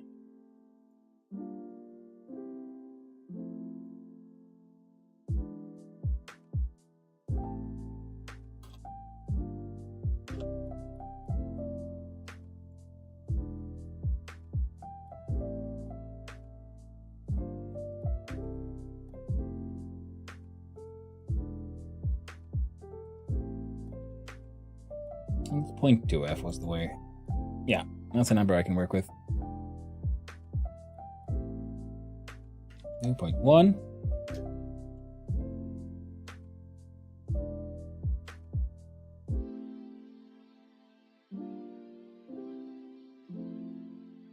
Oh, and of course we go into UI.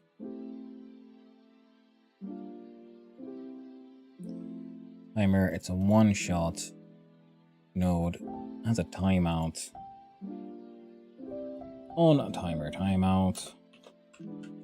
Global dot game underscore over.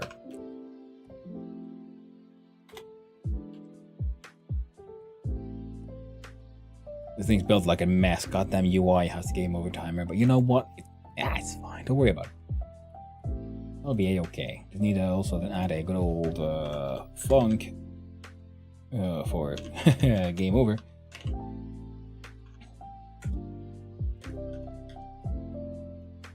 Where we do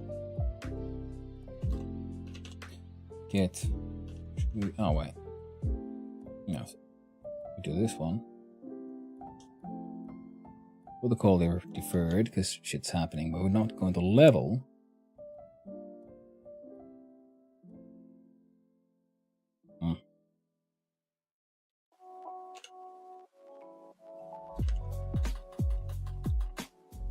Can't remember.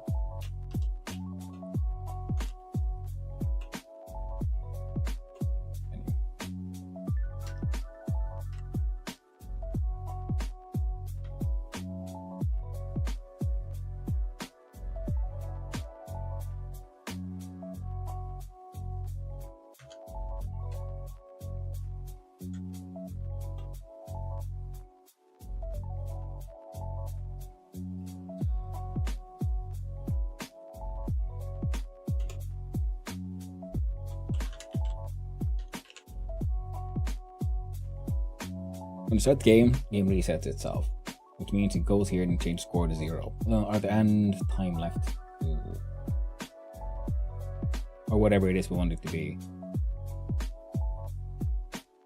All right, now you got like 30 seconds to get as far as you can.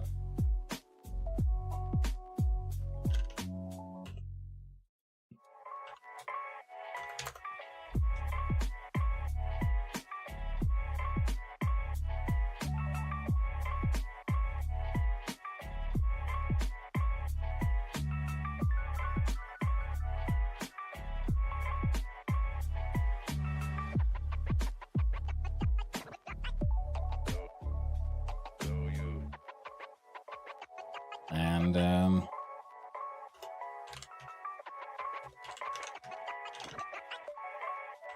save time. 9 does not outputs, but global dot time left equals time left.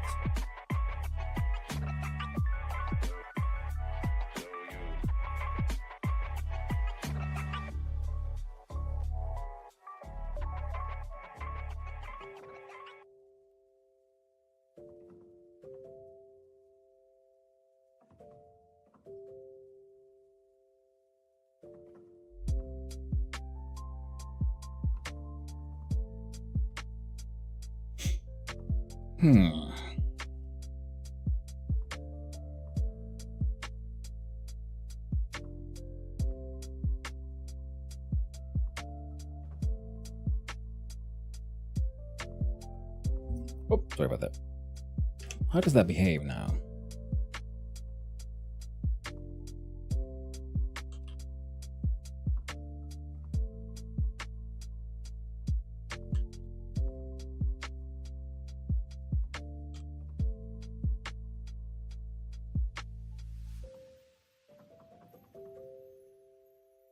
Yeah, fully resets. That's not what we want.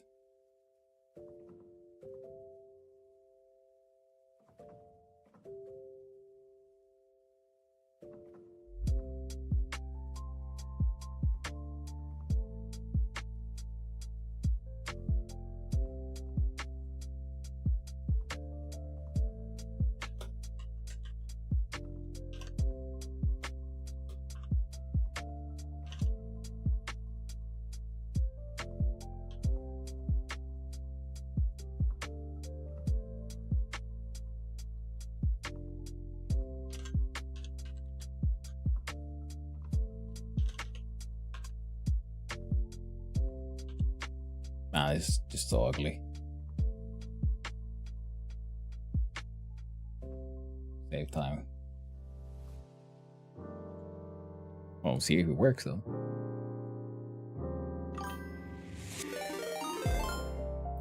Holy shit! Hey, Swick! Holy crap! You had a long day, my man. Hey, how you doing? Hey, the timer I can change with it. Nice. Welcome in, Raiders. How you all doing? How you all doing? Hope you had a good time. I know I always have a good time over at Swick's channel. A cool dude. All right. Well, I'm not gonna say it out loud, but he's a very cool dude. Oh.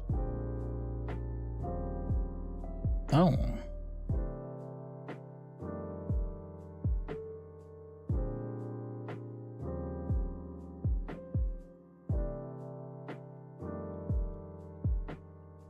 He's a very cool dude, and I very much enjoy his channel. And how was your silkiest songs? I'm making a silly game. Very silly indeed.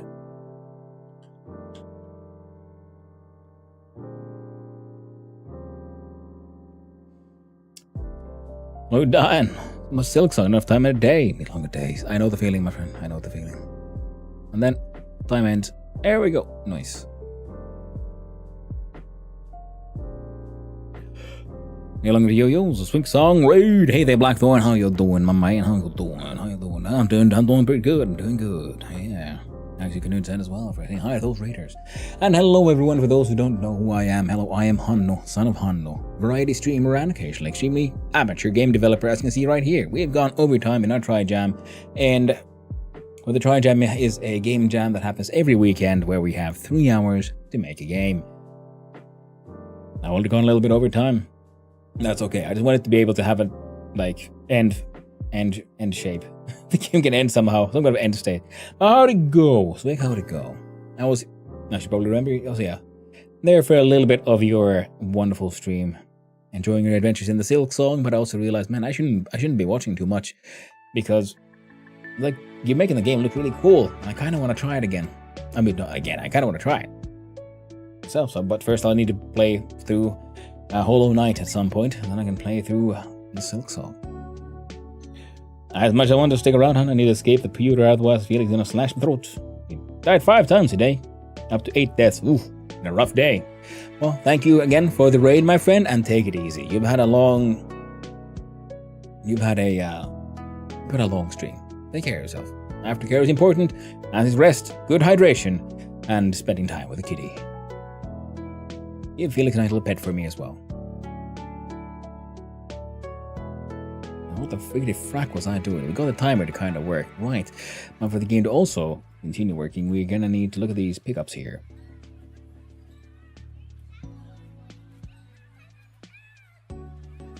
You know what? Heck it. We're going to ignore all of that functionality. And we're just going to do one final little shenanigan. And this involves going to documents, and I do believe last week's 335 we got way too much music.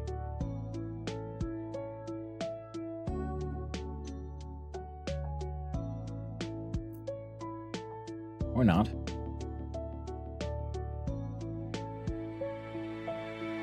We skipped 334 because I was having a less than stellar day.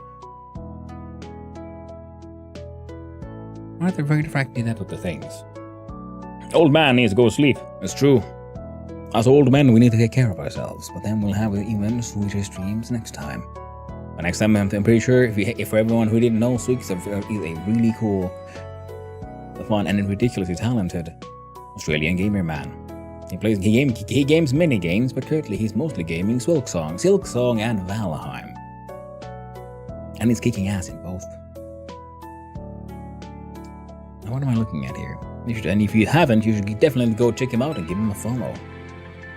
He's a cool grongo.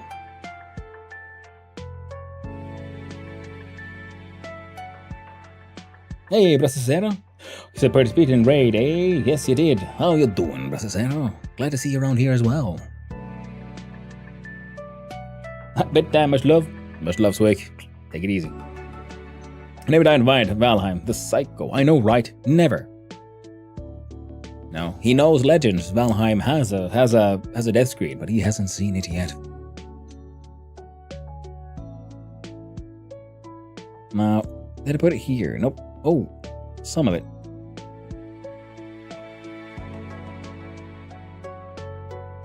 I don't think that one looped though. That was a problem with that one.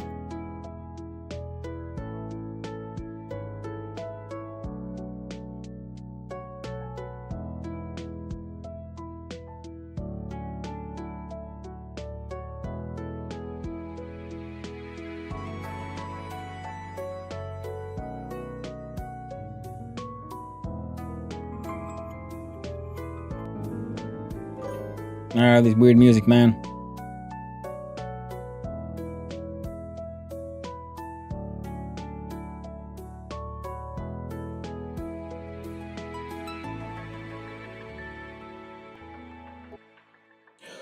Can you narrate my chaotic life? Somehow I believe it'll be less chaotic with your narration. I can do my best, my friend. I can do my best, but my life and my narration is all equally chaotic. The madness is real. I barely know what's going on, where I am, and whose shoes are these? And where is my soup? And let's see here. Documents, we do 236. There we go. Now now what am I doing? Wrong one. This one. I'm gonna kill you. Close you off. So we'll say 3 hours 20 minutes because we're just really importing assets. We just added assets from the old game.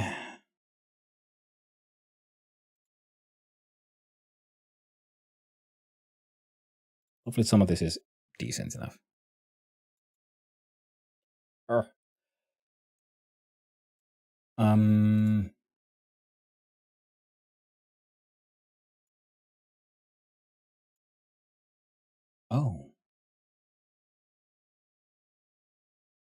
Shit. Oh well, we're doing it anyway. So realize I don't have any scene that carries between all the levels. So we would end up having a music player just keeps on playing. Do a new audio stream. Yep. Source. Local scene. No. That could then work. Excellent.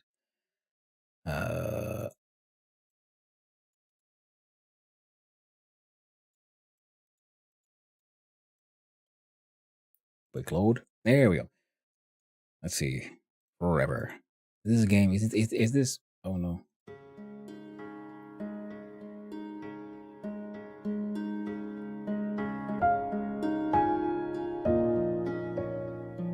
Nah, man, that won't work. It's too sensible. Makes too much sense. I know exactly the one we need. It is. Wait, is this one I? It is okay.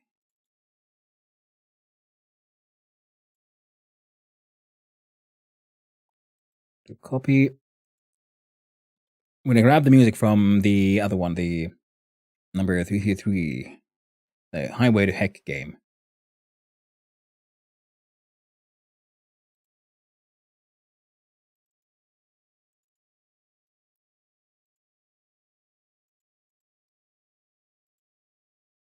There we go.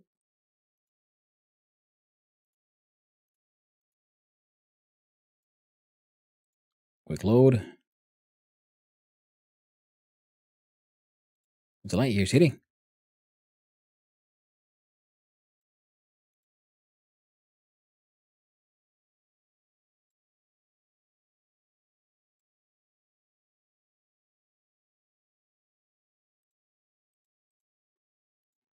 Do you know play? Oh, right. Because you're in the wrong format. Oh, this one. Am I blind? I know I just pressed the play button not too long ago.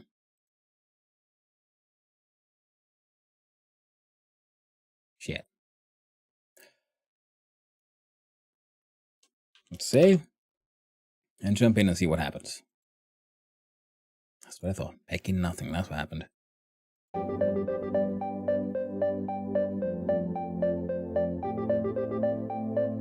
Okay.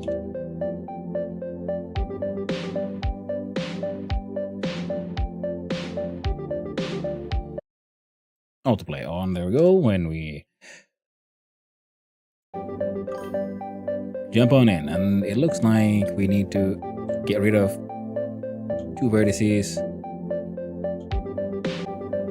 That's what I was afraid of.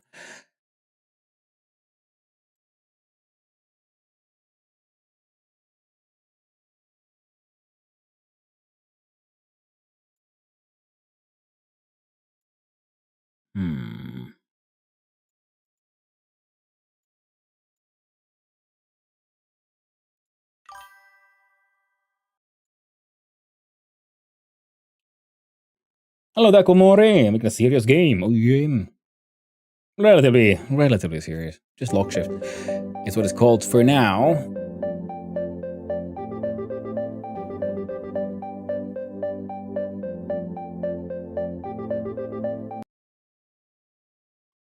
It's not that serious. It is the theme for this week was Shapeshifter.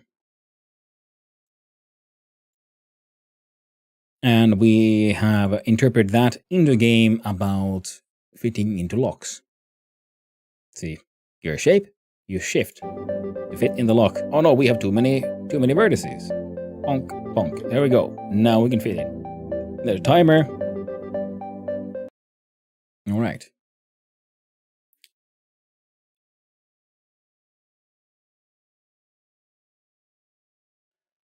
But how did I...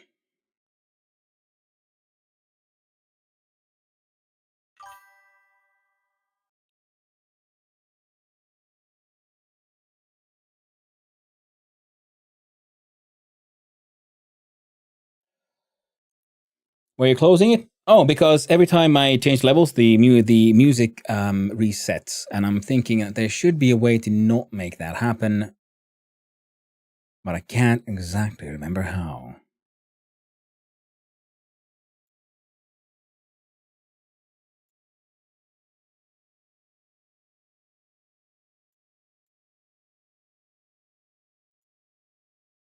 What are we doing? We are David KB.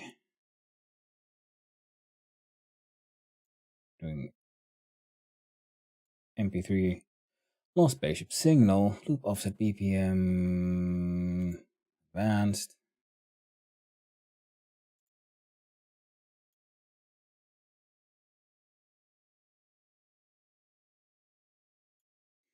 In fact, I'm gonna...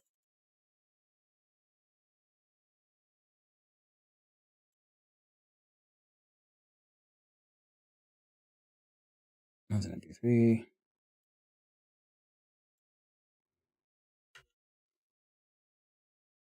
No, delete the rest. We'll just have the intended music here. So for the Trijam, yeah, we have 3 hours to make a game. We've already gone over just because I wanted to have an end system and then the music. Playback type. Next target stereo.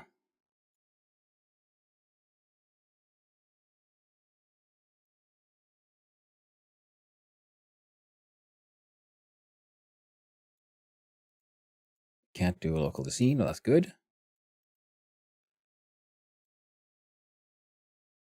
Quick load. That one. Huh.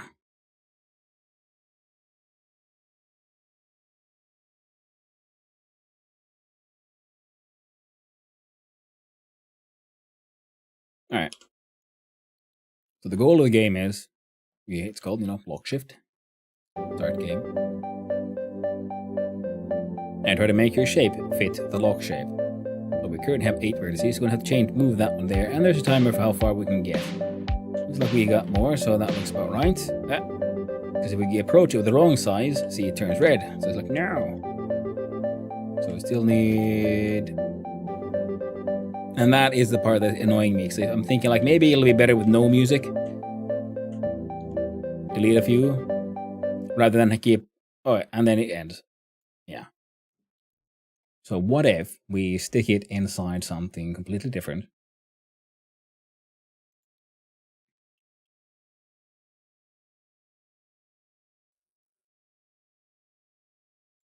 Alright, can we do... Oh, shit. There we go. Stupid keyboard keeps on breaking for it. Okay, this button literally can't be attached anymore. We need the right control anyway. We could try to add it through code, but you know what? We're not gonna. We're gonna call this good enough because we've gone over time and we don't want it to go too bad. Everything should be fine. Which means we can export.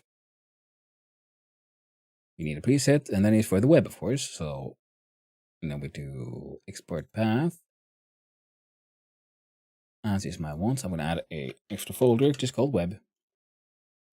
And the path shall be into here with an index.html because that is required by itch.io for it to be playable as an HTML game. So export project. Okay. There we go. Also, open the project settings so I can just see, go to general, go to display window, element 52 to 648. Game would be cool if there were enemies that hit you and you lose a side.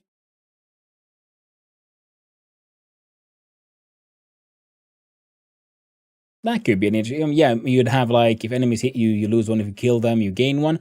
But the problem is that the core, the idea was for more of a puzzle game, and it's a time attack thing. And that's where there's a different kind of power ups, so that you can. Because currently you can just soft lock yourself, so that you can no longer progress because you ate all the bips, and now you can't fit the key of the keyhole anymore.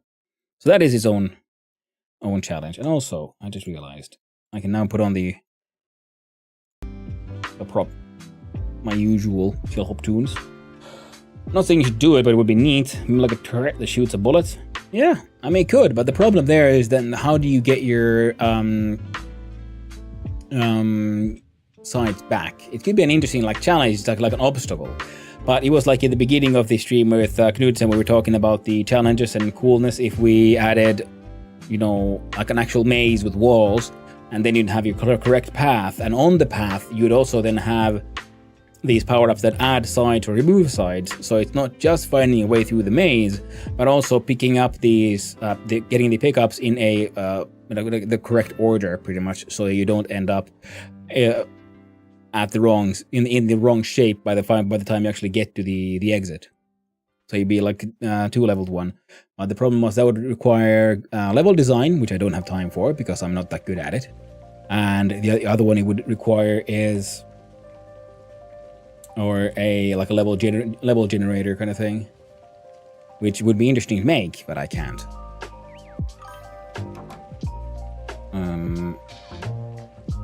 Uploading project. Title was, I think we called it lock shift, right? Oh, right. Gotta jump back here. Kill that one off for a little bit, and we do.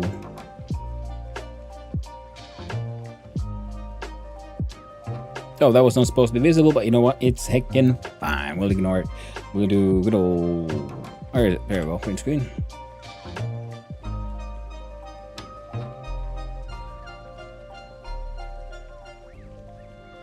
Come on, snip tool. Do it again. There you go. This time you gave it to me. And I want to save that. Out here. Documents.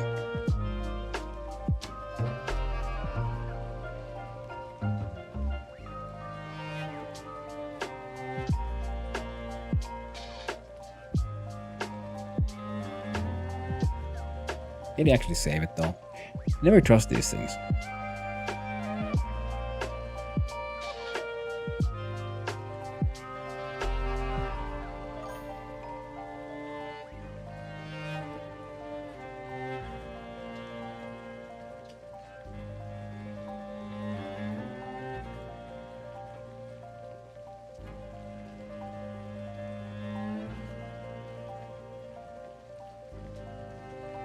Good job on the game. Thank you very much.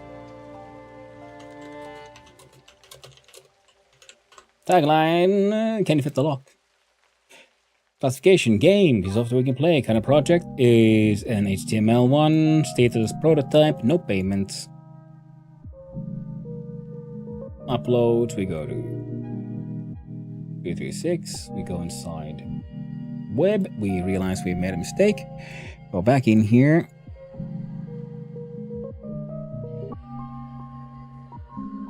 That archive.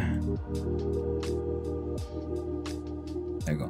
Because it also needs to be a zip file, so we're gonna go jump back in here, go back in there, and now there should be a web.zip. Excellent. And this, there you go. That was 1154 and 628 is my guess, if I remember correctly. Go here, project settings, to window display, 1152 648. 1152 and 648.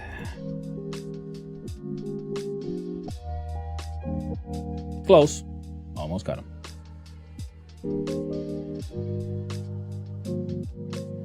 That sounds cool, yeah. I mean, the third one is also because would work because if you have like a maze type thing, then you could also have different kind of hazards. In that now you have to like get through there and not get hit. But at that point, you might as well have like either. No wait, no. That could work. It could be fun one, that one. Your ideas as well. But in 3 hours, I do what I can with the tools that I have, and as usual, I always try to do something different. When for this one, it was a lot of these procedurally generating these just shapes for our characters and the locks and whatnot, and getting all that to work. So I'm having a lot of fun, even though the games they're not always playable. This one is at least playable, even though it is also soft lockable, and I messed up the music there in the end. That's fine. So we'll do Trijam number 336. Submission, theme, shapeshifter. Whoa.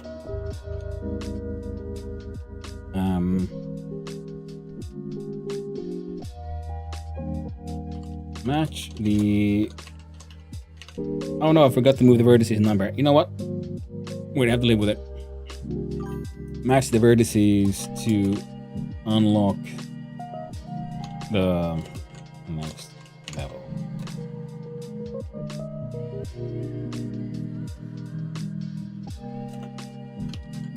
Can you fit the lock to get to the next level? Match the vertices to unlock the next level.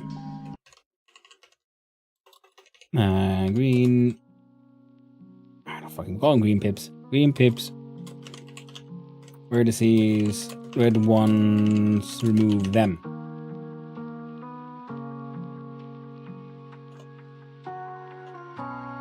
Controls. Paused to move. Project. Unfinished.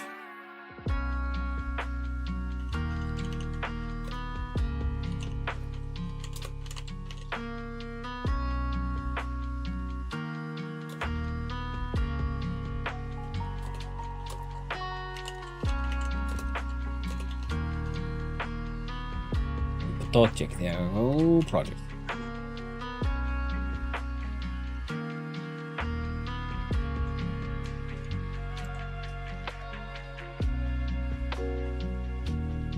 That in the beginning.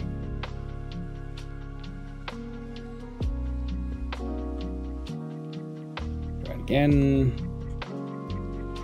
There we go. Right then, unfinished was can bust 10 off years. Made it. No. You can fit the lock to get to the next level. Match the vertices to unlock.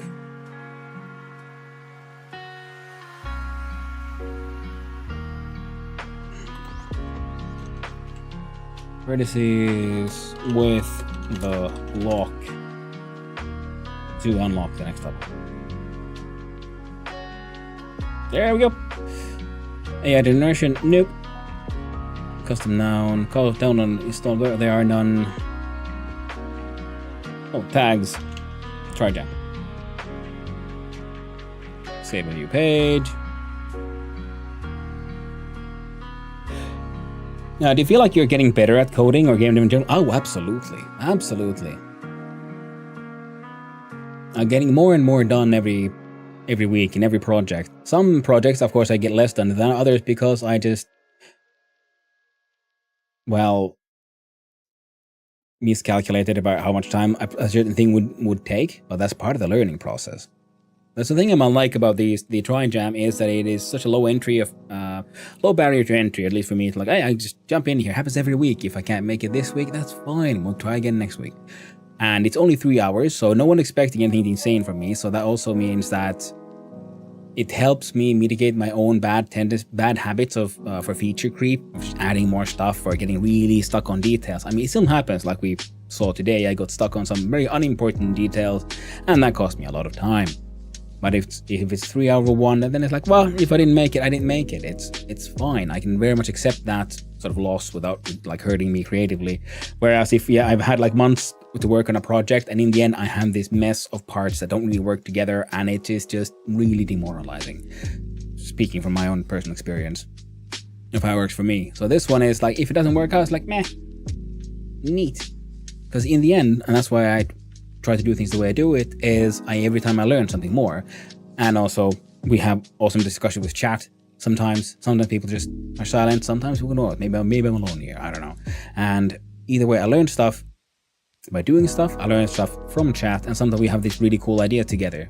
Because it's always nice to have someone to like throw your ideas, what's the word? I don't know. Play ball with the ideas, throw them back and forth. Terribly sorry, I'm like really melty in the brain today somehow. But where's the thing? There it is. Double check. Game works. See, the core of it is still work. This is sort of what I aim to do. I'm not trying to make cool, final, fully functional games. What I'm trying to achieve is functional game demos. Like concept demos, something I could see turning into a proper game one day. This is annoying because it resets and you see the verts there. I was supposed to move that to the middle, forgot about that. And the idea was that as you progress through the game, every time you pick up one of those pips, you also get more time to the timer, and that way you can try to get further and further, and score is just how many levels you got. That is something I need to add into here. Edit theme, banner. Not that one, friend. Documents.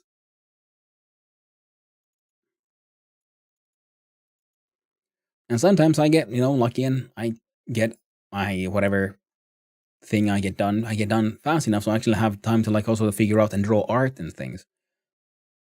Spitballing. Thank you. That's exactly what I meant. To challenge your ideas. Yes, exactly. Challenge the ideas, and also just sometimes tell me I'm stupid because I'm doing things the wrong way. Or like, sometimes, I have the wonderful help of people like Jake Knudsen, who was here earlier, and helped me just figure out the math for like how to position the vertices in a in a shape like this, like procedurally, like from the distance from here. Like if you just add one vertex by changing one number, I can change this shape into this one, or like adding just changing numbers, and that helped a lot, tons. Celia, thank you for hanging out, Knudsen, and thank you very much for your help. I couldn't have gotten here without you. Because you helped me solve the math problem, and then I discovered I can do fun things with those lines, whether we have lines on top of each other of different colors, and then we have a cool border. Very nice.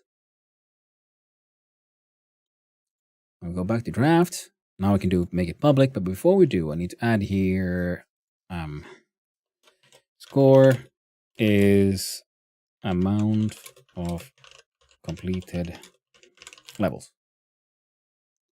Also, another thing I'm enjoying, because every time then I'm thinking like, well, I can still add music, right? It shouldn't be too hard. I've done it before, and then I add the music, and then I realize that my entire structure is even more dumb because I can't add music in a way that would always be playing on account of the way I built the game so far. So in that way, again, I made a mistake, and it still works, but I learned something. I learned by I personally always have felt, whether it is in game design or in metalworking, art in general, or other tasks, I learned the most from the mistakes, because I find like, I didn't What felt like like simple enough idea turns out it can break even easier if I just do it wrong, or like build something in the wrong order. So now I know it's important to have some sort of overlying node that is like the music handler, and a global pretty much. And that means also that I need to figure out how to either make music happen, the nodes like load in procedurally, easy enough actually, just put in the code, there's multiple examples.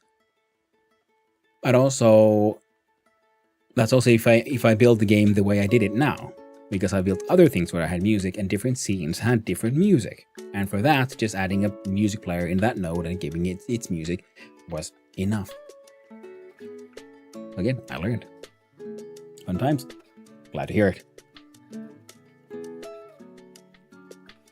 Now we reload this thing. Submit the project. See, this is the amount of games I've made. Many of these, this one won't even turn on. I know how to fix it, but I'm choosing not to fix it. I want to leave it completely broken, that it won't even turn on. There are games here that you can turn on, but they're not really that playable. But I want to leave the history of my own development here. I can see how much I've grown. And anyone else should they want to come see here. Now this one took us, let's say, 3 hours and 30 minutes to get that.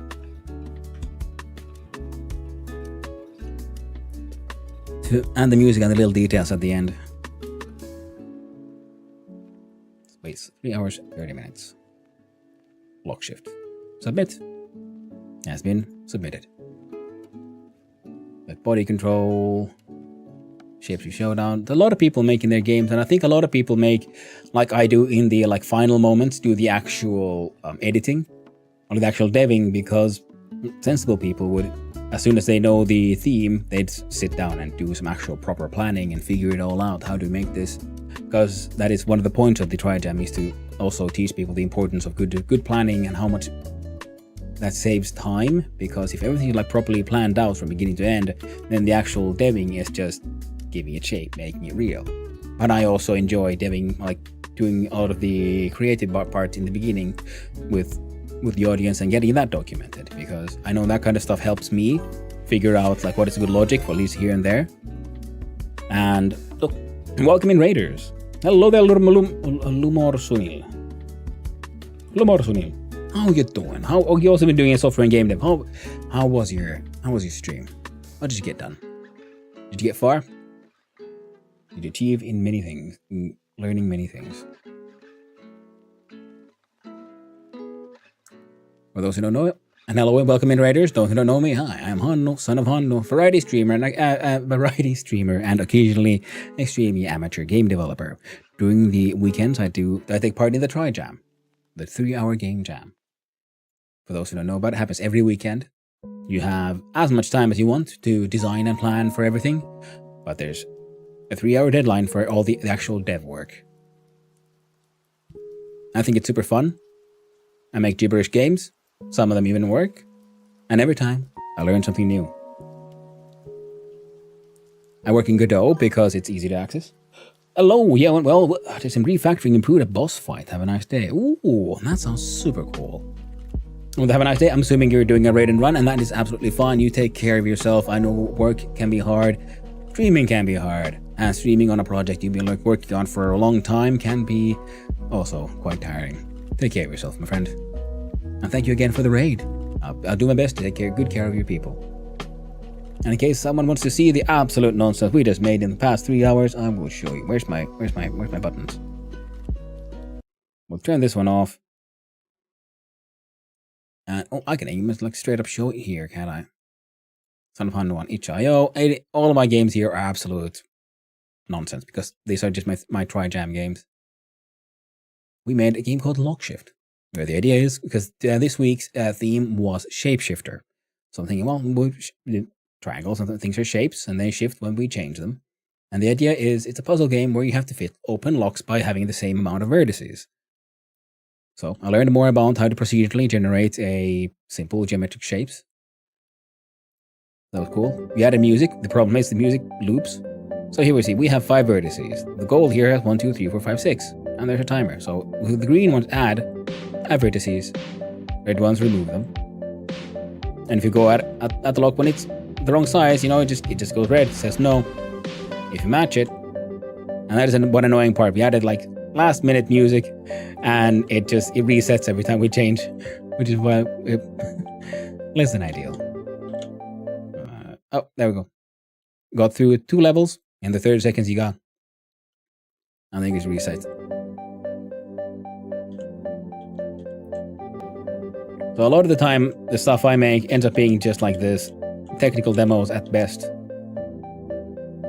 But I'm learning a lot every time. Do something new, something interesting. Last week we had a game about a snail.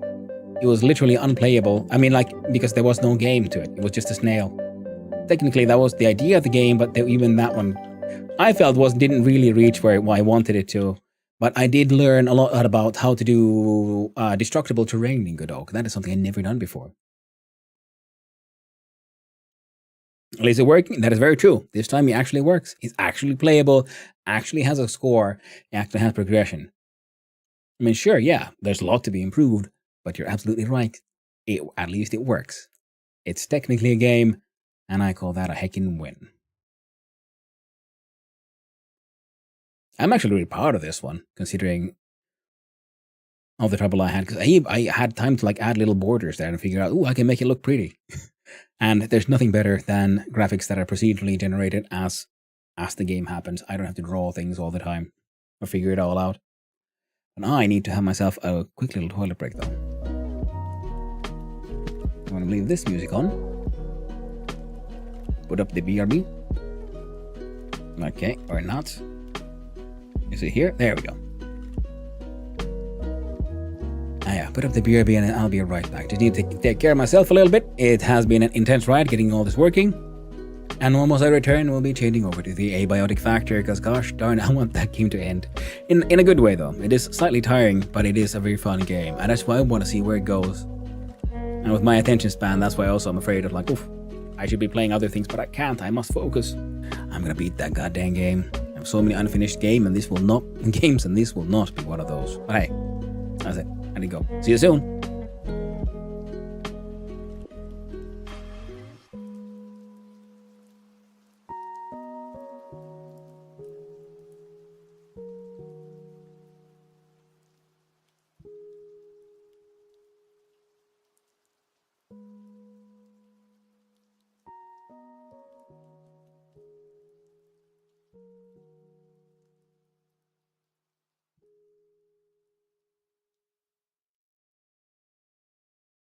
You'll be mine. Hope it's not. Hope it's not too late.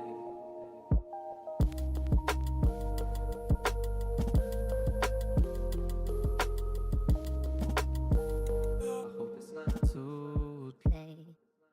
Good, you'll be mine. You'll be mine. Good, you'll be mine. You'll be mine. Good, you'll be mine. You'll be mine. Good, you'll be mine.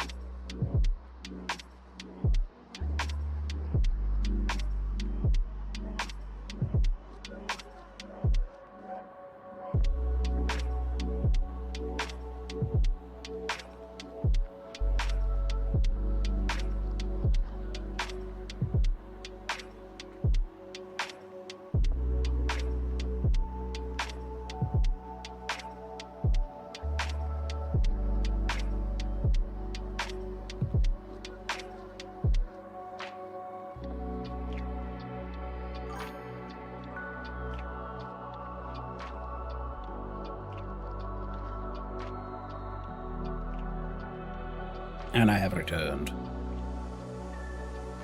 There we go. Yeah, screen gone. Now then, let us see. Let us see here. Change scenes. And we'll start checking out about changing the category.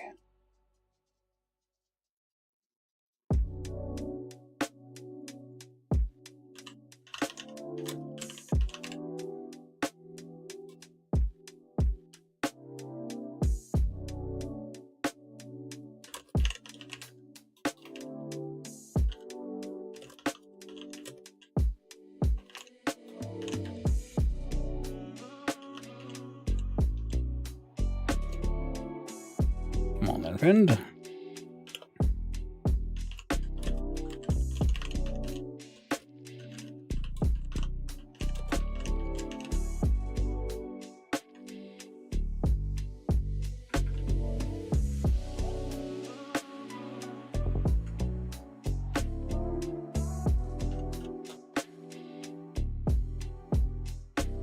There we go.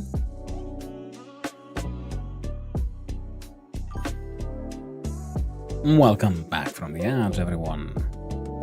Slowly but surely turning off the things so I can turn on the other things, and now we are moving on to the abiotic factor.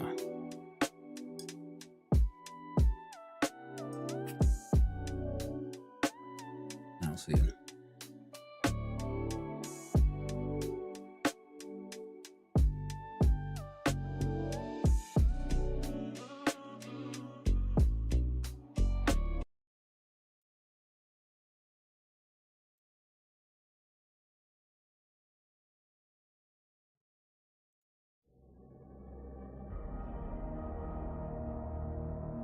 Oh, okay, good.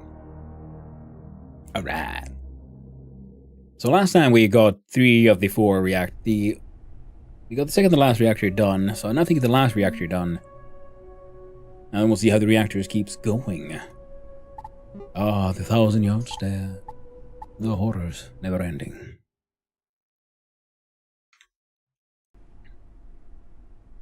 We got there, we killed a bunch of those guys. Did our best. I should probably locate a restroom. Hey.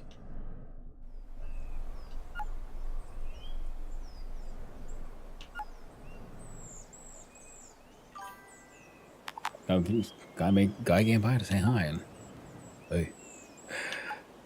Alright, close enough. Ease that passage.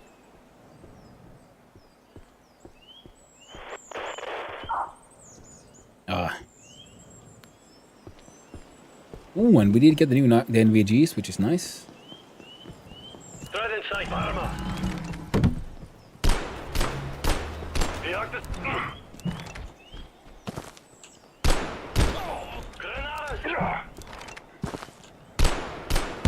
Finally.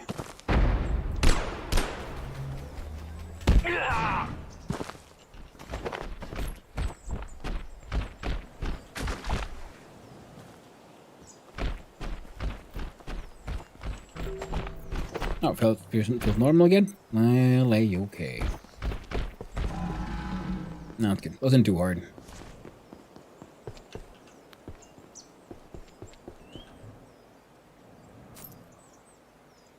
Okay, we can try to get the NVGs recharged while our fellow here gets some sleep, and then...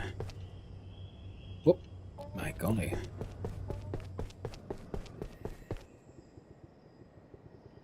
We've got a rocket launcher.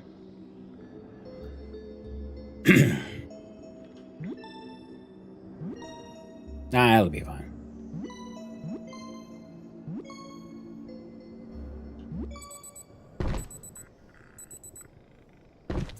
Now where are we on explosives, by the way? We have a single rocket. Can we make more a rocket? No, we don't have enough PETN. Hey man, you wouldn't happen to sell that shit, would you? You sell boom? No, you don't sell boom. Does anyone sell... Why do I have a pistol on me?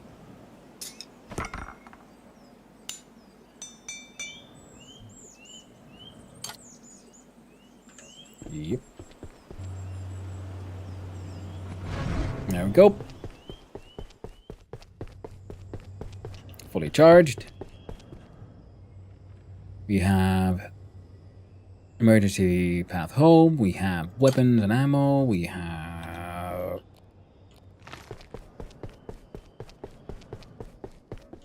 apparently, huh?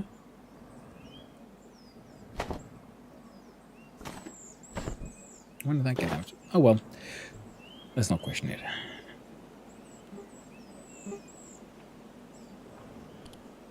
Now, in order to make more of these mugnades, I'm gonna need more mugs.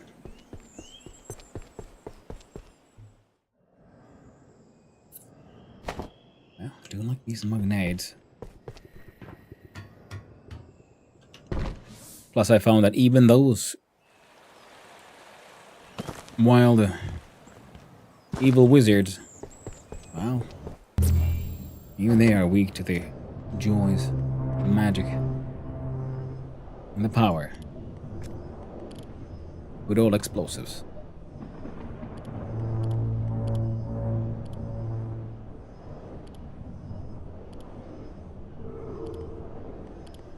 There we go. Bugs are gone. What do you seek? No, you don't. So Oh. be it. We are done. Hang out here and stare at the wall. The turret gotcha. Take that, you stupid poopy man. Poop thing. Also, quick exchange. There we go.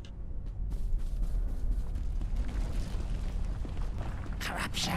No corruption. Just a dead you. Now, who exactly are you fighting, friend? Oh, goobers. That's what.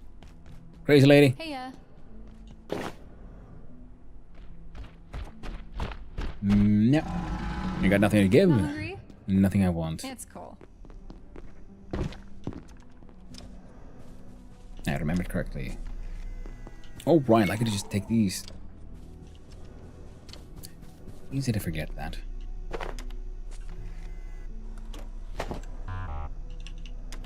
Don't you dare. You give me my money and give me my coffee now. Give me coffee. Coffee.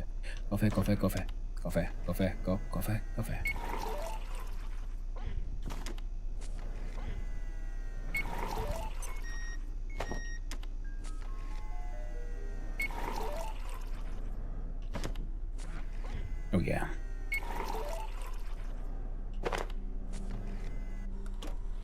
I don't know, minimum of 8, maybe?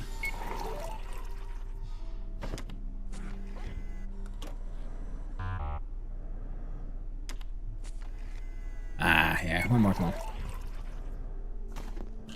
Alright, miss. Let's see again. What exactly? Oh, Oh, hey no. there. We need to help Apple each other pumpkin here, slushies. Because it's rough. I was thinking, could I like trade for more of And we all those somehow have to faster, eat, better, maybe? right? But I'm gonna need two If you apples. wanted to trade something, Two maybe apples for a single one of we could these. totally do that. Increases healing for a while. Oh, I was wondering why is that so special?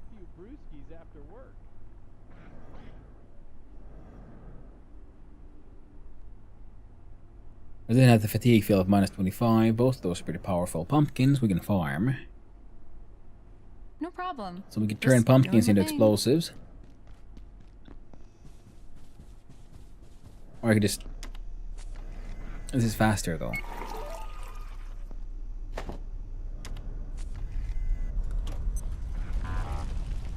Shut up, machine. Give me my goddamn coffee. So 2 more. So we have 3 stacks. I'm gonna drink so goddamn much coffee. I'm gonna poop so damn hard. 1 more. Plus a sign.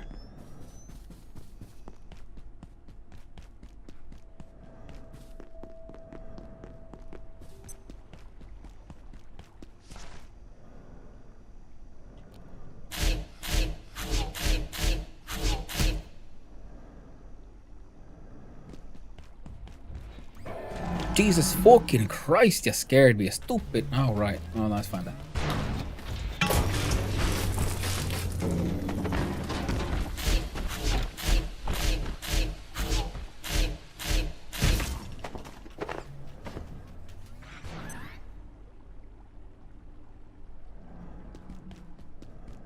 Now, might as well. What? Have a quick look see here, because sometimes there's an evil wizard. Fuck yeah, evil wizard.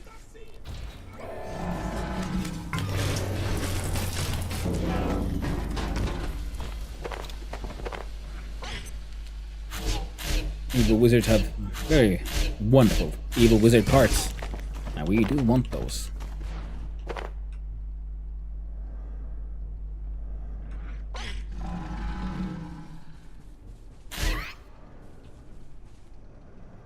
Alright.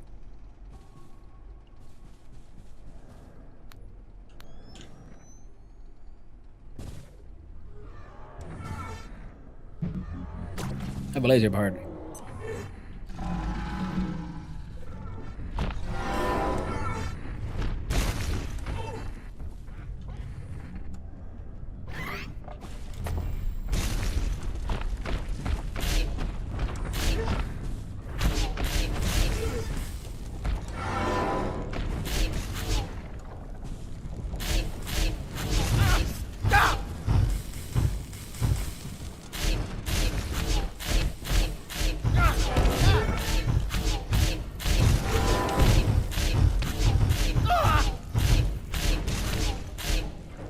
Fine.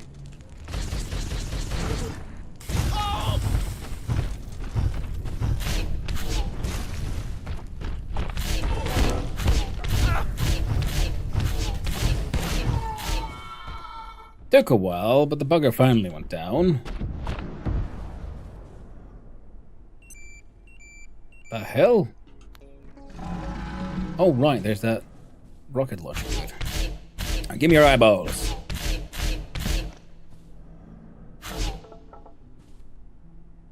Starting to realize maybe mistakes in my plans. Glue, cloth. But where's all the magic scrap, man? Where's all the basic drops? The floorboard probably ate them again. Wouldn't be the first time. I see. Something's gotta go. It's gotta be the glass, I'm afraid.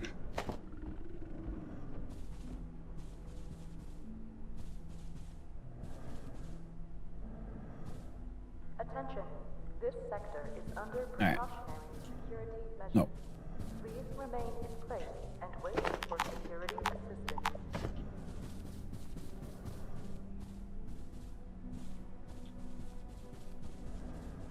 Don't believe me about the floor eating them. I'll show you. See, we'll exit the game and load back in.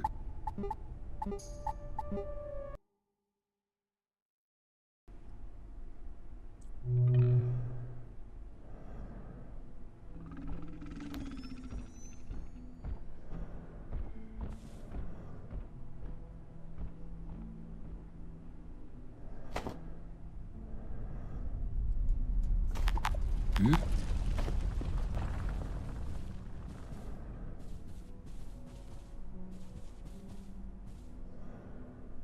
Well. I guess I was wrong. And it's just the game being an effing cunt. I mean,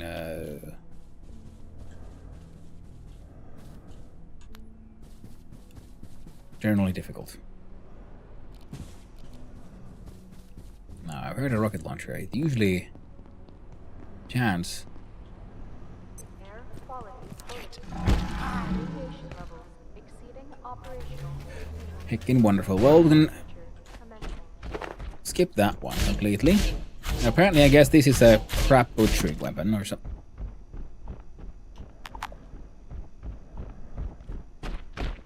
Okay, ghost. You have a problem. No, we don't. Screw that shit. Freaking sapper suit.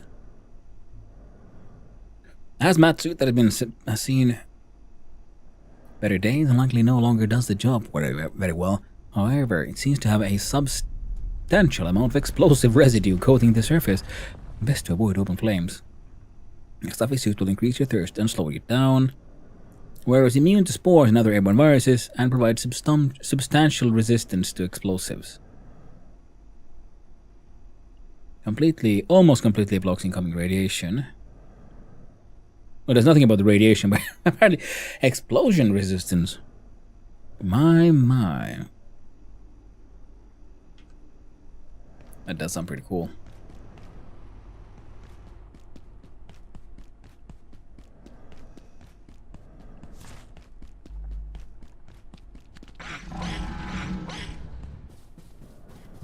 I can feel my blood sugar falling. Tragic. Man, I'm fast. This is with the debuff. For what do you seek? Not much, mate. Not much.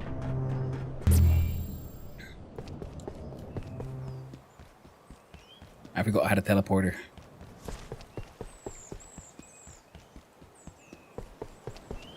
Oh well.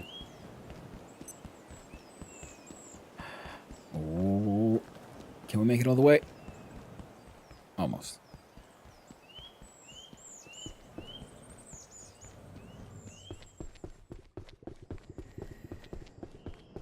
Oh yeah.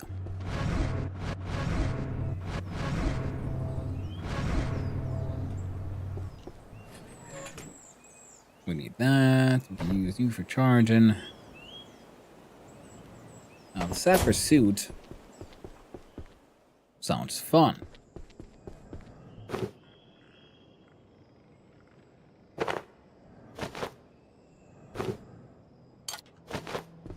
And this one, turns out, is more fishing related than anything else. God damn, yes. There we go. So we'll leave the other fishing gear. Then I could drink a bunch of coffee and have a bunch of poops. Seems like a decent plan to me.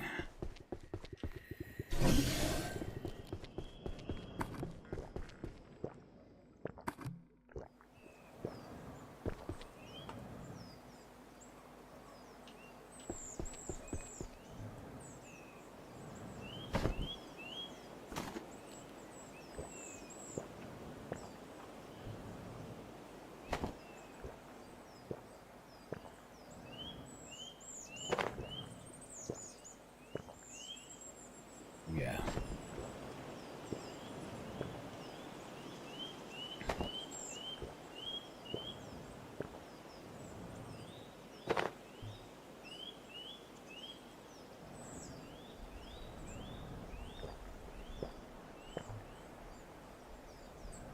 I believe I need to, defecate.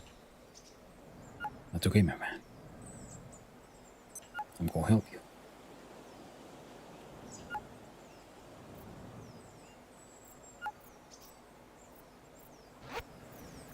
And then we're doing some more.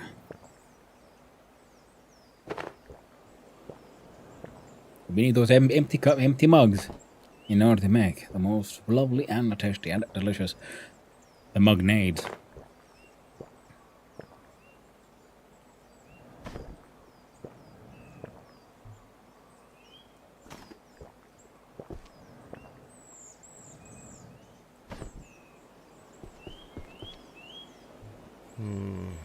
Where's the bathroom? Okay, frankly, that's probably a better combo.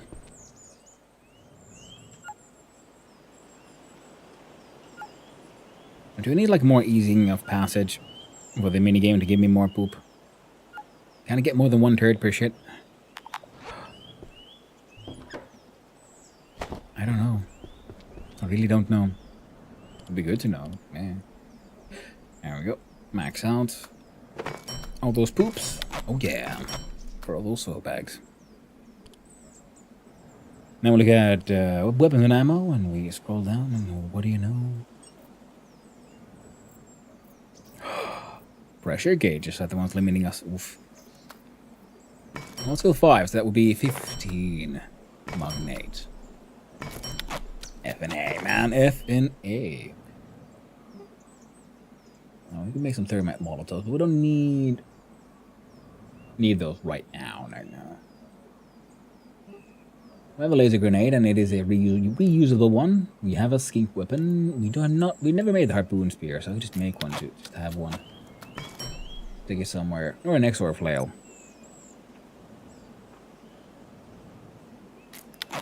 Let's make one. Ooh, the quantum pick. I need to make a teleporter. And make a quantum pick. Builds, and yeah. Making random shit as one does. Our lightsaber exists. Still needs something extra special. Can chop up remains, good quality.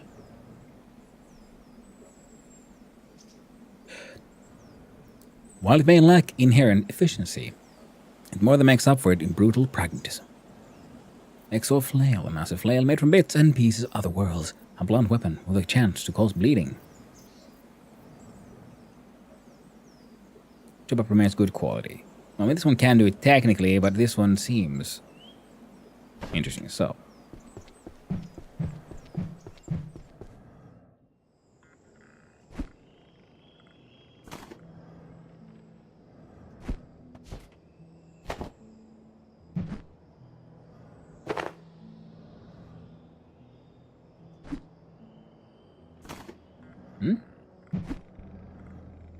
Just chucking gives me, like, a little bit of throwing XP. It gives me 2, it ain't much, but it's something.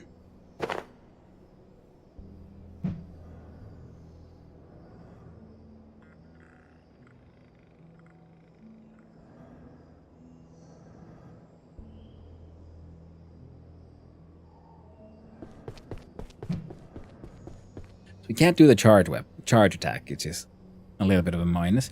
This thing has now started taking damage. He didn't take any damage last time we were playing, so I'm assuming that might have been a mistake. What? It really is a Valheim harpoon kind of thing. So it's alternative web fires. Burp. Seems mostly handy if we're actually like straight up hunting something, so I'm gonna put this in the tool-based toolbox. 25 plus 14, 50 plus 14.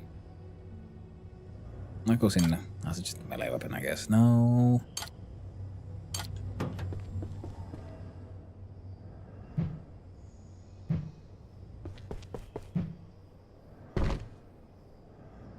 $33 plus 7.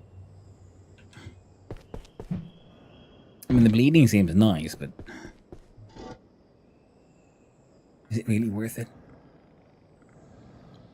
I find that unlikely. We can improve a magbow and/or lightning spear.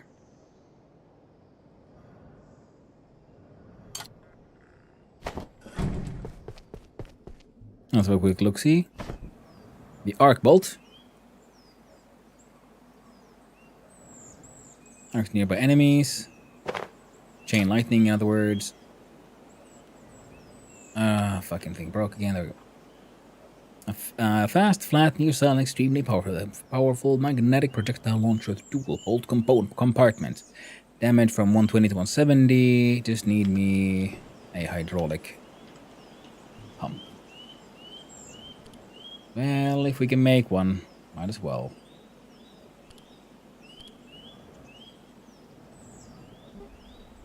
We need those pressure gauges. I'll leave it there.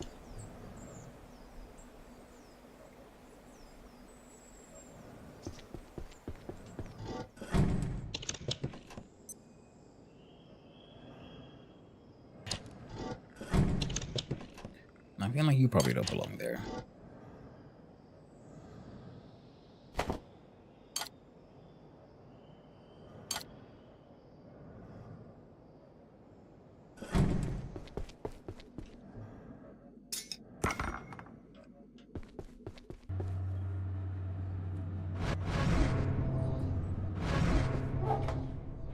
including the empty mugs. Thank you. So.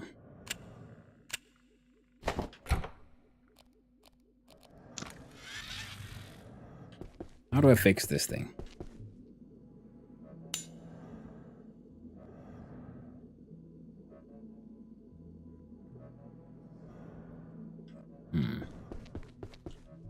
And it can deflect projectiles. I guess just having it gives you those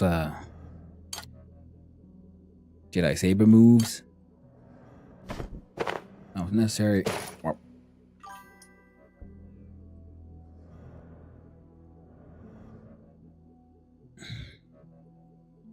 having a better kind of infinite weapon seems like a good idea.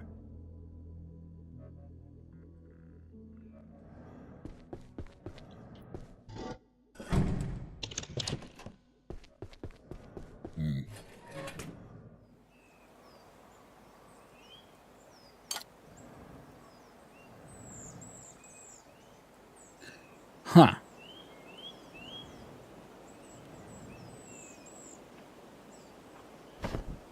Bring these with.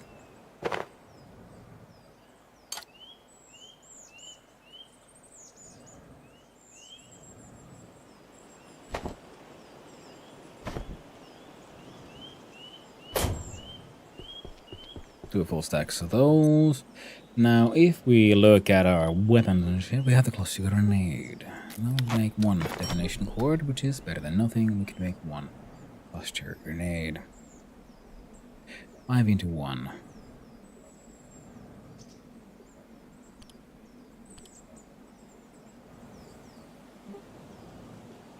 Hyperdense neural chip. I wanted one of these for something, but I can't remember what. Holy shit. There's too many things. I would like the game to tell me, when I look at a thing that is a component for something else, I'd like to have a list of things it is a component for as well. Because some of these things just end up feeling so confusing. Like, wait, what? And why? And what? And how? ¿Por qué? It's like, I can make all these things. I'm like, neat? I don't... Am I supposed to care?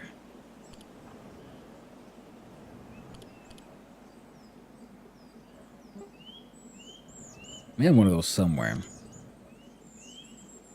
Cooking wise, meh, farming wise. Oh, we need one for this thing.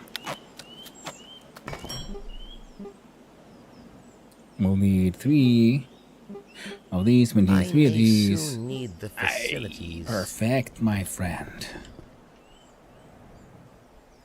Finally, someone gives a shit around here.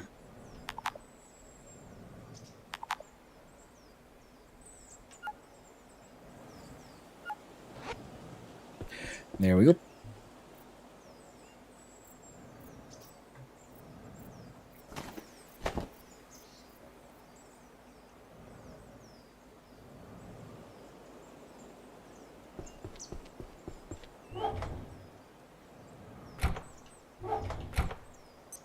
Perfect. You get those 2.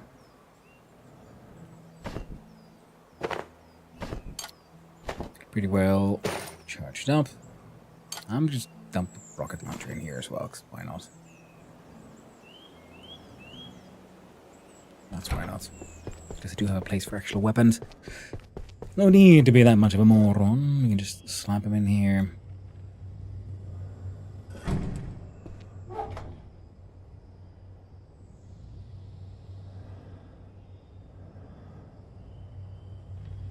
Now those 2 could combine to do some extra wonderful... Why? I can upgrade my toaster SMG. What does that want, and what would you become? The Varenkov's SMG. Heavily retooled SMG that ionized projectile for greater damage against body shields with biometric locks removed. Oh. How about the other guy? Ooh, this one. What is that? What I want? The thing with the SMG would have in its benefit would be the, well, prevalence of the, ammo. Plasmoir rifle. A rifle retooled to ionize projectiles that deal increased damage against body shields, with all pre-installed biometric locks now removed. Damage 50.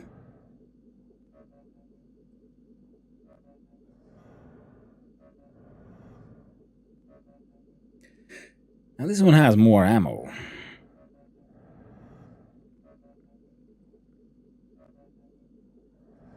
I'm gonna make that one first. What do I need in order to make more of these bad boys? Well, I can just already make 3, so... No much, apparently. Oh. Now I can afford the plasma rifle either, so that's fine. Heckin' perfect. The magbow isn't the most important one, and now the plasma rifle... The Berenkov's SMG. We'll have to get field tested now. And, oh, I actually do have a decent amount of ammo for that one.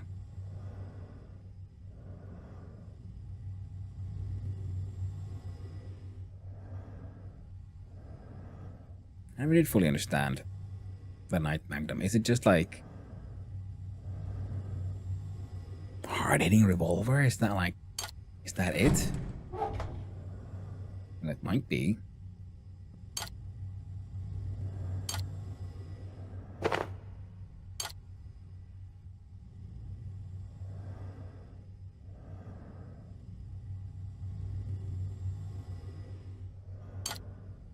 I'm gonna leave the hard lightsaber behind for now.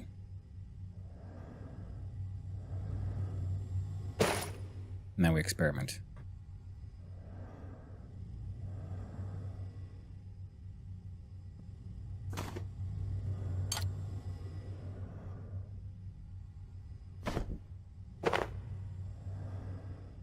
I'll leave these guys behind as well. So we have a emergency lamp system. Yep, good to go. Oh, mostly at least.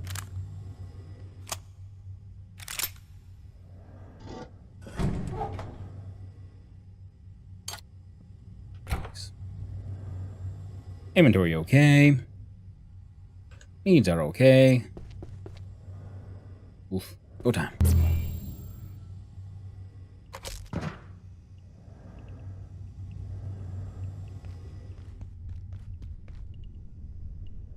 Oh, they haven't reset. I'm okay with this.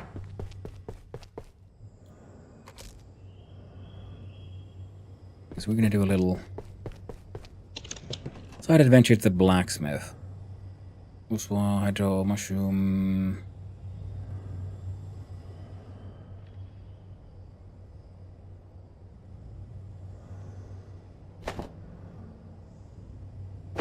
Blacksmith.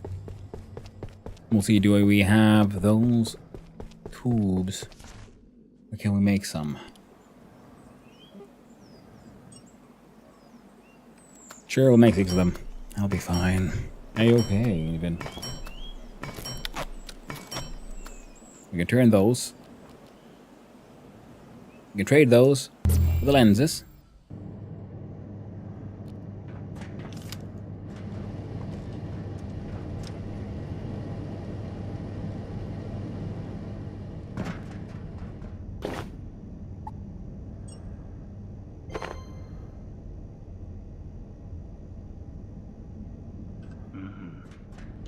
Indeed.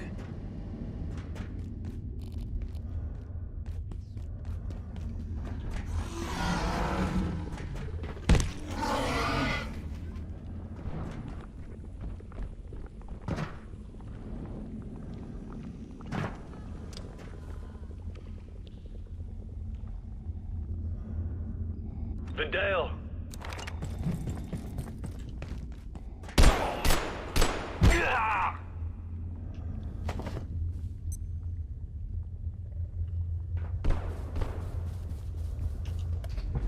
There we go. Filter out the... Turned off the radioactive. We'll have the Tori teleporter. Please go.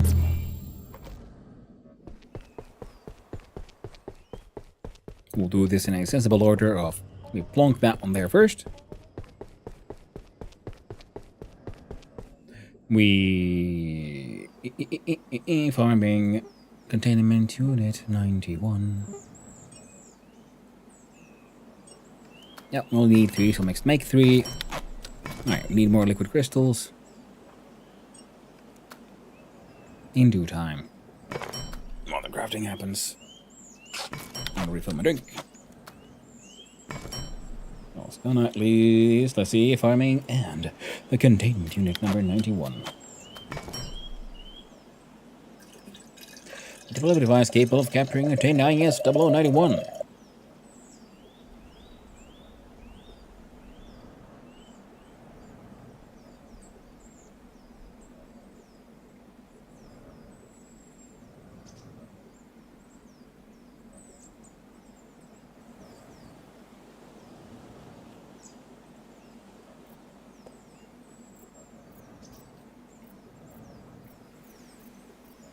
Are you okay? Probably wants this, but I can't see it on the list because I never made it myself. Or they want some strange, something I've never seen. But most likely just wants this. And more anomalies.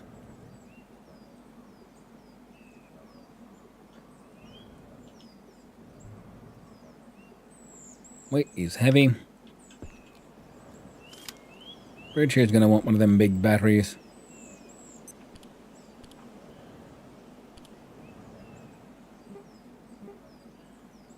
Air compressor. Oof. Can't be done.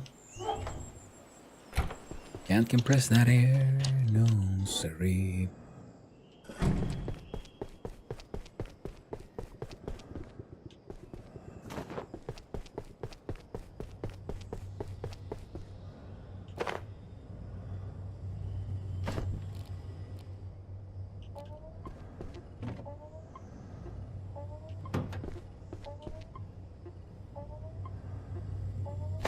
Apparently it's heavy as all hell.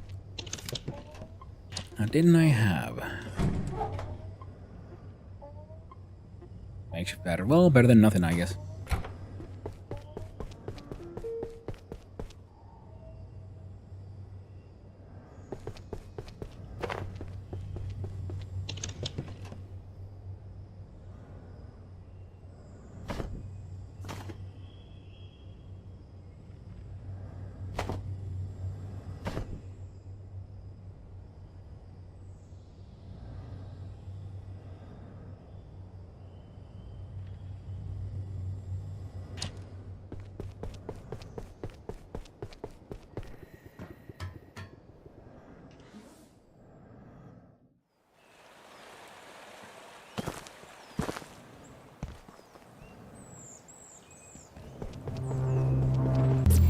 So, For what do you seek?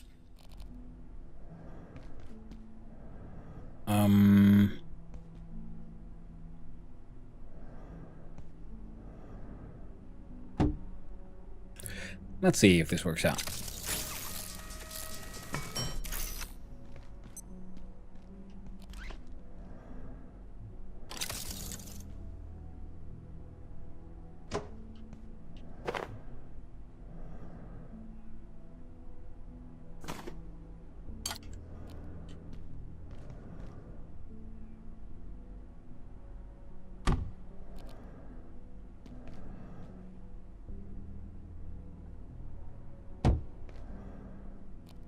That should work, right? So I'm thinking I'm gonna lure her in.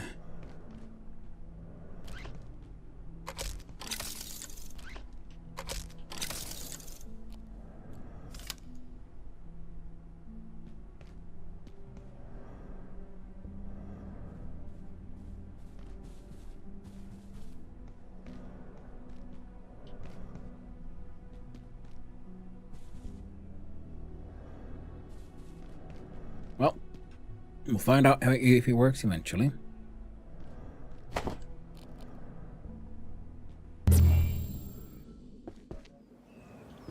I have a feeling that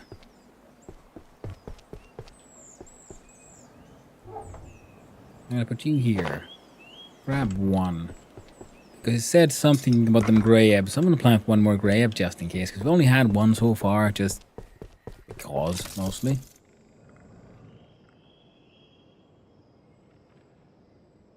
Okay. Wasn't really working. Should, but that's fine. Don't worry about it. There. The Antilite Disco grows.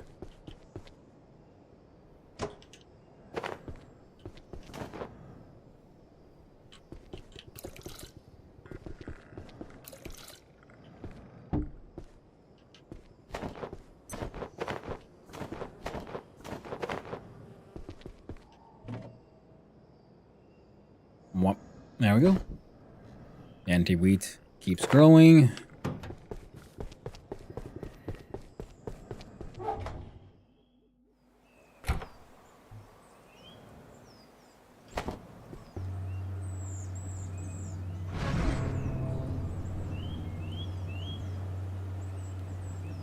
Oh. Fix the armor.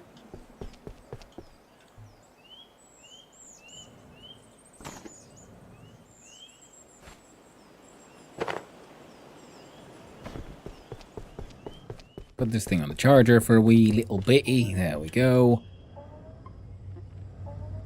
Got all the ammo we might need.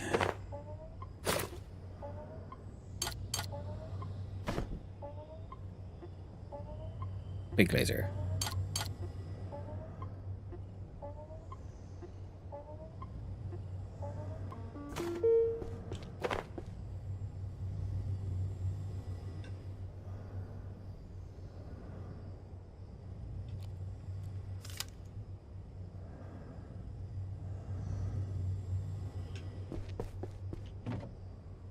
And there was a whole bunch of big water there, so we're gonna bring the diving suit as well.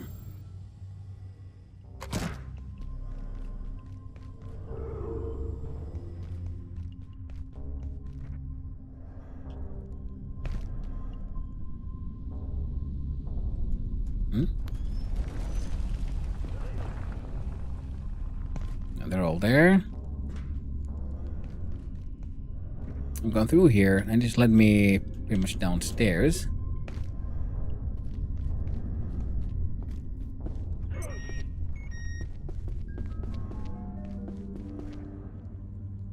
More than...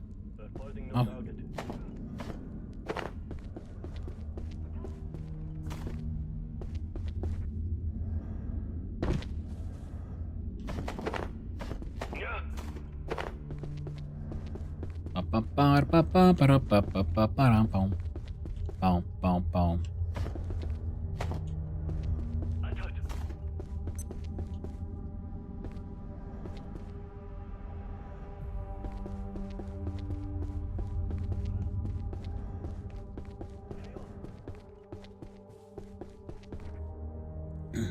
Oh yes, as we've been here, it seems...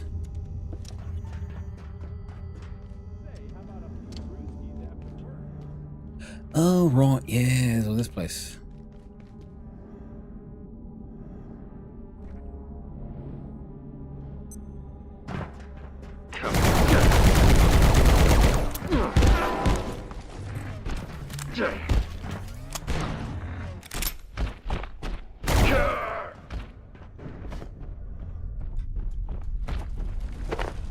Put this buddy back in, and now this is in... Not the one I'm looking for.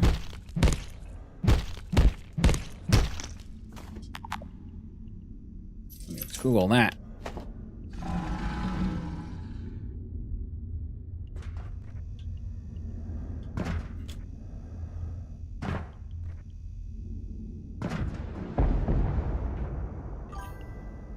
Oi, mate, do you got a license for that gun? Don't make me call the bobbies. Hey there, Sir Pyro. How you doing? How you doing? We've got a good day, my friend. And it's not a gun. This is obviously a pickaxe. And this is just a disco ball. Don't worry about it. How you doing? I hope you're having a wonderful day, my friend. Oh, let's see in here.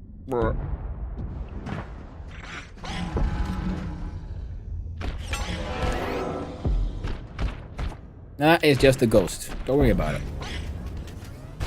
You don't need a license of goats. The ghosts. Left better than the dead soldier. Yeah. I mean, what dead soldier? I didn't see. All I see bio scrap. No. No body. No evidence. No evidence, no crime. That's how it works, right? Okay, this is one way of getting in here. Beneath here is the big water. Okay, so okay, so you can like crawl up, walk up here. Okay, I got ways to get in there now. I am okay with this. One, but not all soldiers have. Reload. Okay, that leads that way.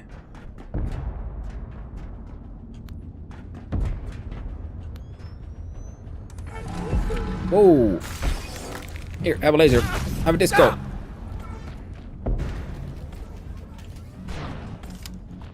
Hey!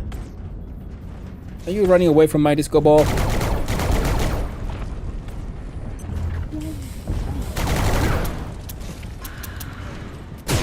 Oh, that's a lot of dudes. Here, have a disco ball.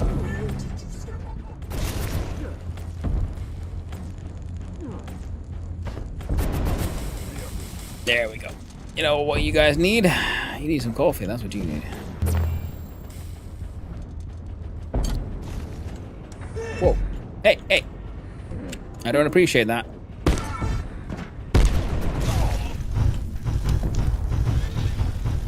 Here, have some coffee. I'm dying.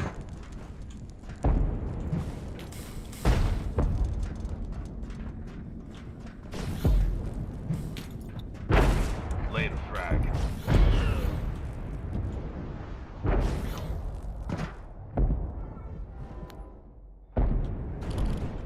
Alright, need some healing syringes. There we go, lights are going back on.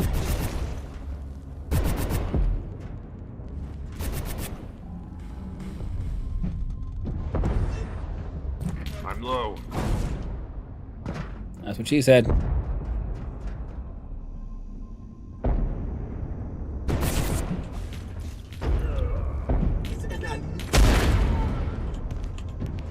Wrong weapon. Right, big boom. Where's my ghost?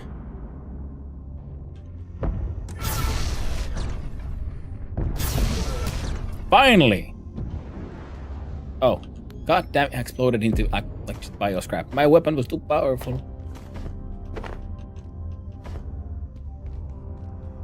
I wanted to get his head. Oh, the good thing is they're all dead now. No! Can't you bother those other ones? Hell yeah, arcane scrap though. Desk phones.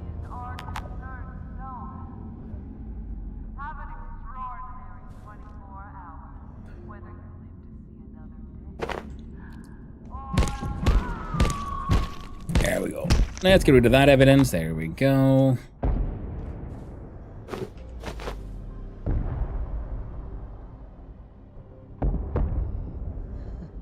No, Leia.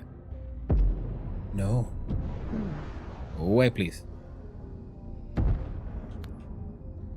Oh. No, why do I have enough space? I remember what. Just put on the bigger backpack.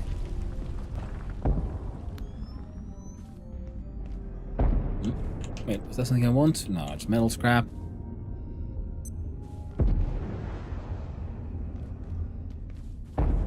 Many kinds of scrap. Ooh, stapler. Sure. Anything here that I missed? Alright, now what? I have an access point from there.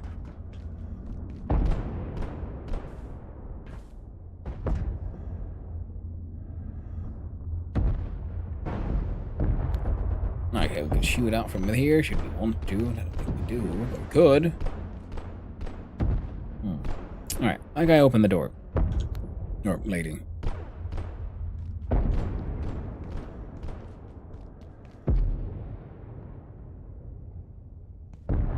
That one's not moving, so I'm wondering if they were like a narrative story interaction happening there. We shall choose to ignore it. And oh, next. See how this works out. Oh, I didn't know that.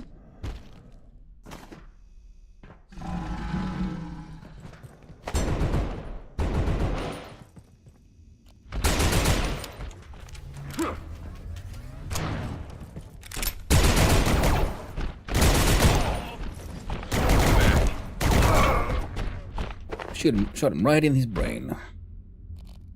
That's his weak spot. I butcher him by hitting him right in the knees.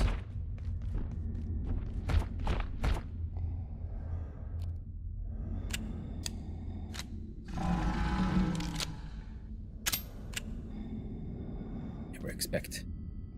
Shotgun to the head.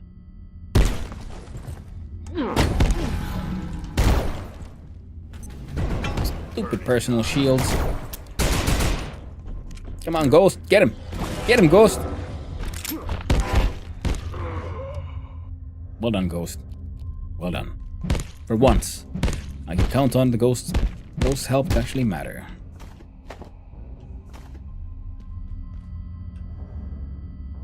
Ah. I think we can drop the pens. Grab that shit.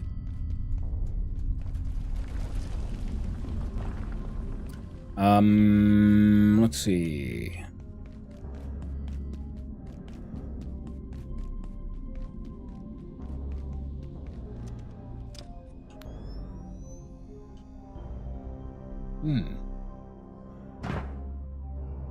Soldiers up there. Soldiers out there.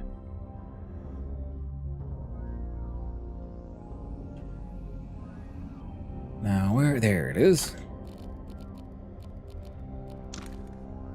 Oh. How do you have unloaded weapons?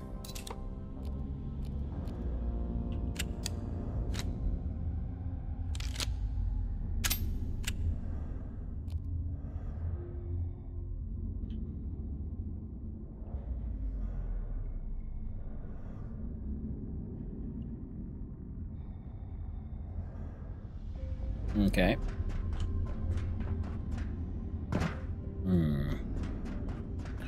Might be a bit of a tougher fight. Let's double check. Did we unlock? Oh, right. Reload of the game. Abyssal Gatekeeper Mystagogue.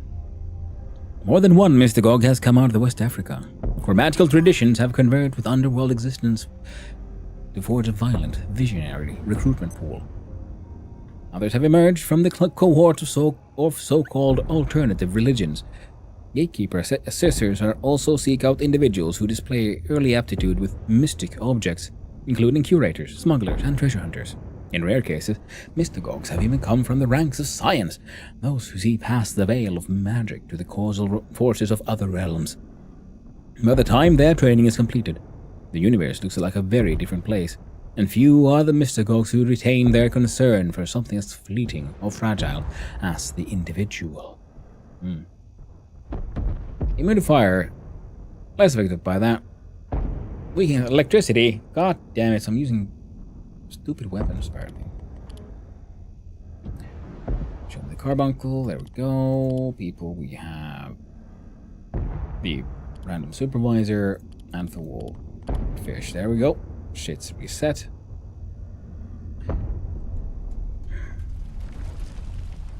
Right, I kind of want to fight that guy though. How do I get there without alarming him or all of his friends?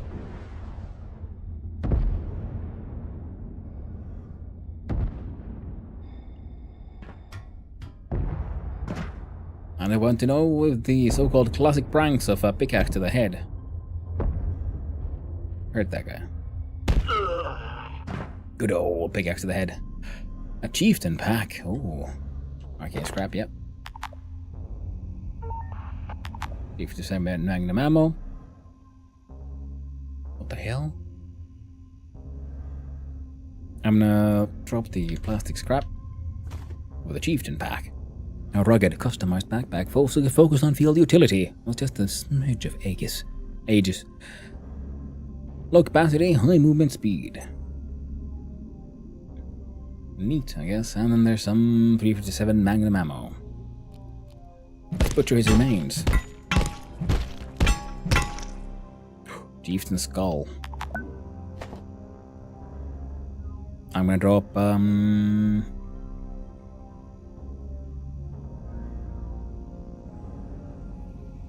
circuit board.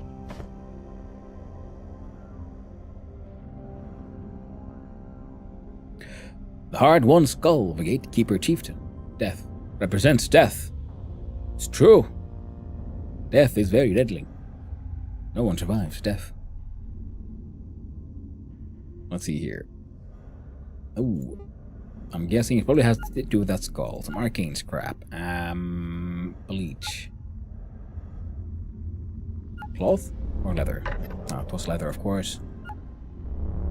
A horned helmet. A horned helmet worn by the so-called chieftains, patriarchs of the most gatekeep units. Chance for melee enemies to flee in terror when they attack you. Not bad. Finally some use for that bleach too. The hell is this though? Goes in that tube and that tube goes... Ah, there was one radioactive tube we go into. That would then probably lead here into this room.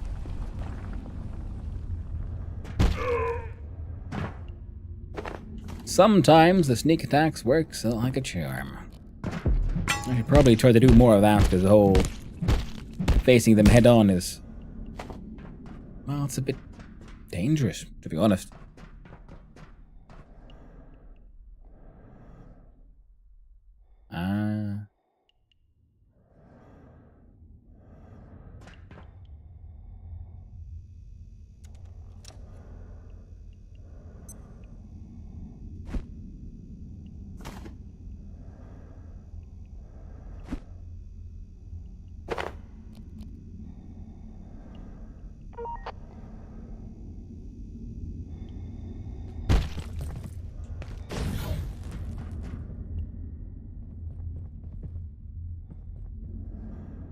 Coming at me alone.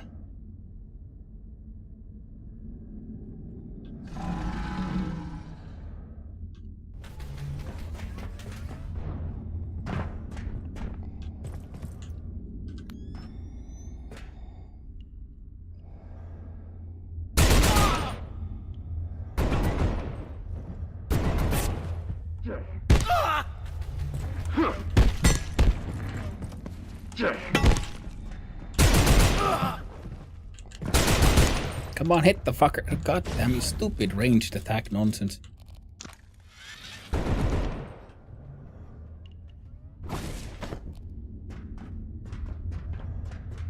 Oh.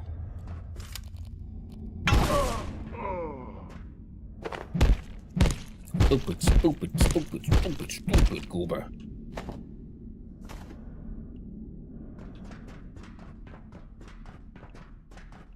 That did not go quite as well as I'd hoped, but we survived. And in the end, that's the important part.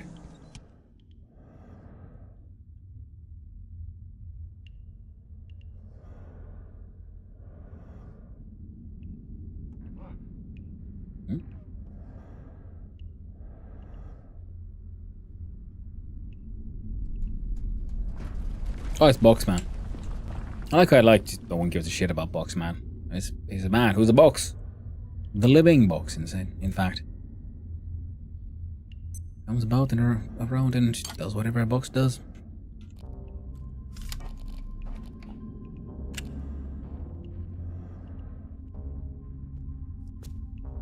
Yeah, you, man. How you doing? Thank you. Alright.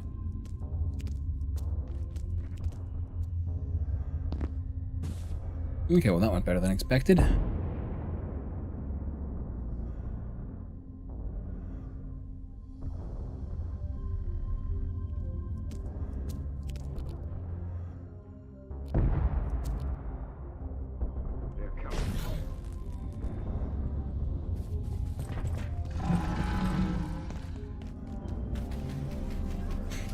Get him, Ghost.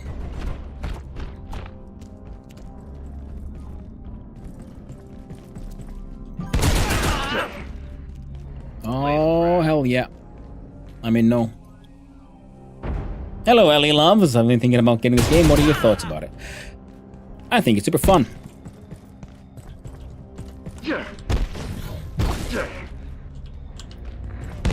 There we go. Got the bastard. Oh.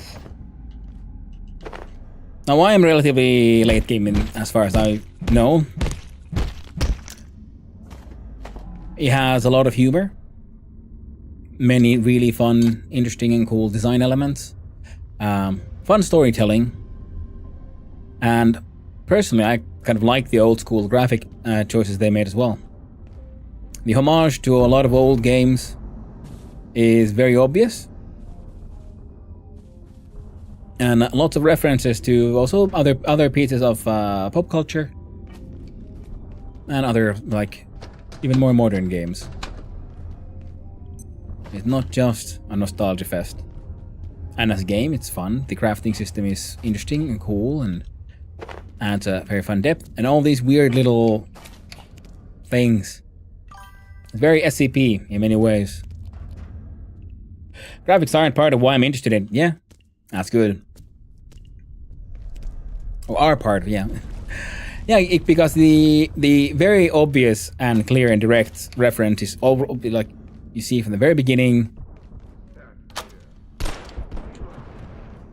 And it is, of course, the influence of games like of Half-Life 2. Even has some sound effects, some assets, at least graphical assets that at least look very much like the old game. Oh, right. Since I was there, I might as well go through. Or silly me.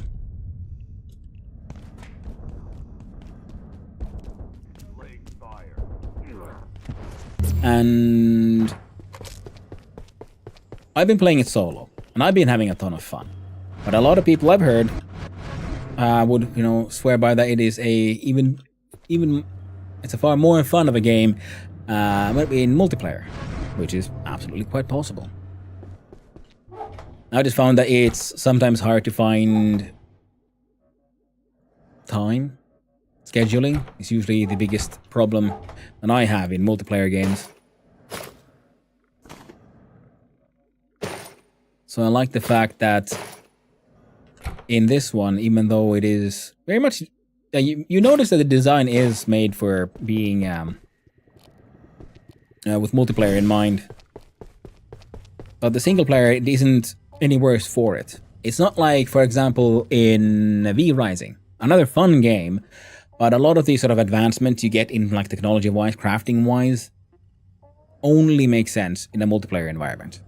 In this one, of course, there are also tools and things you discover that only make sense in a multiplayer environment, but they never come alone. So you also get something that makes sense even for a single player, or some of them at least are then linked to skill progression.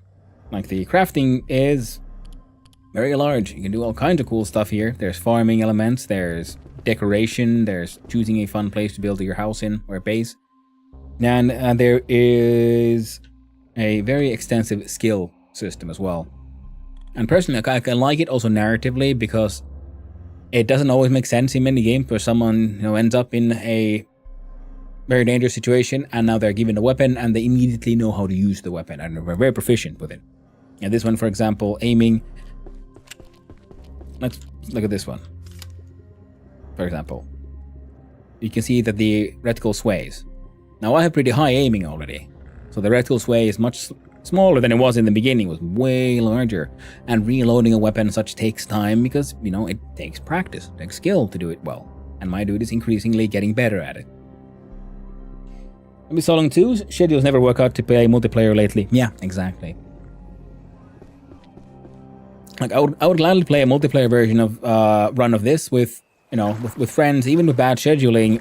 But that is after I first had at least one playthrough solo where I get to experience the story and everything in my own tempo. That's the problem that I found with multiplayer and scheduling. It's not just finding time to play and advancing, but also making sure that everyone gets to experience the story as it unfolds. Because if people don't really care too much about the story, about much more about playing and having fun times together, then you can just, play, whenever you want. You need to use the skill to get better. Absolutely, yeah. For running, carrying things, there's skills that have to do that affect your health, which are only improved by getting hits. There's cooking, there's crafting, there's building. Like here, like the fitness, we have sprinting, we have strength by carrying heavy things, we have throwing. We have sneaking, we have then blunt melee, sharp melee, accuracy, reloading, and fortitude. The fortitude is which improves your health points and durability, and you train that by getting hit. Survival skills include crafting, construction, first aid, cooking, agriculture, and fishing. Now there are certain things that also have to do with crafting, like being able to make like a lucky fishing hat.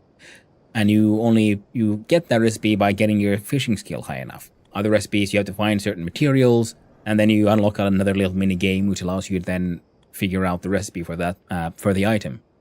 Certain things are then like hidden in the world in like these whiteboards with plans on them. You find them, you interact, and then that unlocks a crafting recipe. And then we have the like survival aspects of hunger, thirst, tiredness, and needing to go to the toilet. Now the food I make use of the most is various forms of soup, because I found that to be very, very efficient. There's many different recipes you can make.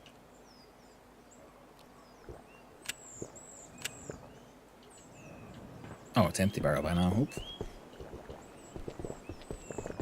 And then in the beginning, you just run around a lot. The map is very large. I'm now mostly... It goes like this, and then there's all your alternate portal worlds. And though it isn't I would say, survival crafter or narrative run crafter, it also is how would you say this? It's narratively and like a scripted story crafter. Many survival crafters, say Vintage Story, Valheim, so on, they have a procedurally generated map, so every run is different. And, there's different things to find and so on. This one, because it is a scripted narrative adventure, you have your set map. Things happen in a certain order in certain places, which is very cool as well. Because that then just means it has a much more compelling story.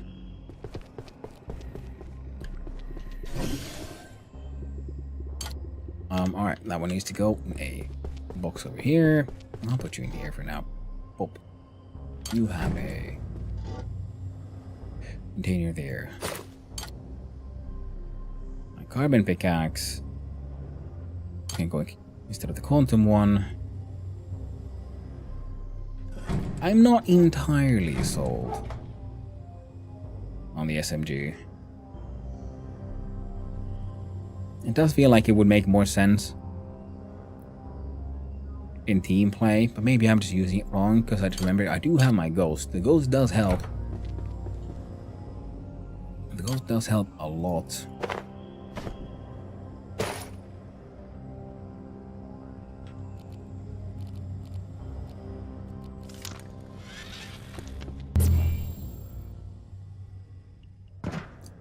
I can ask my ghost to help fight with me and for me. Alright. Now I've cleared this half of the map.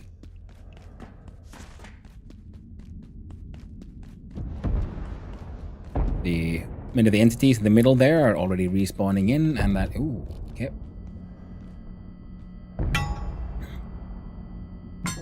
Technically, I guess I wouldn't have needed to do that, but it's fine. The greed got me. Now, Gale Reactor, this thing says, is this what... No, Layak. I don't know where you are. I heard you. There you are.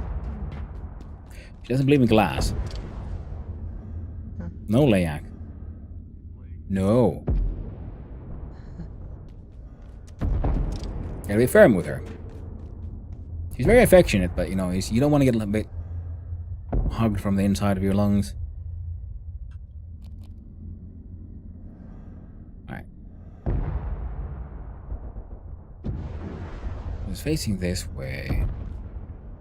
I can't get to him.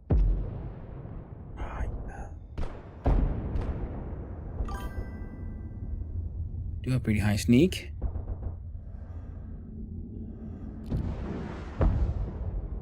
So if the sneak works out.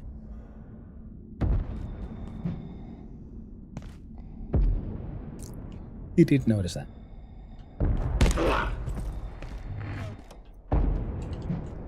Oh no, he's bugged out. That's okay. We'll put him out of his misery. Oh no. Oh, well, turns out he wasn't immortal. Oh, heck, hell yeah. Gate defense rune. Thank you, Spuddy. I needed me one of those.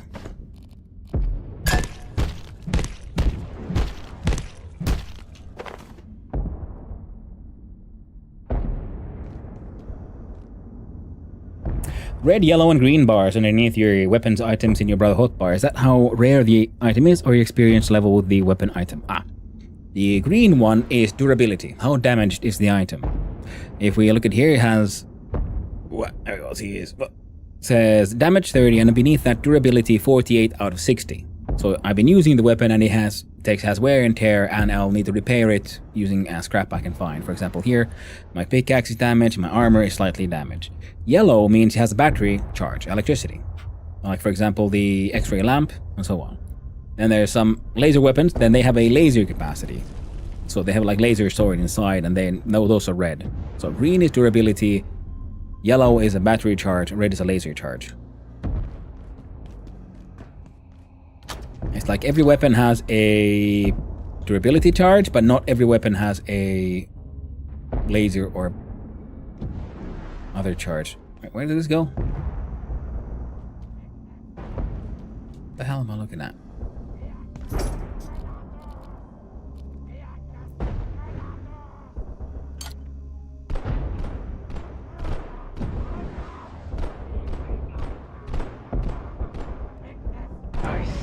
Oh, yeah, no, you don't. You don't see nothing.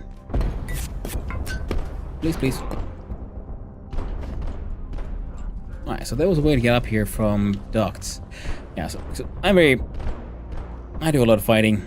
I'm usually very confrontational in this game, but you don't have to be.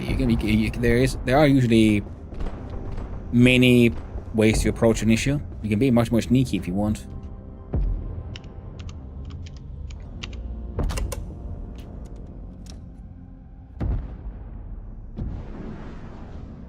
The Order of Banana. Hey! Hello, Douglas. Frank wanted some provisions, but I'll be damned if I know where to find them. A little light on basic amenities down here. Reminds me of the time the GKs wiped out that horde from Antiverse 83, but it's an army of religious cuckoos rather than a bunch of those water bat clone things. I'm starting to feel like the gatekeepers aren't all that interested in helping. I didn't. We were sneaky. Yeah. This is what happens when you outsource. I tried to tell them, but HR doesn't listen to engineers. I think the writing here is pretty fun in many of these interactions. And yeah, I usually also prefer to be this sort of sneak archer, but I've unlocked a skill combination and a weapon combination that allows me to do the sort of like running dash, smack the back of the head, which kills a lot of enemies if you hit them just right. Because you get a sneak bonus like multiplier, and then this weapon does a lot of damage, and then the dash attack also adds extra damage on top of that. And you end up farming enemies because you need their drops to craft more stuff. You look like you've made yourself at home. Almost too at home, actually. I like in the beginning everyone's trying to survive and so on, but now we're narratively everything is like escalating. It seems to be we're approaching the end game, and now some of the survivors we're talking with, they seem to be a little bit concerned about our main character here, because right now we see, because we're wearing the hazmat suit, we put it off. I'm actually wearing an armor made from alien pieces, so yes, my coworkers are getting a little concerned about my mental well-being. Understandably. Honestly, I prefer these guys to the water bats. You could not hear yourself think. Those pyrotechnics are impressive, though. You look like you've made yourself at home. Almost too at home, actually. And it's fun in the story how the game is sort of making fun of itself in that. Of course, you're gonna craft and get all the cool gear and so on, but what does it look like to the other like civilians around here? They're like, "Are you okay?" Douglas, I'm not convinced the guy knows anything useful. I'm actually wondering how he got his job in the first place.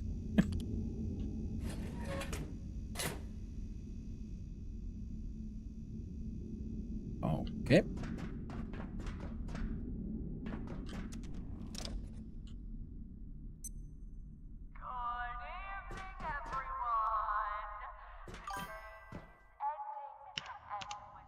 It has my suit back on. Eventually. Right now, I don't know if I need it.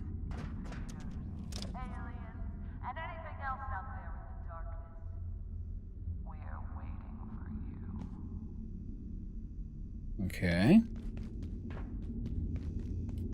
Pretty sure I need to go there and push that button. But it's never that simple. Well, then again, it wouldn't be the first time this game has sort of like a... What's the word? Giving me a good old double bluff. I end up overthinking. Oh, frick. Nice. Love these little holo tapes. Dr. Mance. Oh, Mance, sorry. Facility. Further to my previous note on IS-012, the shapeshifter has requested it be released in Antiverse 2. While this is unusual, I see no reason, at this stage, not to grant him a small... Override. Permanent directive to all staff, all levels. No further communication with IS-012 is permitted. All contact must be reported immediately. If it speaks, silence it. If it escapes containment, subdue it by any means available. In all cases, summon gatekeeper assistance immediately. Oh.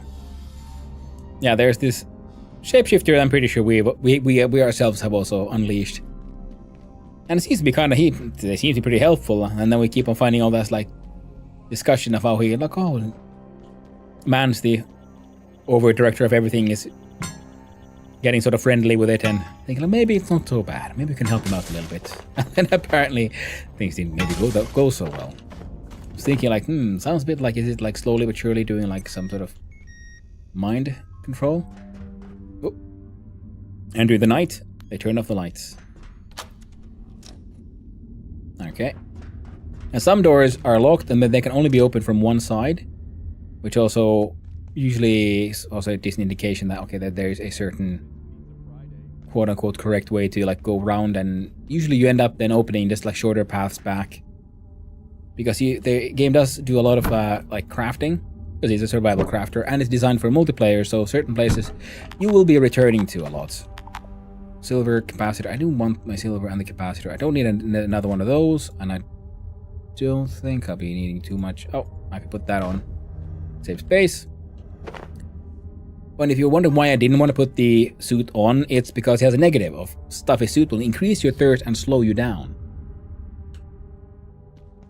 Welcome back from the ad, everyone.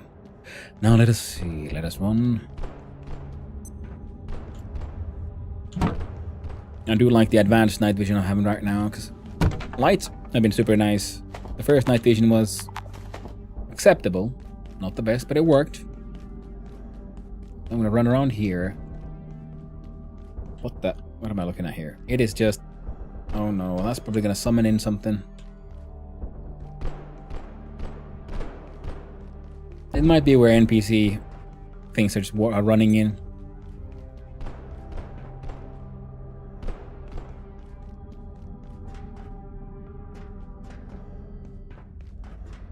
Okay, that's where we're supposed to go.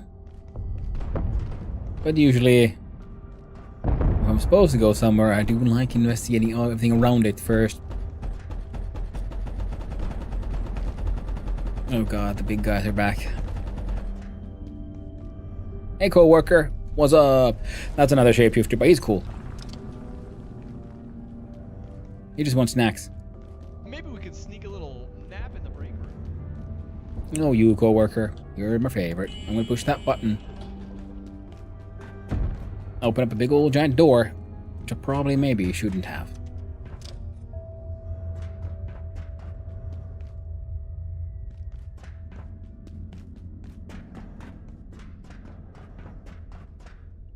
But I'm sure it'll be fine.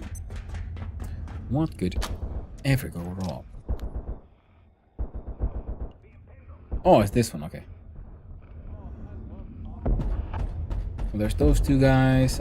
That is a lodestone and a grey ebb seed, so I don't give a shit about those things, to be honest.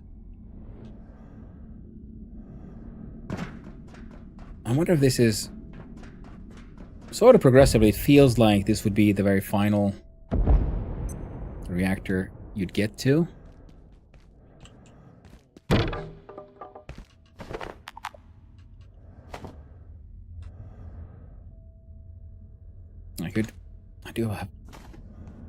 I do have a lot of the metal things. Okay, and another one. Oh man. I was thinking like, this place is built like some kind of arena. It's gonna be one of those like, oh, now you have to protect it for an X amount of time. Probably exactly what it is.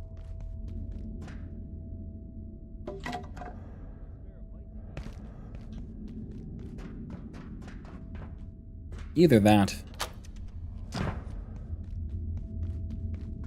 or the map is also, because some of these maps do feel like they've been designed for some oh, okay.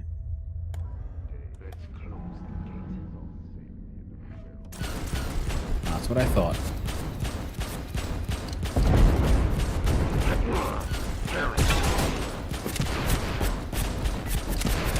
Okay, I got one turret on my side here. Hey, whoa, hey.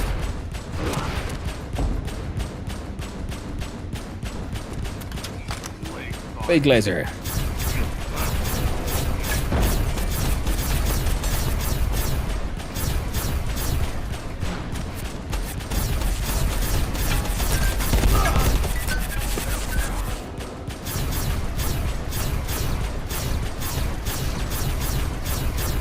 I'm doing like short bursts because I feel like short burst fire. Ow, fuck. Might end up doing more damage.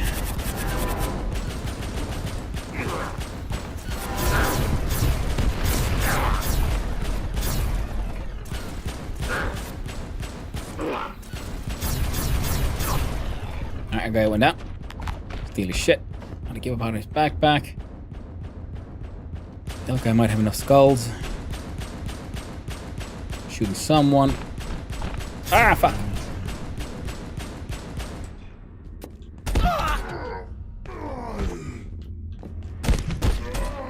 There we go. Suck it.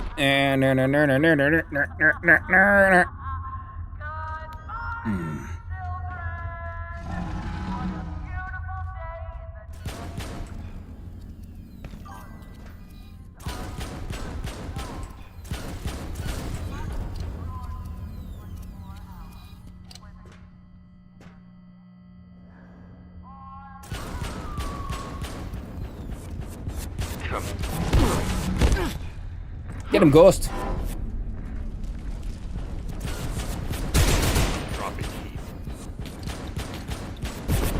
Why is the turret not killing him?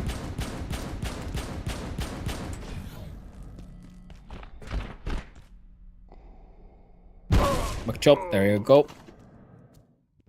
Arcane scrap is nice. Teabag. That's one should. Change this one up here.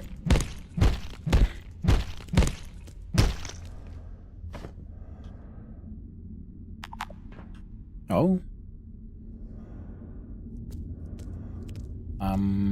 No, I'm gonna hang on to the jetpack for now. I'll put you all of these because they all have a chance of dropping a gate thing. I want more of them. Alright. But very much did seem like my guess was correct.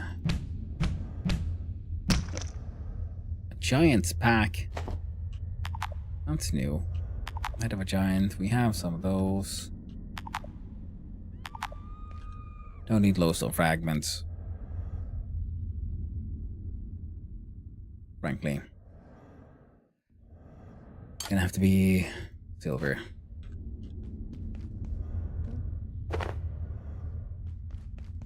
No. Layak, don't. Oh. Don't find me now, okay? Large carrying case from a fallen gatekeeper of enormous stature. Increased weapon reload speed. Not bad, to be honest. The head of a giant. I know we need one. For a crafting recipe. Okay, Layak, don't. I need you to go away. No, Layak. Go home. Thank you.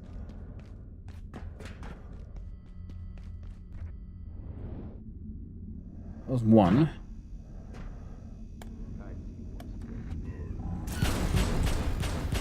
Oh, yeah.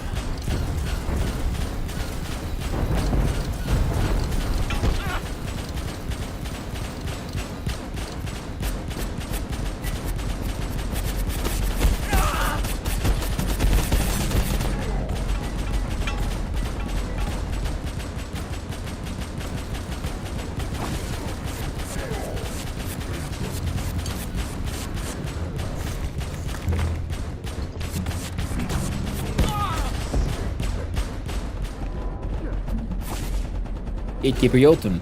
I guess I killed enough of them to unlock something, so I'm guessing the guy died. Excellent, excellent.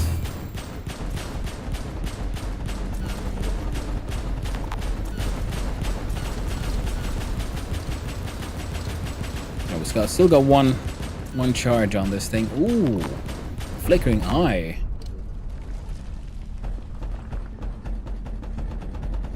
What are we dropping for that? Because I do want that flickering eye. Probably dropping the magnum ammo.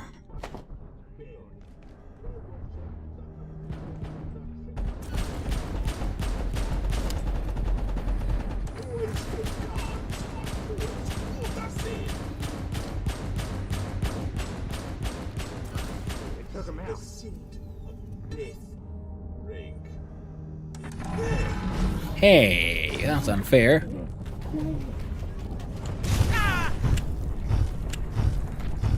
There we go.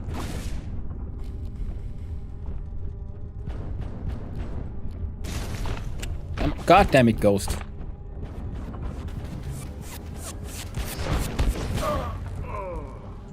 One guy down.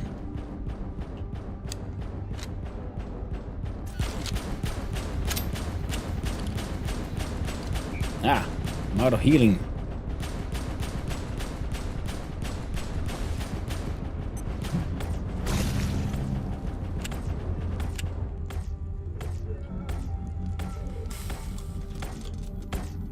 Well done, Lazor. Disco Ball of Death. Saves the day once again. Can't go wrong with a bit of disco. And well, can't use that one anymore.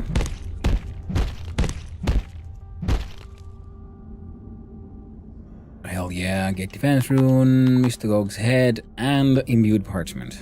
Well, poop nuggets. We're gonna have to drop these things. They're actually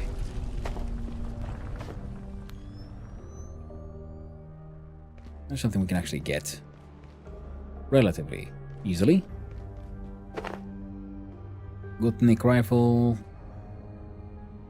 lodestone nonsense.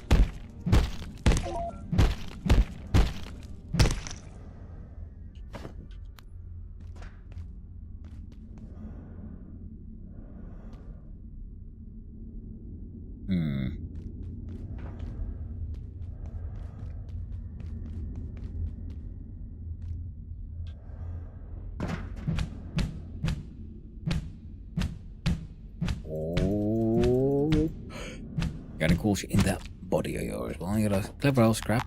Heads of giants, apparently they do not stack.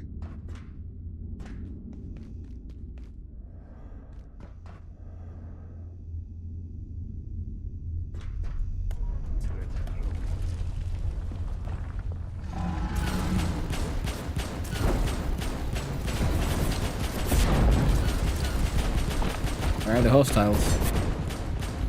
Oh, there they are.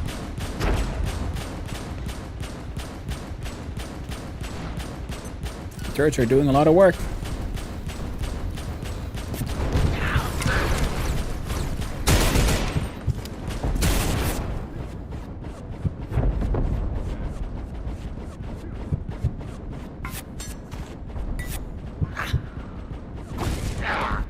bleeding.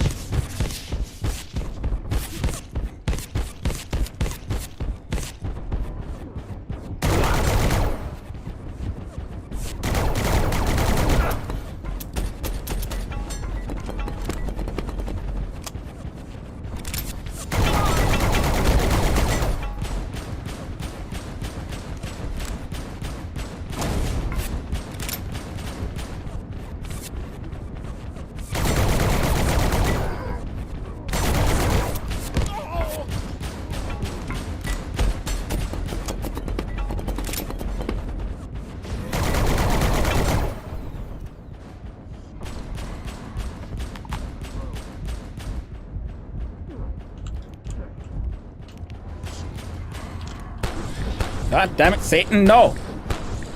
Busy here. Fuck off. Fuck off. No. Bad Satan. Go away, Satan. Gonna zap ya.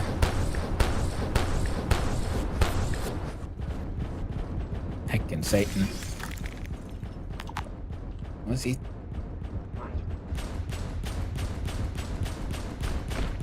Thank you, Holy Ghost. For doing your best. Now, what can I drop? Tech scrap, I guess. Because Satan's poop. It's mighty important stuff.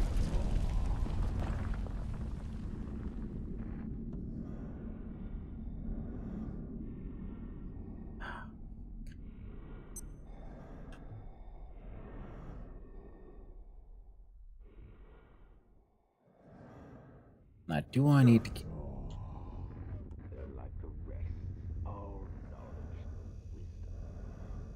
Ah, okay. They need to all die so I can do the last one.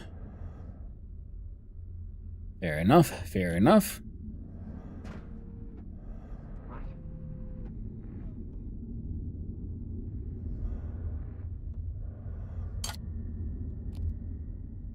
Have to enjoy some soup.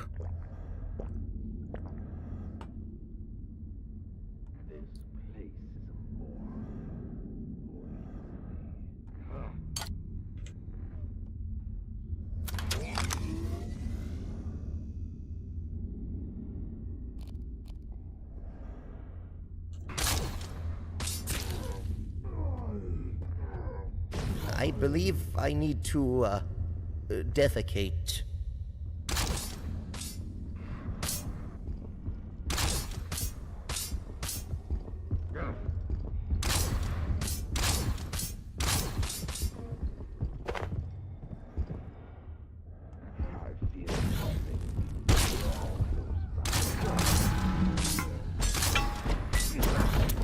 There you go.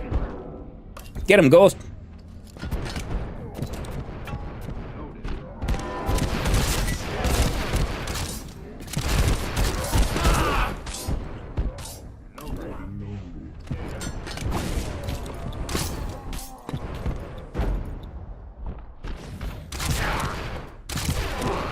Sorry, Ghost.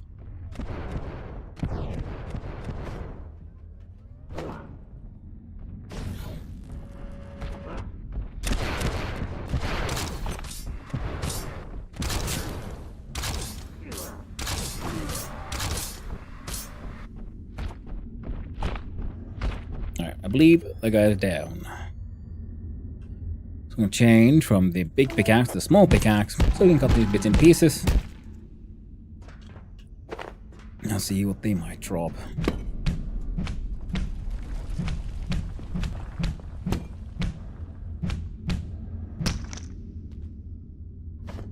Kevlar. Ah.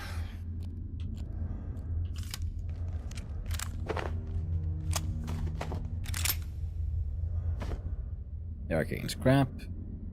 Immensely useful.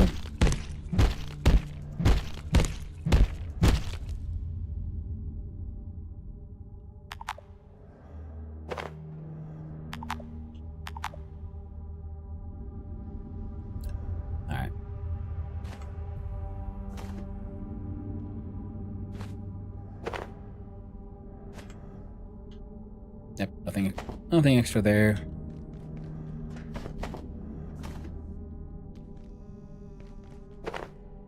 And yes, some weapons leave their ammo lying around, such as, for example, the grinder disc, because they bounce around and then stick onto shit.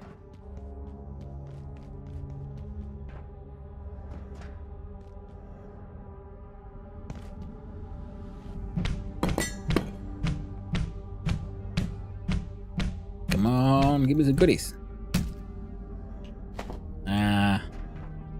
Better than nothing, I suppose. Question is, can I push the button now? Can. Oh, we have activated all 4 of the older nuclear reactors now access the fusion generator. Alright,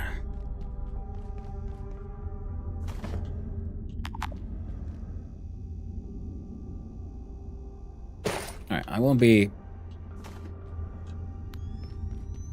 needing the jetpack quite as much anymore, I think. So we changed into a bigger backpack. And we're gonna grab all we can.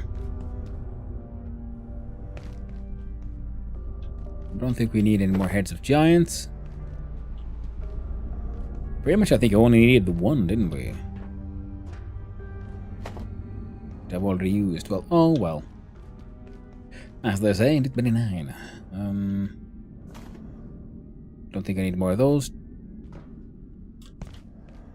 What do you... Leather and steel. Sure. We can work with that. Ooh, that was good. Could have gone a lot worse. Hey, hello there, friendo. You got any goodies? Kevlar scrap.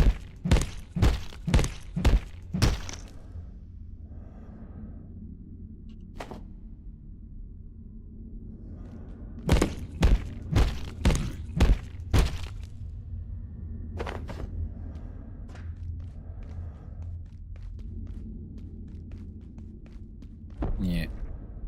Seems about right.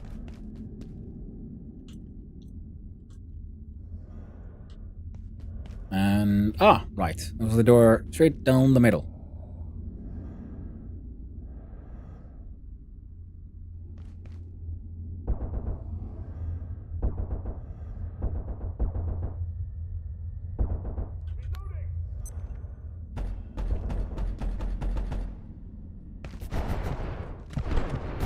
Okay, so this side had the like nuclear waste storage area. We fought our way up and down and through there. Whoa, wait. Ow. Shit, that actually did almost kill me. And this place had some cold research, which I never did really find that much time to get into.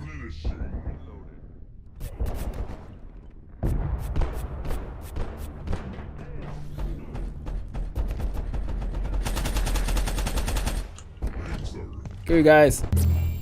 I'm heading back to base. I'm emptying my pockets. A magical pocket emptying machine. We'll clean off a bunch of that filth. We'll have ourselves a nice little toilet.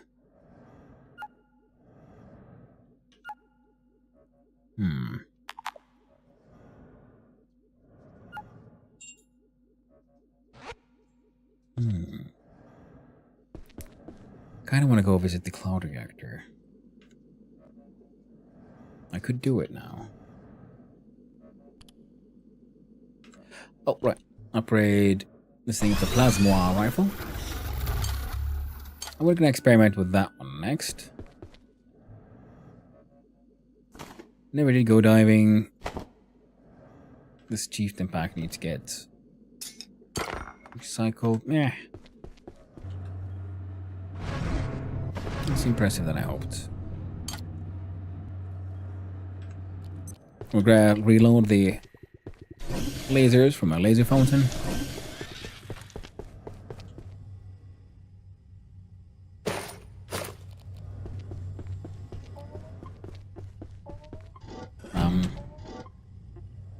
one of those there. Kind of enjoying the quantum pick.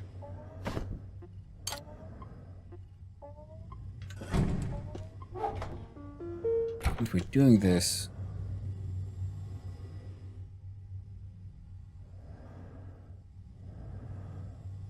we could do it that way. Those back.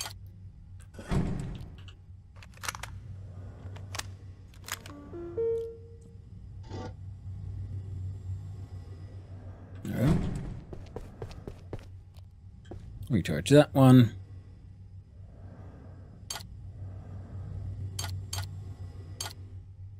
There we can weld these, or weld these, or weld these, or weld this one. Never did go check out the diving too much. Okay, I don't know how much I care.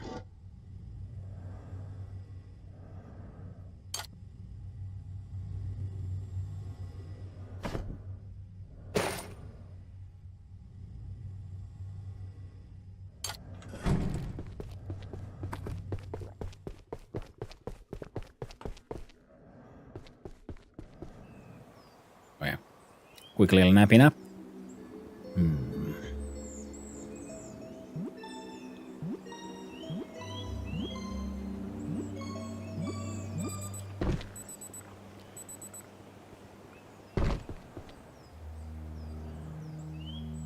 Alright. It's been a little while since we saw the Layak. There's like a non-zero chance that we might encounter her if we leave the place. Alright. Could you have... There we go.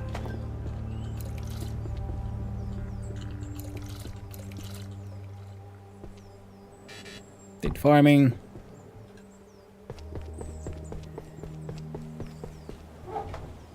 Put that away.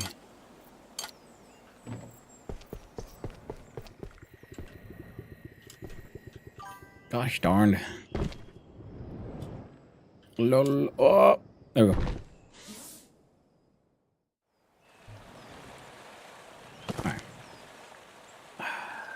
Fine, we'll do it this way.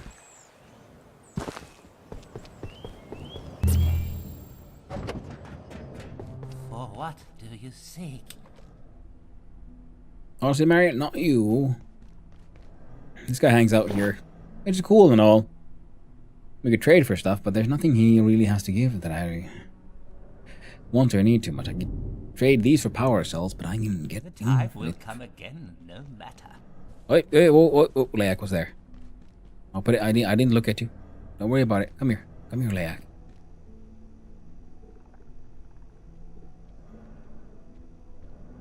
You can't look at it directly.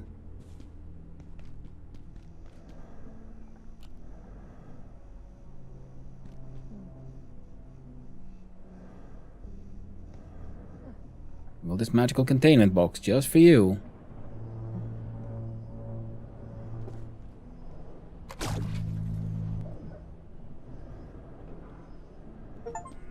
Hey, you got an achievement. You've recontained IS-0091, or a variant. For now.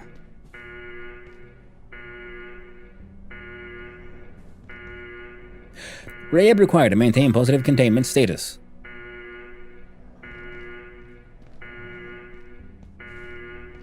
I don't know how to get the poop from in there, but okay. We did the thing. We did the heckin' thing. And I forgot to bring the goddamn Grayab with me. Like a model. So running back. Getting the Grayab. And apparently, yes, the answer was get close.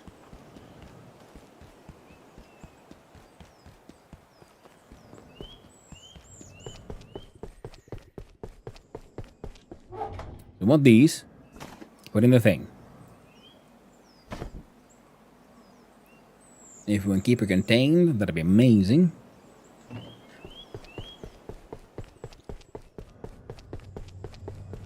And since we're doing this, I wanted Gale.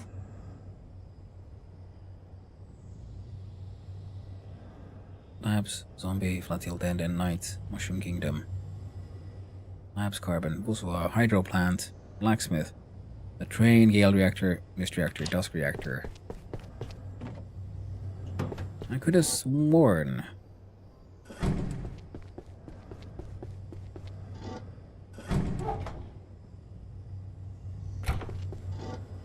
Well, dang. Hydro, also labs, carbon, zombie, flat, dun. No, I need all those.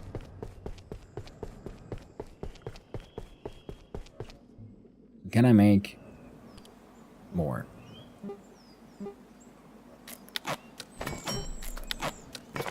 I can make one.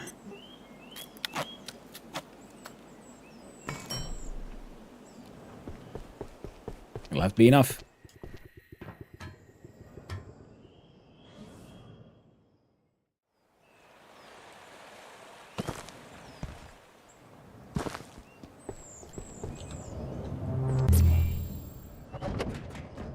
For what do you say? Oh no! She has escaped.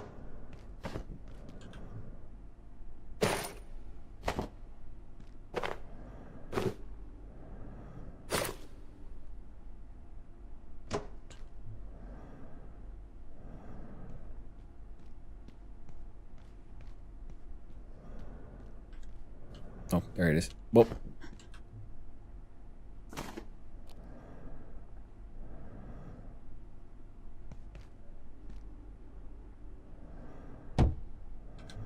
Then we do super advanced production tool.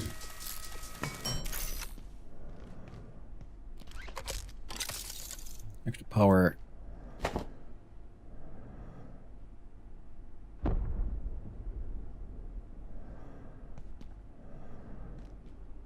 Alright, now it seems to be relatively maxed out. Thinking like, should I put a plant next to it? Or more of these weird ass grabs? Gribes. Okay, with ammo, healing is there. Ammo's here. Everything's a-okay. Oh, not bad.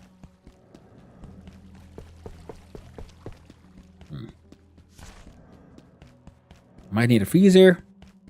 Or a new something. Fridge? I think a freezer might make more sense, so we'll have a... This freezer's stop degradation completely. Or at least just slow it down. Oh, I'm carrying Verenko's SMG with me as well? Man, good thing I didn't go too far. That could have been embarrassing. You go there. Number 2.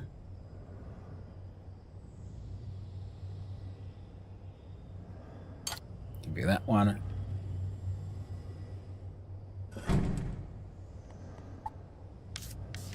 A cloud reactor is the one I wanted. Got dusk, mist, and gale. We have no cloud. Also, do I care enough?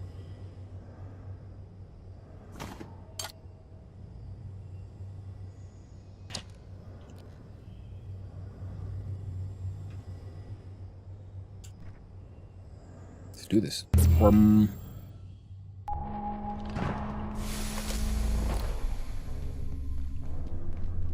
Next with me, lab fuel cryo.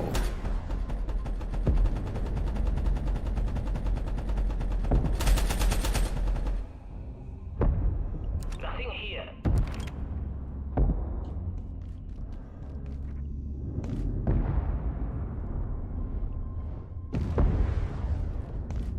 Region clear.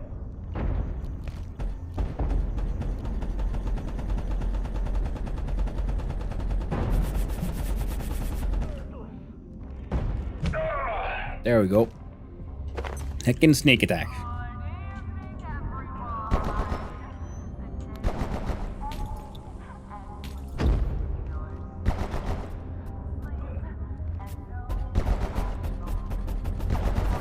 A whole bunch I don't really care.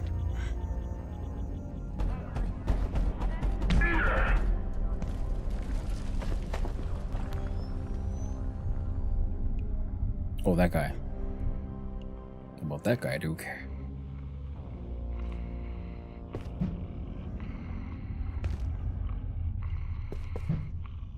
God damn it. It's annoying.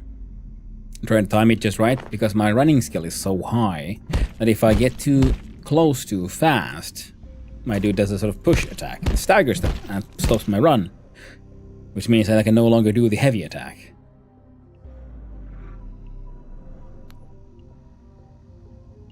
Yeah, no.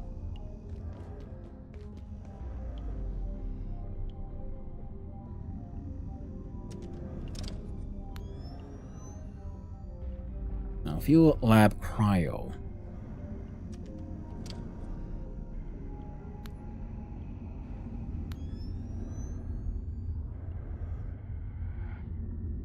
Make zombie sounds.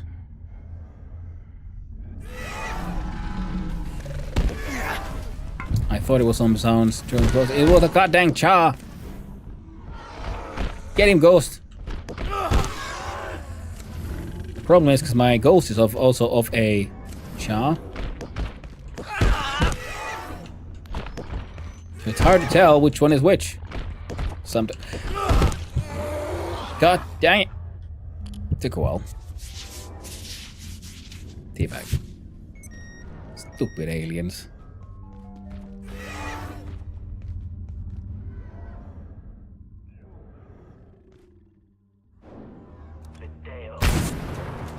Pendejo, nah. Pendejo yourself, man.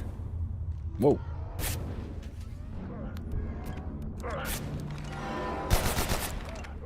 Get him, Ghost. Ah, I'm done here. I can't be bothered with this place.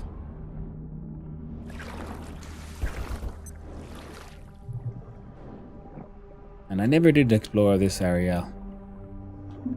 Right now I'm also kind of just not feeling it.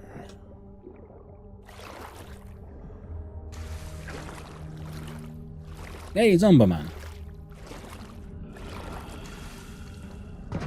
Ow.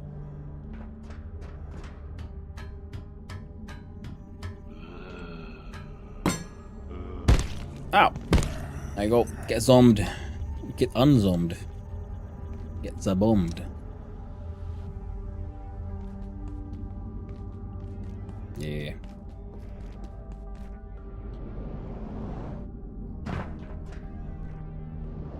Jetpack wins. Alright. We have access to this place through here.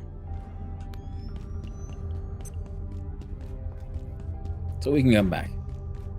Should we find the need. Now there's dusk.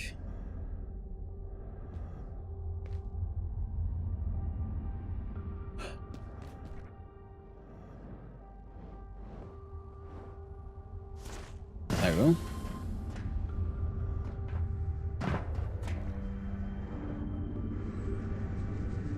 There we go. Wasn't there a chest here somewhere? Yes. Open it. Get us up another one of these defunct shield generators. Take all of that. Thank you very much. Yeah, bring the entire fucking chest. Maybe steal all your shit. Whatever's in there sounds kinda nuts. Don't think that is exactly where we're headed.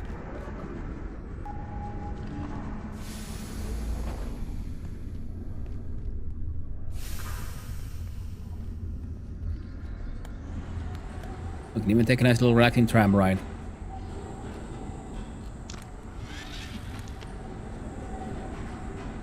Oh, there it was.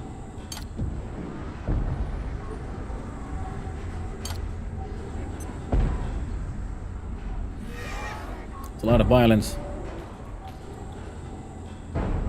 And explosives. I don't want to go check it out. But we shan't. No, not just yet. Or maybe we will, actually. You see... Alright. We have the unnamed one. Yeah, thought he's there. What? How dare you? Fine. Not this time, then. Not this time. Now, I'm supposed to be headed there. But we heard those explosions. Yes, sir. Yes, we did.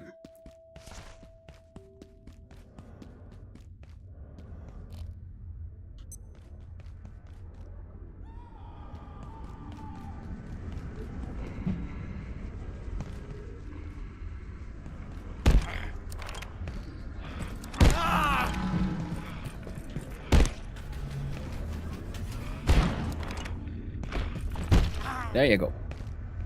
I need your PETN. You killed that guy. Dropped one of those. Let's chop this guy up. You got any goodies? Got goodies? Give me a good shits. Ah. Ain't nobody got time for no brains.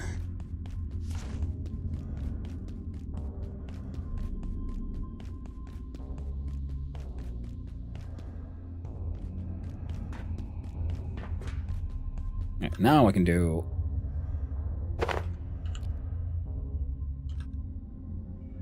And I'm gonna leave my backup teleporter.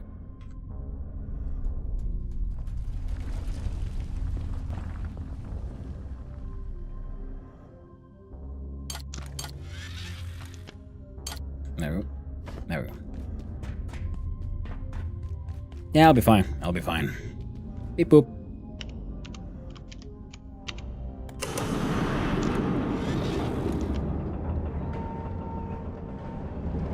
Alright, first, the bridge is closed. Then we gain access.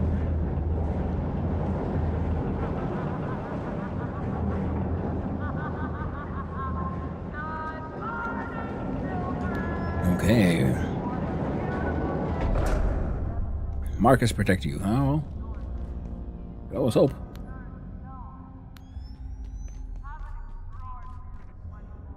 Alright. Oh, just Arcus, not even Marcus. Magical symbols everywhere. This is a black clearance sector. All personnel must have ID. The elaborated devices are in use in this facility region. You have been warned. Mega interrossi is restricted to all personnel without gatekeeper escort. Follow all gatekeeper or defense team instructions at all times. The future is shaped by your actions. Alright, sounds like turrets and shit. Watch your vehicles. Waygate. Ooh, waygate control. Power relay.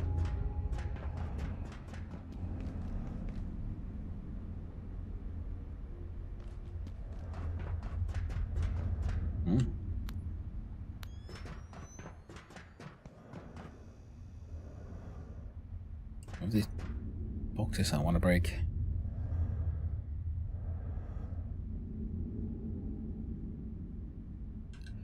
Alright, that's as good a place as any. Where is that guy? And followed by the battery.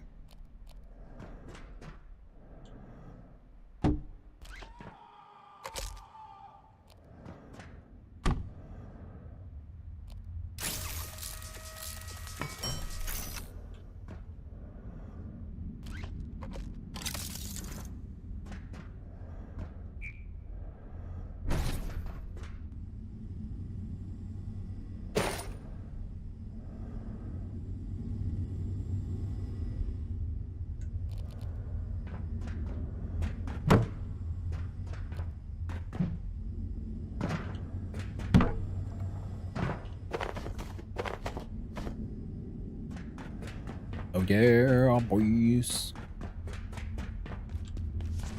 Good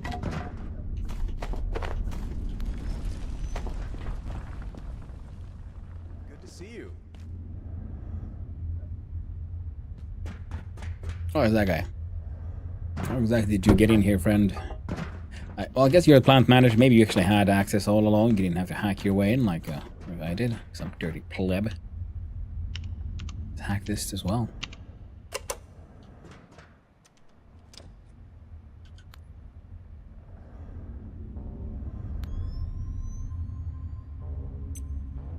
Oh.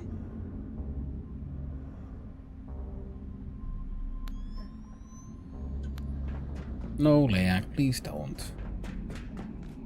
Don't make me do this. I'll do it, though. Do it for you. Get X-rayed.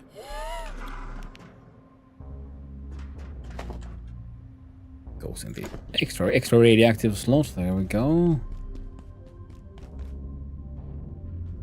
Okay, amazing. All 4 reactors online and fusion ignited. I knew that you could do it. Totally. 0 doubts. Now I'm guessing you want in there. And sure, maybe the GKs have an exit, a portal to you-know-where, so I don't blame you. But honestly, I wouldn't, whole mess of trouble, that one. I just stand back, enjoy a job well done. And anyway, it looks like something's gone slightly, south with the, substation. You couldn't get into the control room to open the reactor up even if you wanted to. Oh. It's just a minor short, nothing serious, happens all the time. Well, not under my watch, but unless you're a certified electrical engineer, I'd be focused on how you're going to get this place back to normal. I mean, aside from the, war. I'm thinking long-term here. All right. I'm being realistic here. I know we've got some work cut out for us cleaning this place up, but the power is one less thing to worry about. Except for the electrical fault, I guess, but we can deal with the substation whenever. Hey, they probably it's thought... just on the other side of that wall. No hurry. Hey, it's not the first time this place has turned into a battle zone. Don't Could even be. get me started. You would not believe the beefs they have down here. We'll bounce back. Nice. We'll bounce back. Dr. Hill. Normally, me, the gatekeepers, we take care of this place. I swear. We keep the old perf gear running so they can use it for, well, you wouldn't believe some of the things they bring through that portal. The one that you're locked out of, you know? Seriously, if I described them, you'd be like, Dr. Hill, you're drunk. What are you doing in charge of all these nuclear reactors? You know. Anyway, since Newman did her thing with the old dark lens, the transit down here's been all GK all the time. They don't trust the lens, and they've got their reasons, sure. Personally, I gotta say, the safety measures on that thing are, I wrote a lot of emails about it. It's worse than synaptics, but don't get me wrong, the GKs did get a little carried away this time. Oh, this baby? First of its kind. A flowing liquid lithium plasma-facing component toroidal tokamak reactor. Developed in total secret, took 7 years, 16 PhDs, and 1 antiverse you do not want to visit. I'm telling you, say no. And look, maybe Garrick planned it this way, maybe she didn't, but building a facility in a disused lithium mine? Smart move. More lithium-6 than you could shake a breeder at. That's a joke. Don't shake anything here.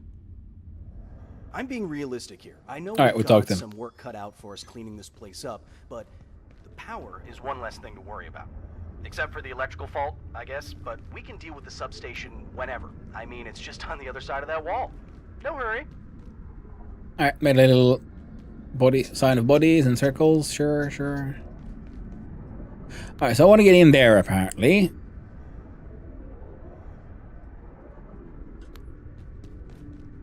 Kind of reminds me of one of the characters in Borderlands 3. I mean, could be. In the end, you know, there's only so many voice actors and only so many gigs. There's all these crazy paintings everywhere. Sure, we'll deal with that. Oh, wrong one. Reactors and waygate control. Now let's go empty our pockets soon enough.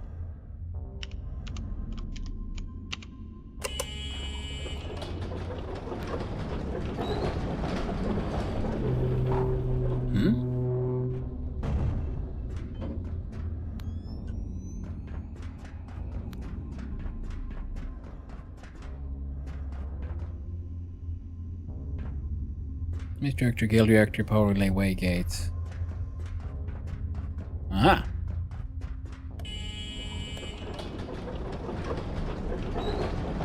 Is this the bridge with the guy?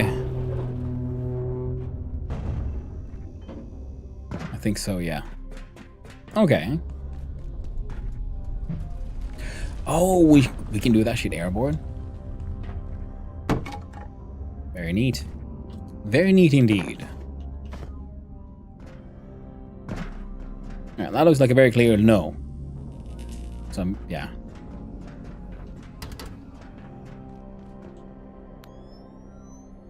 Ah, good old 3D platformer nonsense. That's what we got a jetpack.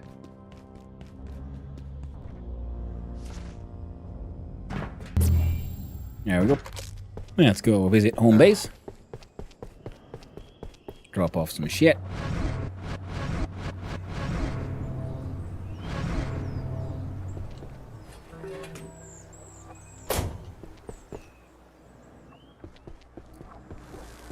Oh, yeah, shit. Come here, you.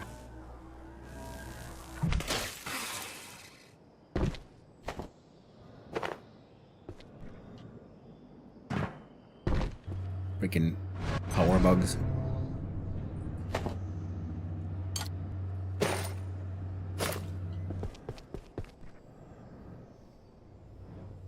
Put that chest in there.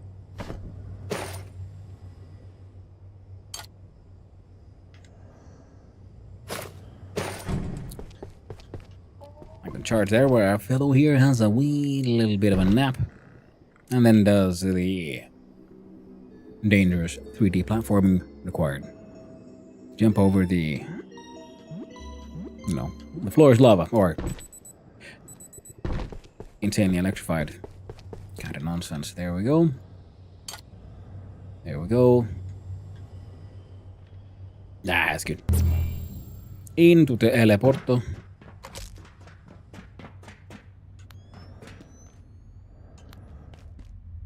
Oh, right. So if we could have just taken that direct right, I would have gotten here. Sure. Sure. Neat. Alright. Power relay time it is. Locked door.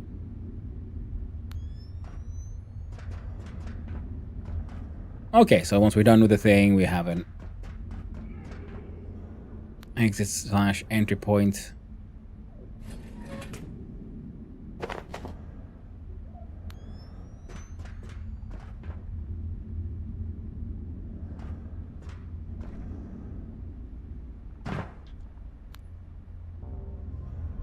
Yeah. Water looks bad, okay? Fudge. Also, whoever designed this place is... nothing... A very special person. Built this place. Push button.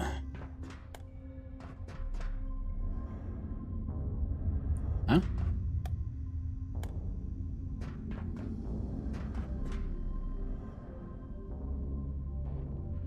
Oh, okay.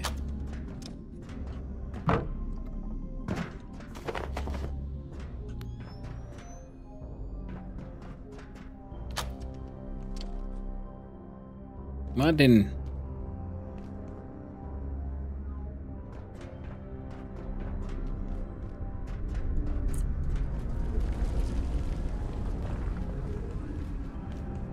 That didn't help much. Ah! Wait, no. Is the other door like already open now, or is it on a timer? Electricity here hasn't returned. Why do I want to get here?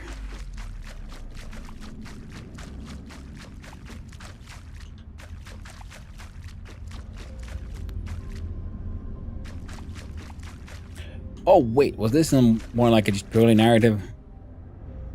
It's not, you know, it's not meant for me. More like, hey, this is how the actual employees move around here, you know? Using those stairs. Could be.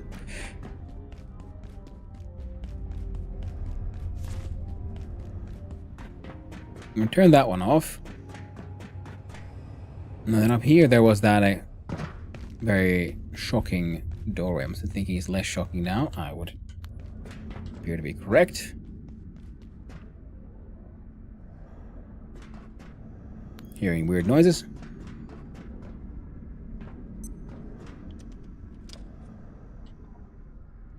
Break room. TV. Standby. Rubber balls. Snacks. Smiley face.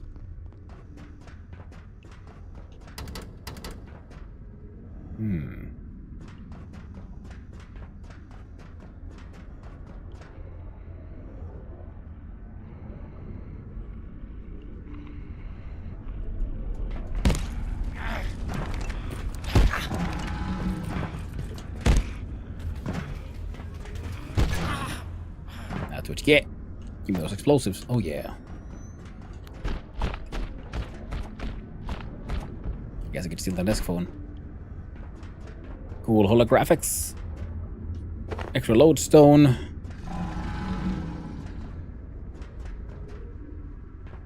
Alright. We're gonna beep the boop.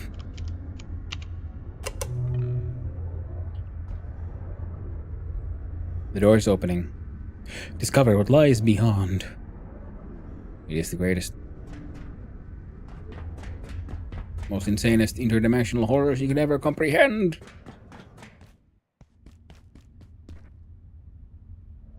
Even more fearsome than the devil's anus. Oh. Well.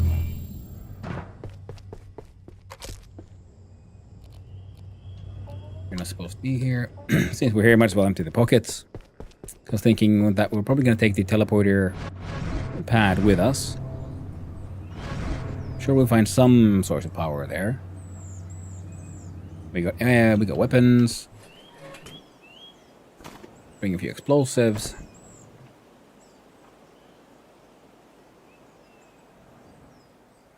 Yeah.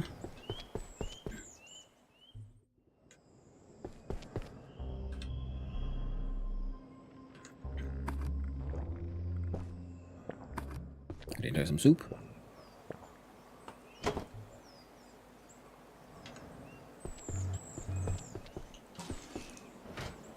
I need to make some more soup soon.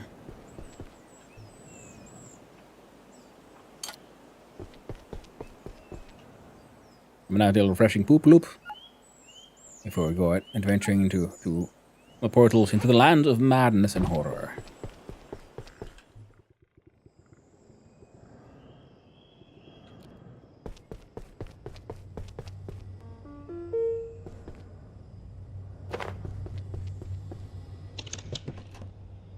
There you go, reactors. We can take that back in case things go like absolutely tits up.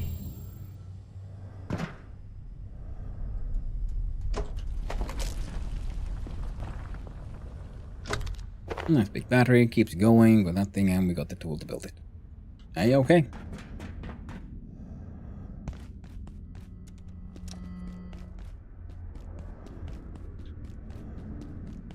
Hey yo, dude. I did the thing. Whatever you find through there, I hope it's what you're looking for. A sense of personal accomplishment, maybe. Adventure. But not love. Love doth not lie that way. The opposite, really. Don't say I didn't warn you. I am going to miss you. And I'm not just saying that. We've had some wild times. And I could seriously use a hand. Seriously. But you've got places to be. I see that. It's been real. It has. Really real. No more realer time than this. Except if the bulk universe is true and the past and future equally exist, then these are all just platitudes. Okay, man, if you keep talking to me, I'm gonna start telling you about orphan sources. They're like abandoned babies, but worse. And more dangerous. Whatever you find through there, I hope it's what you're looking for. A sense of personal accomplishment, maybe. Adventure. But not love. Love doth not lie that way. The opposite, really. Don't say I didn't warn you.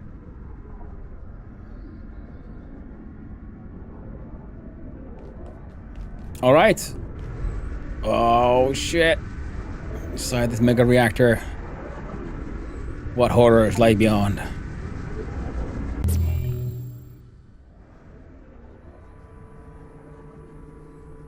Shadow Gate.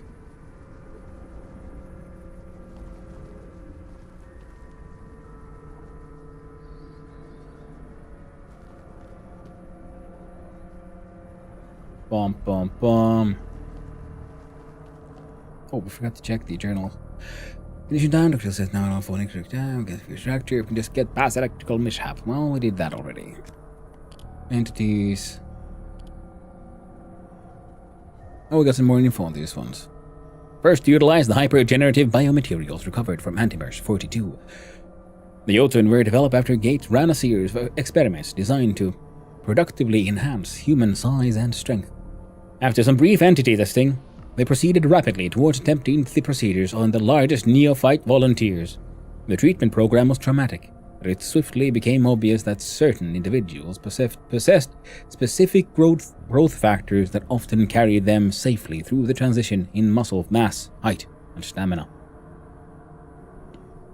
To certain ways of thinking, the experiments are, and continue to be, a travesty.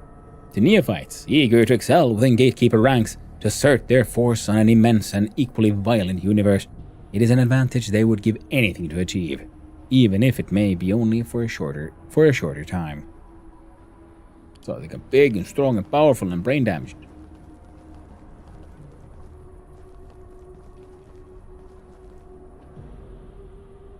The hell? They're spewing out shield. No. Weird rocks, but earth-like trees. What is this hellscape we find ourselves in? Oh, god damn it, it's you! I don't like this place at all. Freaking why and how are you always here? Oh, it is the freaky shapeshifter one should never have released. I've heard of this place. Intrados. Makes you shudder, doesn't it? They call it Shadowgate. Because of course they would. A gate containment facility run by those esoteric brutes. Loaded cubes. This is what happens when you're given too long a leash. It would appear they've surrounded these woods with some kind of containment field. I wonder if that's related to... Friend, it probably goes without saying, a frontal assault would be particularly unstrategic. Give no fucks, that guy. Even though they're harnessing ethereal forces from the darkest reaches of an unspeakable abyss, it doesn't mean they're invincible. Well, no, I killed a bunch. You've proved that much already. Indeed. What it does mean is that we're going to have to dig a little deeper. Into their Maybe skulls? take a walk around the woods and see what we find. Because there's no getting around it. We need to access that facility, and they're not going to be happy to see us. Well, I guess. We don't really have a lot of choice here. We're hundreds of miles from anywhere, and there's no way we're getting through their sky shield thing. Makes sense, yeah. So it's inside or nothing. If you could find a way to disrupt their lesser shields, dispensing with these fiends would be that much easier. But you may have to get creative. Well, that's what Maybe we're all about. Carrying something we can use against them. Ah. Fight hocus with pocus, as they say. Sure thing. I really can't tell you how much I detest some of the people in Gates' employ. We call them contractors, but where's the line, really? I can't tell if it's a force field or some kind of hex, but it certainly seems that the gatekeepers have covered this whole area in a sort of shield. Whether Fair it's enough. to make sure nothing gets in, or stop something from escaping, Yeah. I have no idea. I suppose we'll know soon enough. Freaking him/it freaking shapeshifter. That looks funny because it looks like those like smokestacks and they're like spewing out this magic smoke and the magic smoke is making the shield. Be careful, won't you? But if you think you're ready, let them have it. I will. I'll meet you inside when the path is clear. It's actually rather lovely here. And how are you doing there, Stream MVC? A dark, Hope you're having a lovely day, my sinister, friend. occult sort of way, but a way all the same. Even though they're harnessing ethereal All right. forces from the darkest reaches of an unspeakable abyss, it doesn't mean Freaky yellow they're lights. invincible. What's up this? What's this? Proved that much already. What it does mean Come on, floaty is cube. that we're going to have to dig a little deeper. Maybe take a walk around the woods and see what we find. Because there's no getting around it. We need to access that facility. I see. They're not going to be happy to see us.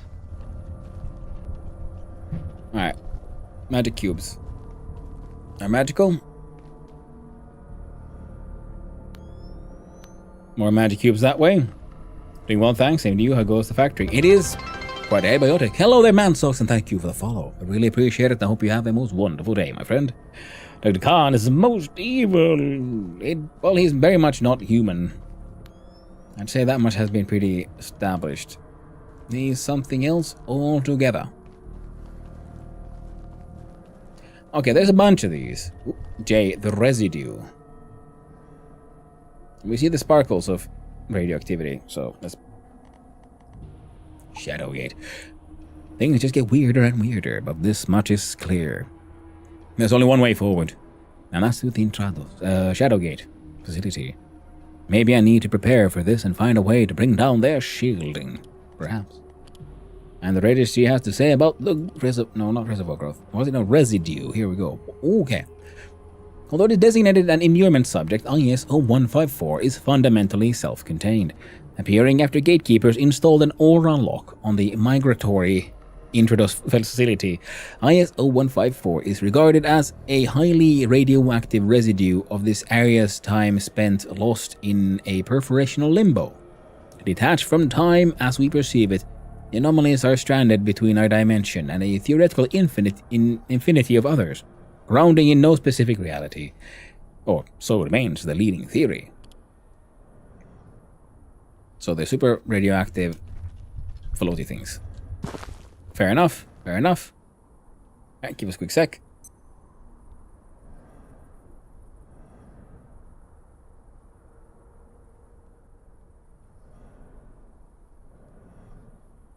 There we go. Let's see if we can find a place to slap down that teleporter of ours. Okay, red brick buildings. These look... This is another one of those sites that's on Earth.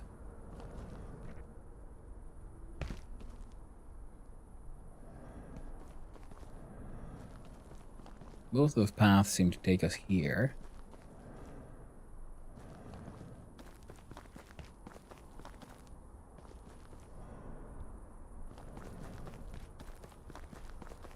Now let's see.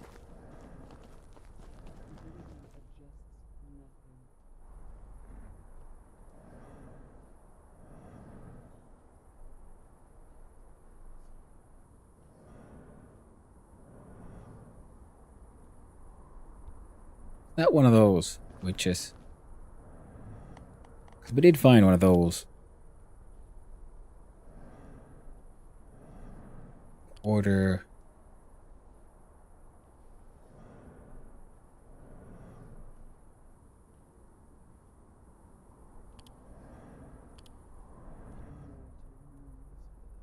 Baxon. Plasma and fire. Oh shit.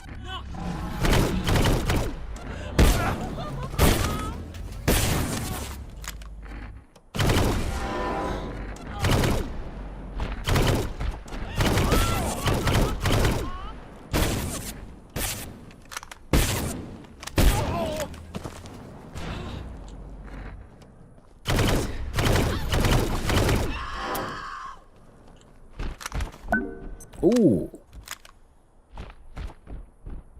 Ooh, another one of those. A hard light shield generator. Well, now. That sounds nice now, doesn't it?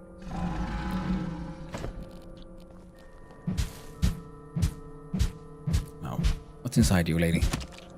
A witch skull. Ooh, mega swamp hat. Ooh, pocket dimension, that's where you get that. Just got the cloud reactor in my game. Ooh, nice. Yeah, gotta kill your first witch.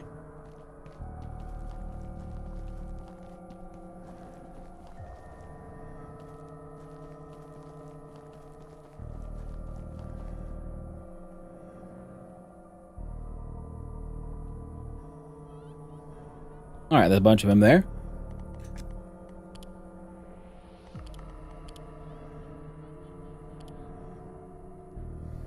Less affected by laser, fire and plasma. How about just good old making explosives?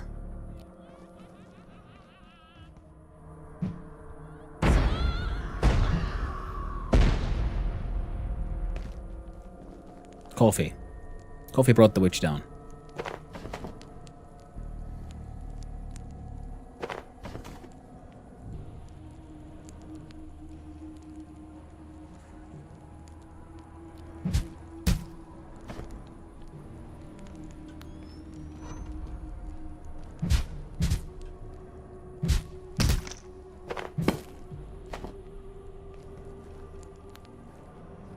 Finally, power outlet.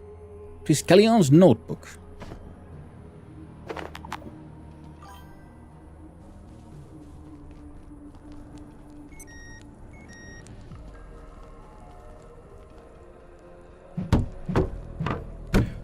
Is this the quantum axe? Pickaxe, yeah. Quantum pick. I don't think I need that many skulls.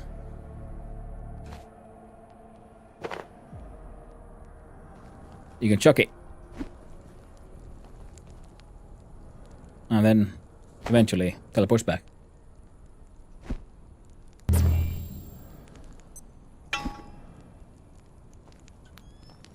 I could have sworn I only... Oh, there we go.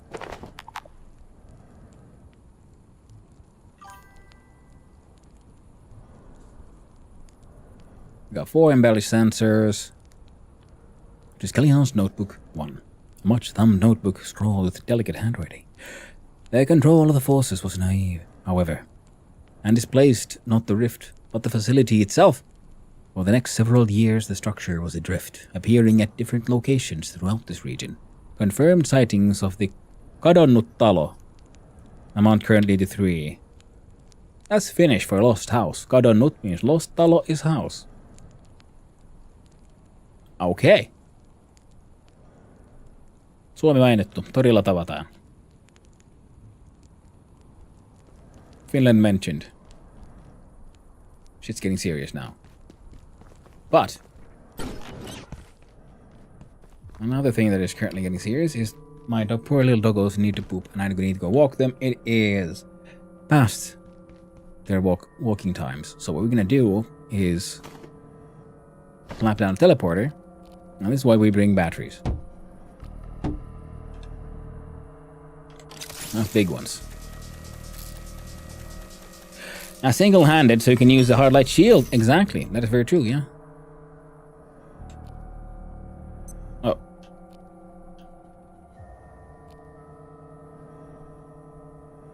Okay, it actually won't let me because it's a throwing one. So maybe if I... Second. Yeah, it's either or. Because the same button that is for taking out the shield is for throwing as well. That's a bit problematic. Now the game has a lot of those slightly odd choices design-wise, but you know, it's understandable. You only have 2 buttons, and one of them is for throwing, one of them is for melee, and the throwing one is also the one you use for shielding. So one of them gets preferred over the other. And now this one goes here, because it seems like a narrative object. Then put those away so you don't accidentally put them in the box.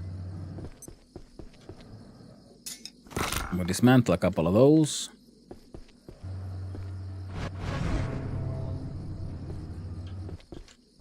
Put the brains away. A whole bunch of heads in. Bunch of heads in there. The embellished sensor gets to hang out here. There we go. We unlocked a lot of potential crafting. And we're going to find out more about that in the next episode of Hondo Does Abiotic, which will be happening tomorrow. But yeah, I need to go. Poor doggo is suffering. And it is way past their walking times. Thank you, Ali Loves, for the follow. I really do appreciate it. I hope you've been having a good time, and I hope you have a most wonderful day. Thanks for explaining. Hey, no worries. I like to narrate what I'm doing and what I'm thinking, and also will gladly answer all questions as long as I know what to say. Very good day. Glad I found you. Well, glad you found me as well, man socks. I really do appreciate it. Now let's see who is out and about and where can we raid. But before we do that, we'll do a quick little change the thing, just so I don't accidentally get raided. It's always embarrassing. We're getting ready to leave and raid somewhere else, and then someone raids you.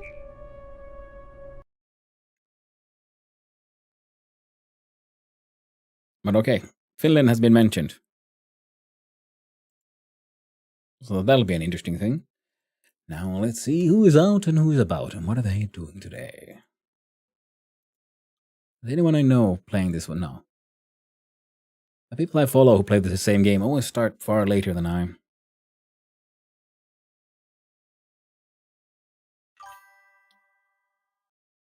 9 Well, thank you for hanging out, Oshug. I really do appreciate it. I appreciate every single one of you. And I hope you all had a good time. I've had a very fun day today. The game dev went well. The game is actually functional. We learned something new. Thank you, Jake Knudsen, for all the math help. And we'll do that again next week. And Abiotic, well, we're finally making progress. And I don't know what to do, so we're going to be boring because I need to just go help those poor doggos. So we're going to go and raid off to Perkas, a wonderful streamer, friend of the stream, and he is playing his main game, Vintage Story. If you enjoy survival crafters, then by golly, now that is a game for you. It is a beautiful game, also like design wise. It is, if you have into game design, just analyzing ones, it has the absolute best in-game sort of wiki or source of information in any game I've ever come across. It is just absolutely delightful. Good, isn't it? Well, thank you, Oshok. That is very kind of you. The story is fun. Ooh, it's absolutely wonderful, and I can't wait to start my next run. So, let's do the thing, eh? Thank you to all the chatters, all the lurkers, and all those who just wandered on in. Oh, I hope you had a good time. I had a wonderful time, and I hope every single one of you has a most wonderful day. And I'll see you around next time, hopefully. I'll be back tomorrow, more Abiotic, and we'll see if we can finally push that story forward. But until then, my friends, I bid you to have a good one. Ta-ta.